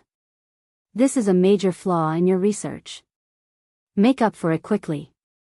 L, who had just graduated from her PhD, naturally accepted the anonymous professor's opinion in fear and trepidation.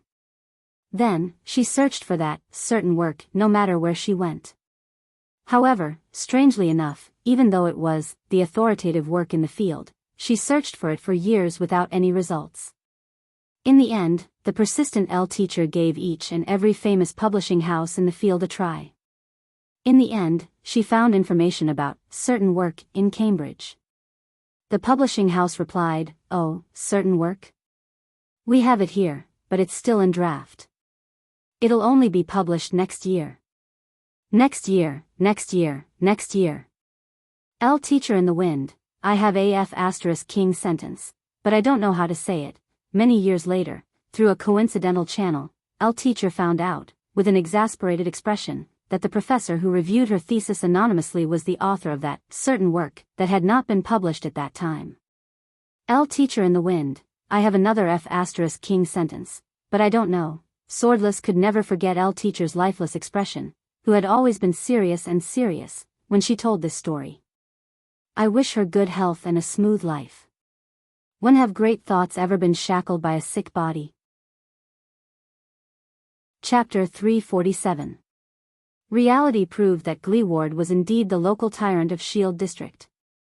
Even if it was night, even if it was difficult for him to move around, even if Shield District was a maze of ruins with very few people, the veteran could still accurately find the small paths and find his way out after making several turns. Under the moonlight, Thales quietly followed behind him with his head lowered, pretending to be the person who pushed Gleeward's wheelchair.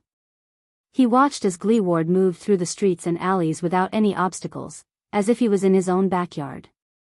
Jumping over fences, and even making secret signals and hand signals to different people living in different corners. Thales kicked away a pebble by his feet and patted the dust off his body. He felt slightly sentimental. It had been a long time since he felt this way, especially since Shield District had turned into such a desolate scene. This was especially the case when Shield District was reduced to such a miserable state. It made him remember the days when he begged in the smelly gutters and alleys of Eternal Star City a long time ago. When they arrived at a single-story house with mottled bricks, Gleeward coughed and knocked on the door 4 times, twice quickly and twice slowly. Thales was surprised to hear a series of crackling sounds coming from inside the house. Did someone fall off the bed? Footsteps came from behind the door, followed by an impatient female voice. For bright moon's sake. If you want to buy something, can't you come tomorrow morning? Gleeward, who was in the wheelchair, spoke in a dull voice. Kurtz, it's me. The voice behind the door stopped. As the wooden door opened, a sleepy face appeared before them. It was a woman in her 30s. She had messy long hair and looked down at Gleeward from above. Her clothes were thin, and her eyes were misty. Her breasts were faintly discernible. She looked as if she had just woken up and stared at the 2 people in front of the door in confusion. Thales politely moved his gaze away from her breasts, which she could not cover. He suppressed the question of who she was and looked at Gleeward. Gleeward snorted coldly. Tell me, Kurtz, you didn't drink, or else I'll have to F***ck you awake. He glanced inside the house. And it's best if there aren't any girls here to measure your size. Just by relying on a cowardly cripple like you? We don't even know who's going to F***ck who. The woman at the door rubbed her eyes. It's not my fault that I'm popular with women. After all, I'm one of the few in Shield District. Wait. After seeing the person in front of her clearly, the woman's expression changed. Her hand behind the door dropped, followed by the heavy sound of metal hitting the ground. You're injured, I have a bad feeling about this, cripple. It's just like the first time we met.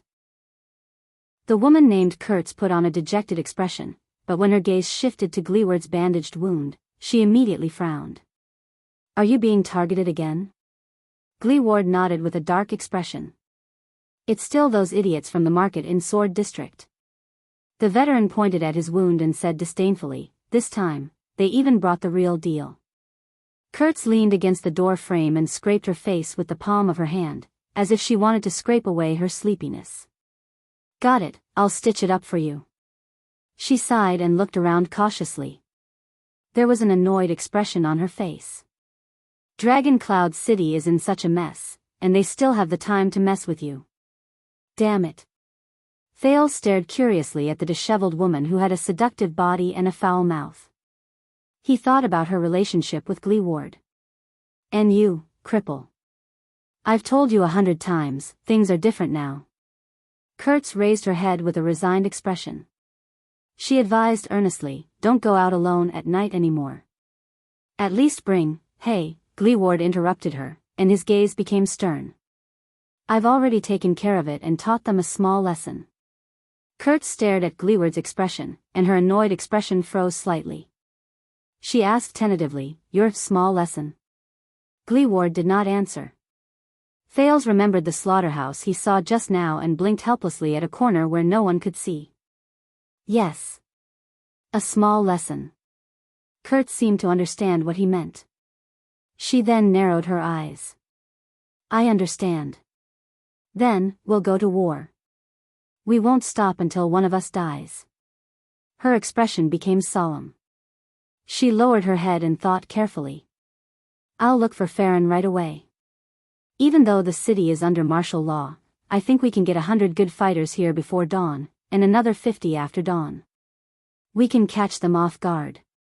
Thales thought of something. What? This woman is also out to make a living. Gleeward coughed and interrupted, before that, I have something else to do. They won't expect us to counterattack so soon. The patrols are busy. Kurtz mumbled to herself about the fight between the gangs. When she heard Gleeward's words, she was slightly stunned. She looked up. Something else? It was only then that Kurtz noticed the teenager behind Gleeward. She subconsciously tightened the thin shirt around her chest and looked at the 9-pointed star emblem on Thales' shoulder. She frowned in puzzlement. Wait, who is this brat? Is he a noble? Him? Come and meet Kurtz, Thales. Gleeward turned his head and looked at Thales. He extended his hand and gestured at Kurtz in a leisurely manner. The most unlucky tailor trader in Northland. Dr. G. The veteran pointed at an ugly scar on his arm and sneered. My specialty is suturing. Thales smiled awkwardly at Kurtz. Hey, nice to meet you. As a tailor come doctor, Kurtz's face was filled with suspicion. Nice to meet you? Gleeward turned his head around and sneered in a self-deprecating manner. Stop guessing. He's that prince. Kurtz did not manage to react. She asked in puzzlement, which prince? Gleeward snorted. Which other prince could it be? The man in the wheelchair grinned. Wherever he goes, who's the unlucky one, the Prince of Constellation. Thales coughed softly and pretended not to hear her. In the next moment, as expected, the prince saw the puzzlement on Kurtz's face turn into shock. She froze on the spot. In the house, Thales sat on a chair and gnawed on the extremely disgusting rye bread in his hand, which was probably left over from a season ago. He looked at the similarly simple and dilapidated house. There was a bare wooden table with a lot of cloth piled on it. There were also cheap boxes of female perfume placed haphazardly on it. Many patterns of clothes hung from the ceiling. On the floor, the table, and the bed, cloth and clothes were piled everywhere. Even undergarments were no exception. Needles, threads, scissors, measuring rulers, and coils could be seen everywhere. There was also a mirror with 3 cracks on the wall, and a saw in the corner. Behind the door was a ferocious-looking June 1st. Now, Thales knew what the metallic sound was when the woman let go of his hand. Thales picked up the wooden bowl and drank a mouthful of water that had a slightly strange smell. He then looked at Kurtz. The woman's identity was already clear, she was a tailor. Thales sighed secretly. But, a doctor? Sewing with one hand and sewing people with the other? Treating the sick, tailoring the clothes according to the person's needs. He looked at the ferocious-looking June 1st behind the door. Perhaps it's also a rape? Causing a gang conflict? The prince glanced at the unflattering style of clothes around him. Also, why does a tailor need a saw? With the evilest imagination in his head, Thales thought, no wonder she's so poor. On the other side of the house, Kurtz, who had finished dressing, sat on a wooden bed with a broken leg and was supported by bricks. She was arguing with Gleeward in a low voice, but it did not escape Thales' ears. Are you crazy? Kurtz pushed aside a woman's long dress made of coarse cloth that hung above her head and looked anxiously at the calm Gleeward. It's not just the westbound street. From the city gate, the top of the city wall, the city walls, the gatehouses between the districts, and the key forked streets, they've set up checkpoints almost everywhere. The patrols have received their bounty, and they've been working overtime day and night, never slacking off. I heard that even places as far as Sunset Snow River's ferry are no exception. Gleeward narrowed his single eye slightly. Is that so? Kurtz exhaled and subconsciously glanced at Thales, who was still eating. Over the past few decades, aside from collecting taxes, no one has paid any attention to Shield District and Hammer District. Even murder cases don't bother those men. The seamstress counted with her fingers and told Gleeward about the pros and cons, but today, it's not just the patrols, even the White Blade Guards came to our door. Forget Spear District and Bow District, which have close ties with the nobles and the rich, even the dozens of houses on Crazy Street in Hammer District were searched. Even the underwear of the dancers was searched until 10 at night. I heard that the search will continue tomorrow morning. Kurtz slapped him fiercely. In a very inelegant manner, she lifted one of her legs and placed it on top of her breasts, which were about to pop out. She allowed her other leg to swing freely under the bed. She gritted her teeth, and there was not a hint of a woman's gentleness. This is a major incident, Gleeward. It's definitely a major incident, comparable to what happened 6 years ago. Gleeward flashed a sarcastic smile. Thales took a bite of his bread. For some reason, he thought of Jianghu, the female officer from a long time ago. In comparison, the seamstress in front of him was obviously much more boorish, but she was just like Jianghu. She was not pretentious at all. But, with how troublesome Thales' identity is, since Gleeward could bring me to her without hesitation. On the other side, Kurtz exhaled in pain. You heard how the Star Killer threatened us during the day. But it's not just us. She extended her finger in a very serious manner and spoke with great emotion, trying her best to make Gleeward understand the severity of the matter. Almost all the local tyrants or people with prestige in Spear District, Sword District, and Bow District have been informed.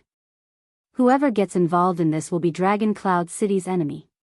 Gleeward sneered and said, Can those lackeys represent Dragon Cloud City? No, you don't know. The disciplinary hall even spread the word through a few disciplinary officers. Kurtz cleared her throat and glanced in their direction. She saw that Thales was still minding his own business and did not seem to have noticed them. Only then did she lower her voice and said, They said that whoever has news about the prince and the prince's whereabouts will receive the friendship of the disciplinary hall and the patrols. They will even turn a blind eye to it. In fact, if they help them find the prince, they will even get 3,000 gold coins. Kurtz gritted her teeth. Her facial features were scrunched up, and she extended 3 fingers with a trembling hand. At that moment, the motionless Gleeward's expression finally changed. His remaining eye widened to the size of a pigeon's egg. Thales frowned slightly. Gleeward raised his head abruptly. 3,000? The seamstress smacked her lips and gestured in Thales' direction. Her sparkling eyes inadvertently showed a hint of greed and charm. Think about it.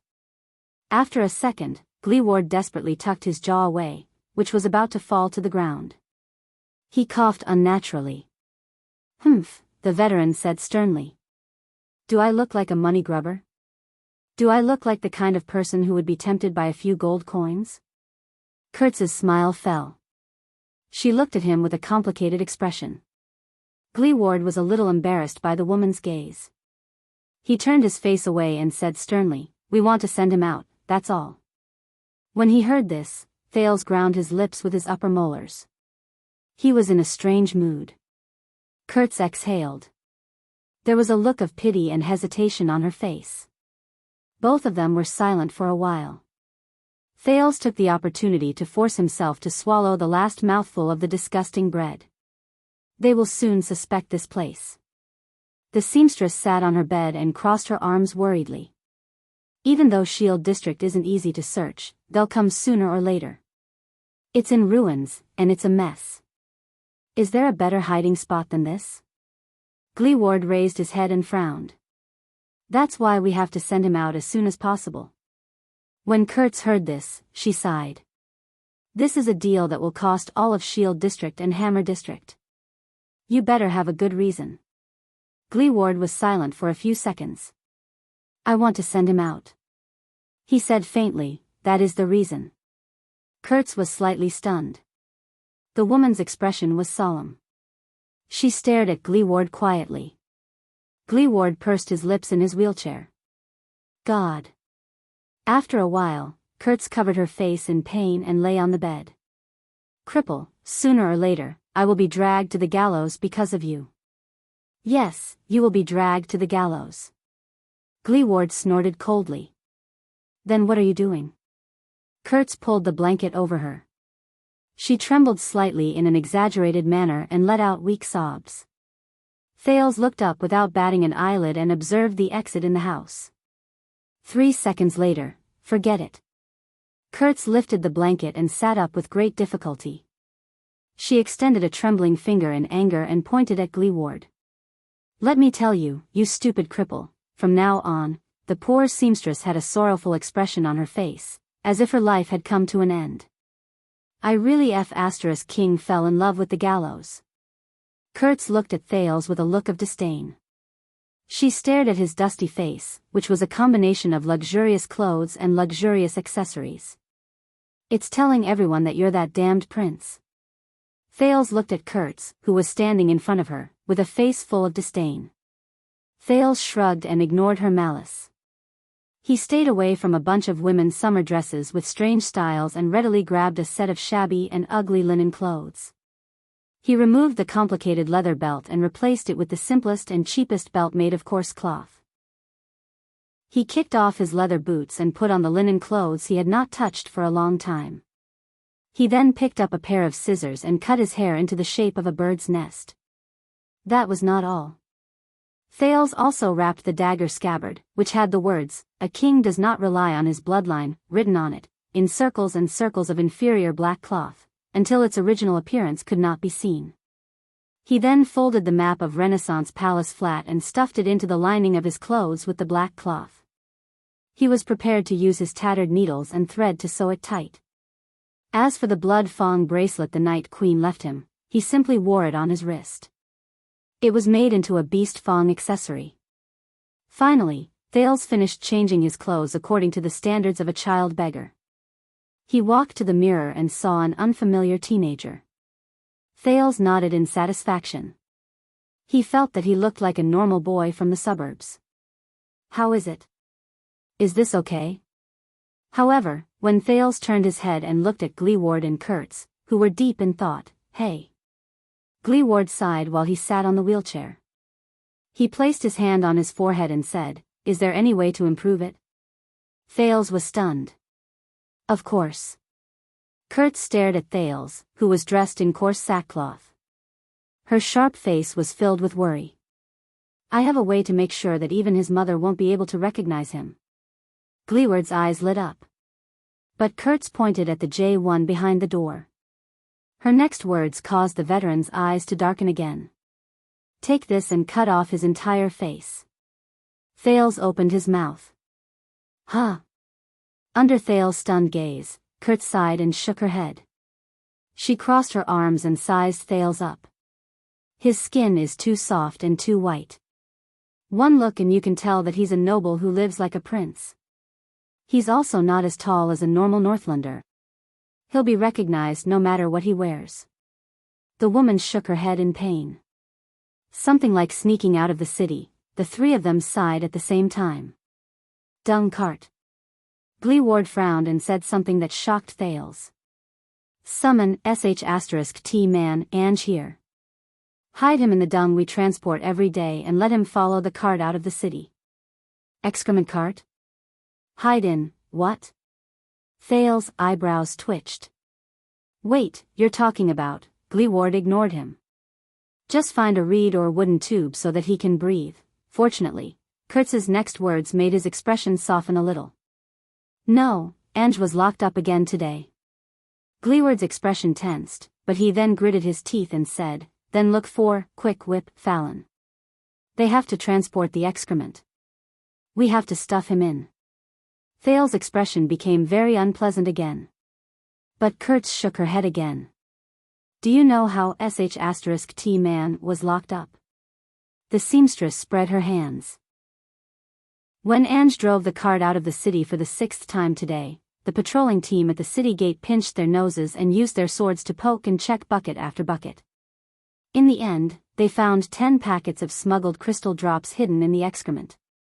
Gleeward took a few seconds to digest the information in this sentence. How did they? He first widened his eyes in surprise, then he slapped his thigh in anger. F***ck, Kurt scratched her chest nonchalantly and shook her head.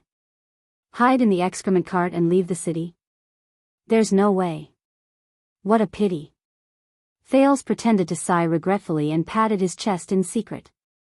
Kurt seemed to have seen through his thoughts. She cast him a sideways glance and snorted in disdain. Thales smiled embarrassedly and raised his hand to change the topic. Is there no other way? The wheelchair and the seamstress pondered and did not say a word. In a few seconds, Gleeward's face turned from green to white, then from white to red. Finally, Gleeward slammed his fist on the table. There's no other choice, the veteran said resolutely, take the black track. Thales was puzzled. Black track? Kurtz widened her eyes. Again? The seamstress shook her head firmly. No, half of that damn tunnel has already collapsed. Remember the last time? We almost died in there for 300 gold coins. This is the only way. Gleeward's gaze was firm as he interrupted her. There's no other way. Kurtz looked at him solemnly. After a while, her gaze softened, and she turned around. I understand. I'll go and find someone now. But when Kurtz was halfway through her turn, she turned her head back again and frowned. There's another problem. From today onwards, the patrol team has also set up a sentry post in Shield District. Gleeward's gaze became fierce. Where? Kurtz looked troubled. It's not far from the black track. We can't avoid it. It's said that it's the place where King Niven died. The higher-ups feel that we need to keep a close eye on it. Thales could clearly see Gleeward's expression change rapidly. F***ck them. Those bastards still dare to touch Shield District after they've taken the loot. Kurtz shrugged and scratched her neck. White Pig Peck is in charge of that sentry post. I gave him 6 copper coins, and he told me the truth. The disciplinary hall didn't want to come either. No one wants to break the tacit agreement between us, but this is an order from the Star Killer, Nicholas. Gleeward was stunned. Who? Kurtz smiled in an ugly manner, and there was a helpless expression on her face.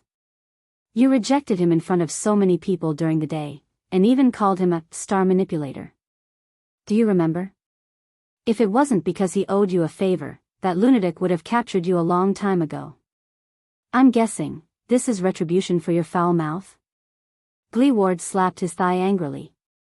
F***ck the star manipulator.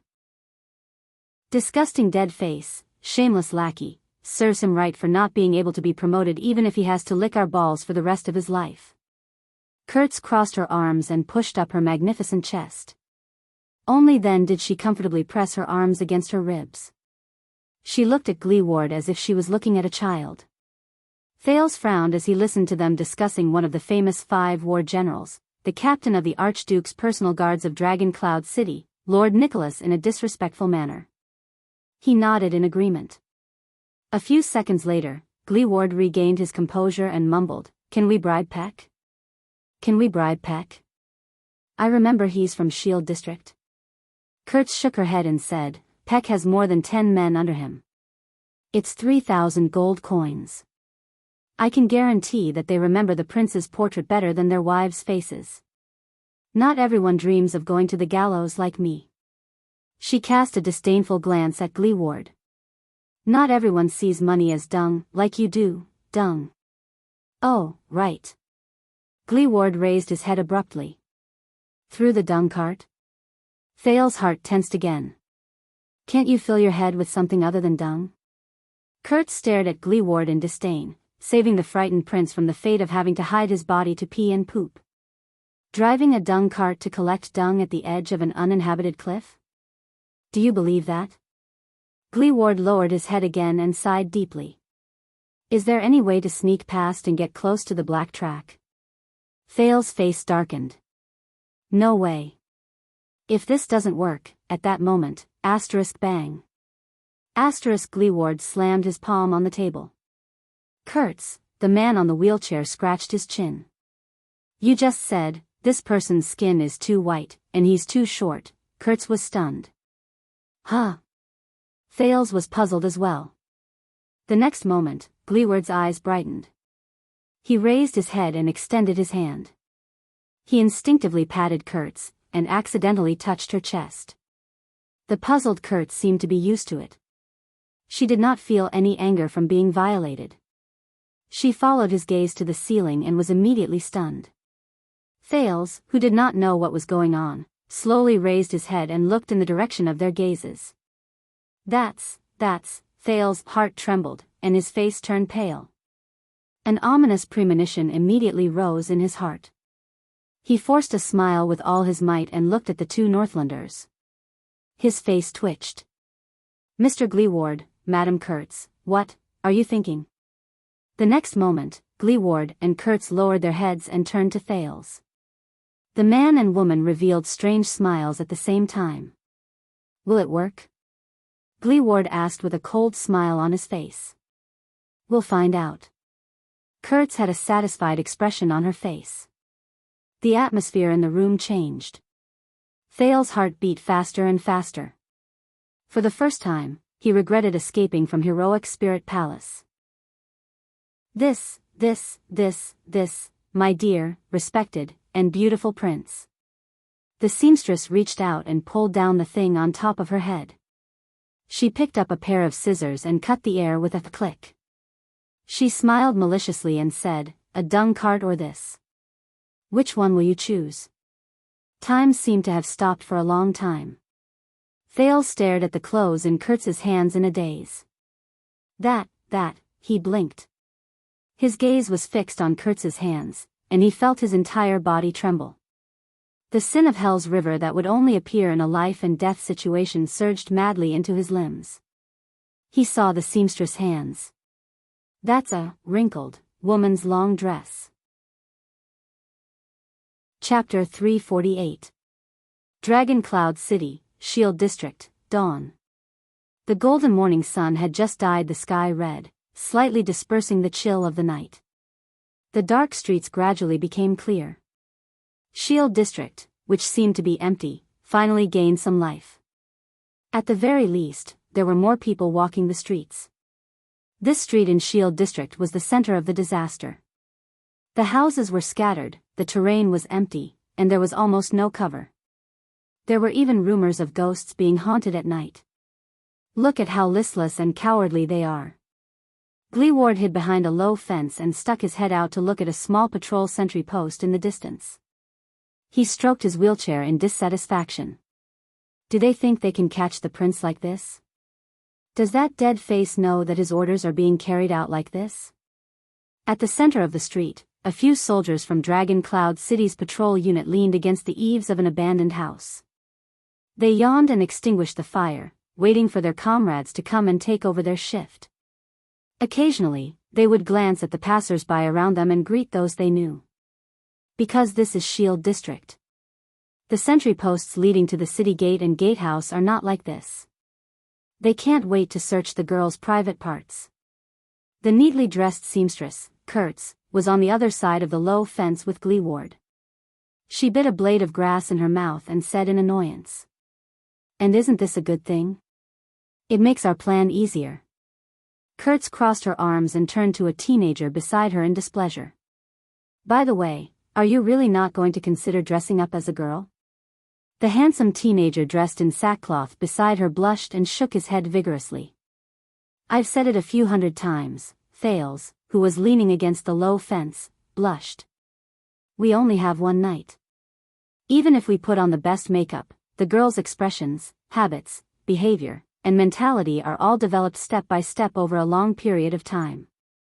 They're carved into their bones. Without enough training and habits, how can I succeed? Kurtz looked disappointed. The blade of grass in her mouth swayed up and down. Yes, in the end, under Thales' fierce objection, last night in Kurtz's house, the suggestion about him disguising himself as a girl was left unsettled. Let's think about it again. Kurtz did not seem to be willing to give up on her last shred of hope. Even though it was just a few minutes before the operation, she still propped her arms up and stuck her head out. She looked at Thales with an expectant expression. My father used to be a coroner, and I grew up among piles of corpses. I'm very good at putting makeup on the dead. Stop. Thales firmly stretched out his hand and firmly pushed the seamstress' cheek away from his chest. He stopped her senseless act of using the blade of grass to scratch his ear. I don't have the habit of selling myself to satisfy your bad taste. Kurt stared resentfully at the young prince who refused to obey her orders. Besides, the vigilant Thales gritted his teeth. Didn't we try on our makeup last night? It wouldn't work. You can't even see yourself in a mirror. Instead of pretending to be a boy who will reveal his true form after taking 2 steps, I've tried on my makeup. When he remembered what happened last night, Gleeward could not help but let out a low cough. He and Kurtz looked elsewhere as if nothing had happened, but their shoulders trembled, as if they were trying hard to hold back their laughter. Thales, who could not get rid of his hostility, was still immersed in his own world. He was troubled by the nightmare he experienced last night, and when he saw their reactions, he became even more embarrassed and angry. He tugged at his fringe in exasperation. And my hair? Look, I just cut it messily last night, and what about my voice? Thales deliberately crossed his arms over his chest and twisted his waist. With a croaky voice, he pinched his voice and said a few times, I'm sorry, I might have a hoarse voice, but that's a problem I got from mining when I was young. I'm actually a girl. What kind of joke is this? When he said this, the prince's expression changed drastically. He looked at the 2 people beside him, who had strange expressions on their faces, with righteous indignation. Gleeward rubbed his nose awkwardly. On the other side, Kurtz shook her head slightly and clicked her tongue. If someone told you that a man who has never received any training and has no daily experience can perfectly disguise himself as a woman, and not only will no one recognize him, but he will also be incredibly charming, making those of the same gender extremely jealous, and those of the opposite gender fall head over heels for him. Thales looked enraged. Then he must have read too many crappy night novels, or he hasn't had a girlfriend for too long. Gleeward, who was in the wheelchair, and Kurtz, who was sitting cross-legged, leaned back in their original positions with flagging interest. Thales was left behind, panting with rage as he digested his grievances alone. In the distance, a patrol team of 10 people walked over slowly. They completed their morning shift with the inspection sentry post that was temporarily set up. Gleeward and Kurtz exchanged glances and nodded. The veteran regained his serious expression. Brothers, are you ready? Yes, I called over 20 people from the blacksmith shop to the farm. They're all people who can't leave the city for the time being because of the lockdown. Kurtz rubbed her hands together with an expression that said, Don't worry, they think this is a trap to deal with those bastards in the market. Actually, that's not wrong. When he remembered last night, Gleeward exhaled harshly through his nose in indignation. Once this is over, I want to, all right, when it's time, there will be a fight here. Kurtz looked at the situation around her and interrupted Gleeward. There was a cautious look on her face, which was rarely seen on her face. Drag that sentry post into it as well. Hey, you. Gleeward gestured at Thales with his chin. And we'll take advantage of the chaos to go to the black track. Thales cast a glance into the distance and swept his gaze over the sentry post that was not very tightly guarded. He nodded. He suddenly noticed that their destination was the Cliff of the Sky, which was located at the bottom of a row of cliffs in the distance. It was the place where King Nuvan died. When he thought of this, Thales' mood suddenly turned cold. After this matter is over, there will be quite a number of people who will be locked up. Kurt sighed. Haven't they been locked up many times before? Gleeward licked his lips. His eyes sparkled. It's a good chance for them to avoid the limelight. Understood. Kurt shrugged. She glanced at Thales and clicked her tongue in resignation. What a pity. Thales, who was anxious, glared back at her fiercely. He was certain that compared to not being able to see the male princess of Constellation, the seamstress did not feel pity for the group of people who were about to be locked up in prison. Thales looked in the direction of the cliff and asked curiously, "What is the black track you've been talking about?" Kurt snorted softly. The grass in her mouth flipped over. That's the only way for you to escape from Dragon Cloud City. Why is it called that? Gleeward turned his face around. It's been called that since my grandfather's generation. He said that his grandfather also called it that way. As you can see, one of the entrances is at the bottom of the Cliff of the Sky. The path is complicated, and people who are not familiar with it will not be able to find it. We used to use it to transport contraband, but it's too narrow, and the efficiency is very low. At the bottom of the cliff. Thales frowned as he stared at the familiar-looking cliff. His gaze followed the outline of the mountain and moved upwards. Unsurprisingly, he saw Raikuru's huge statue. 6 years ago, it was there, so, the black track is a small path that passes through the belly of the mountain? It leads out of the city? Thales narrowed his eyes, trying to get a clearer look. Is it natural, or is it man-made? God knows. Kurtz looked at him disdainfully. To dig a tunnel that goes through the Cliff of the Sky and connects the inside and outside of Dragon Cloud City, perhaps it was dug by the Great Dragon. Thales clicked his tongue and did not say anything. The older generation is very respectful of that place, and they do not dare to approach it easily. Kurtz snorted softly. They say that it's a forbidden place in Dragon Cloud City, where the Master of Mountains resides. Even the nobles don't know about it. But, 18 years ago, the men followed the king to Constellation to fight a war. The war lasted for more than a year. No one farmed, no one hunted, and no one herded. The taxes and military contributions became heavier and heavier. Forget the farmers and hunters outside the city, even the old, the weak, the women, and the children in Dragon Cloud City could not live on. The winter that year was especially cold, and there was not enough firewood. The nobles had to be prioritized, and they did not even have enough gifts from the mountains. Thales fell silent. 18 years ago, went to Constellation to fight a war. Gleeward first beat up the disciplinary officer of Shield District who was in cahoots with the nobles and bureaucrats. Then, he masked his face and looted a few black-hearted merchant stock warehouses. Then, he broke tradition and led us into the black track. He began to transport contraband goods. He transported everything you can imagine, crystal drops, eternal oil, firearms, and even hemp. He also transported food, firewood, and medicine that he robbed from the front lines.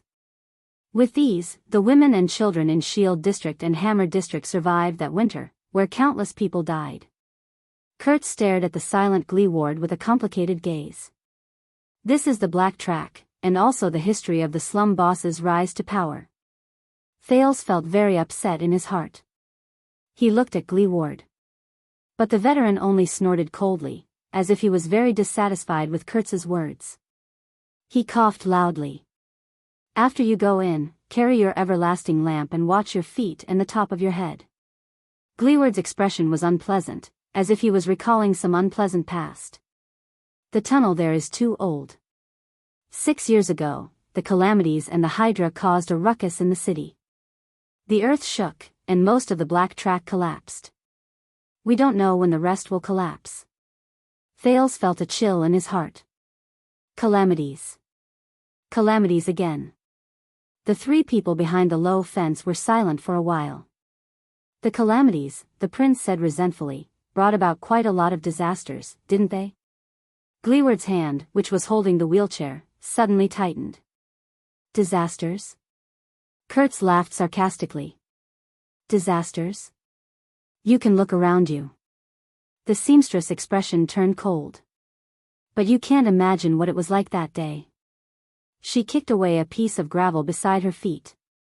Son of AB*****. Thales lowered his head. He did not look at the gravel, broken wood, dust, and debris piled up around him. He did not look at the abandoned houses, the dust-covered wells, the collapsed rotten wood, and the cracked ground. There was even a faint stench in his nose. This is Shield District. I can, Thales said in a low voice. I told you, that year. I was here. I saw how Shield District was destroyed, and I saw the people who died, but before he finished speaking, he felt an itch in his ear. Thales was shocked. He instinctively sat up to avoid Kurtz, who was tickling his ear with a grass root. There should be a limit to boasting. The seamstress waved the grass root in amusement. How old were you 6 years ago? Thales was stunned. You even saw Shield District's destruction? Why don't you just say it? Kurtz said with a mocking expression. Back then, you single-handedly and fearlessly killed the Blood Calamity and saved Dragon Cloud City? Wouldn't it make you look more impressive if you boast like this? Your Highness? Thales' face turned green and red. He slid down against the low fence like a deflated balloon. It's nothing. At this moment, Gleeward spoke airily. It was never about destruction. Both of them were stunned. They turned to look at the veteran. The calamities did not harm those who died either. They were lucky to a certain extent. They left forever in an instant. The man in the wheelchair stared ahead with steely eyes. What the calamities left behind was torture for the living. Gleeward slowly raised his left hand, which was missing 3 fingers. His gaze was unfocused. Thales and Kurtz instinctively turned their heads. Do you remember the boy who drove the car last night who made a fuss? Thales paused. His name is Kevin. Gleeward snorted lightly, completely unbothered. 6 years ago, he was an apprentice in a blacksmith's workshop in Hammer District. Kurtz sighed. Cripple, but Gleeward ignored her and continued to speak. That day, the day the calamities appeared. Kevin came to Shield District happily, brought a bouquet of flowers, and met his lover in secret. Gleeward stared at an abandoned well in the distance, which only had its outline left. Next to it was a collapsed stable, and dried feces could be vaguely seen. They were discovered by her father. I know that old man.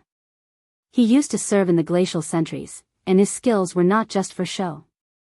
What's worse is that he has a bad temper, and he values his daughter very much. When he said this, Gleeward smiled softly.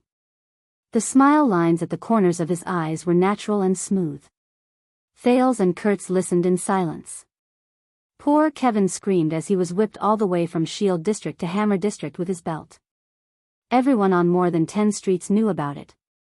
Their laughter was so loud that even Big Leatherbelt's big yellow dog chased after him for a few hundred meters. Gleeward's laughter was very cheerful. Kevin came to me and said a bunch of nonsense in a wronged manner. He said how much he liked the girl, that he wanted to become a good blacksmith, open a workshop, save enough money for his betrothal gift, and then tell the truth to his lover's father. The veteran shook his head with a disdainful expression. I still remember how stupid he looked when he said those words. I also remember how angry Big Leatherbelt looked when he came to settle the score with him. I also remember how Kevin crawled out of the closet after I tricked Big Leatherbelt into leaving. His face was full of indignation and ambition. Gleeward paused for a few seconds. And yet, the smile on the veteran's face slowly melted. It was like ice that had come into contact with sunlight. Gleeward stared into the empty distance and was lost in thought. Kevin, when he returned to Shield District the next morning, that's all. The loud voices unique to Northlanders when they negotiated prices came from afar. A rooster crowed indignantly at the sky. Together with the chirping of birds in the morning, it made Shield District seem incredibly quiet. Gleeward's teeth chattered a little. The girl Kevin liked. The future father-in-law that he hates to the core. Including the Northlanders on the streets who watched him make a fool of himself. The veteran's gaze was dim and his voice was hoarse. Including that annoying big yellow dog who barked for 20 hours every day. Gleeward stared at the brightening sky absent-mindedly and said subconsciously, all gone. Thales and Kurtz leaned against the low fence without moving. It was as if time had stopped. All of Shield District.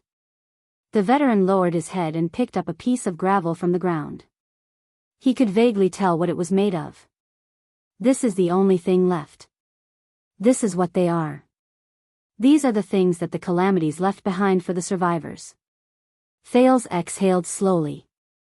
His expression was stiff. When you see Kevin laughing heartily in the future, don't forget that this is the story behind him.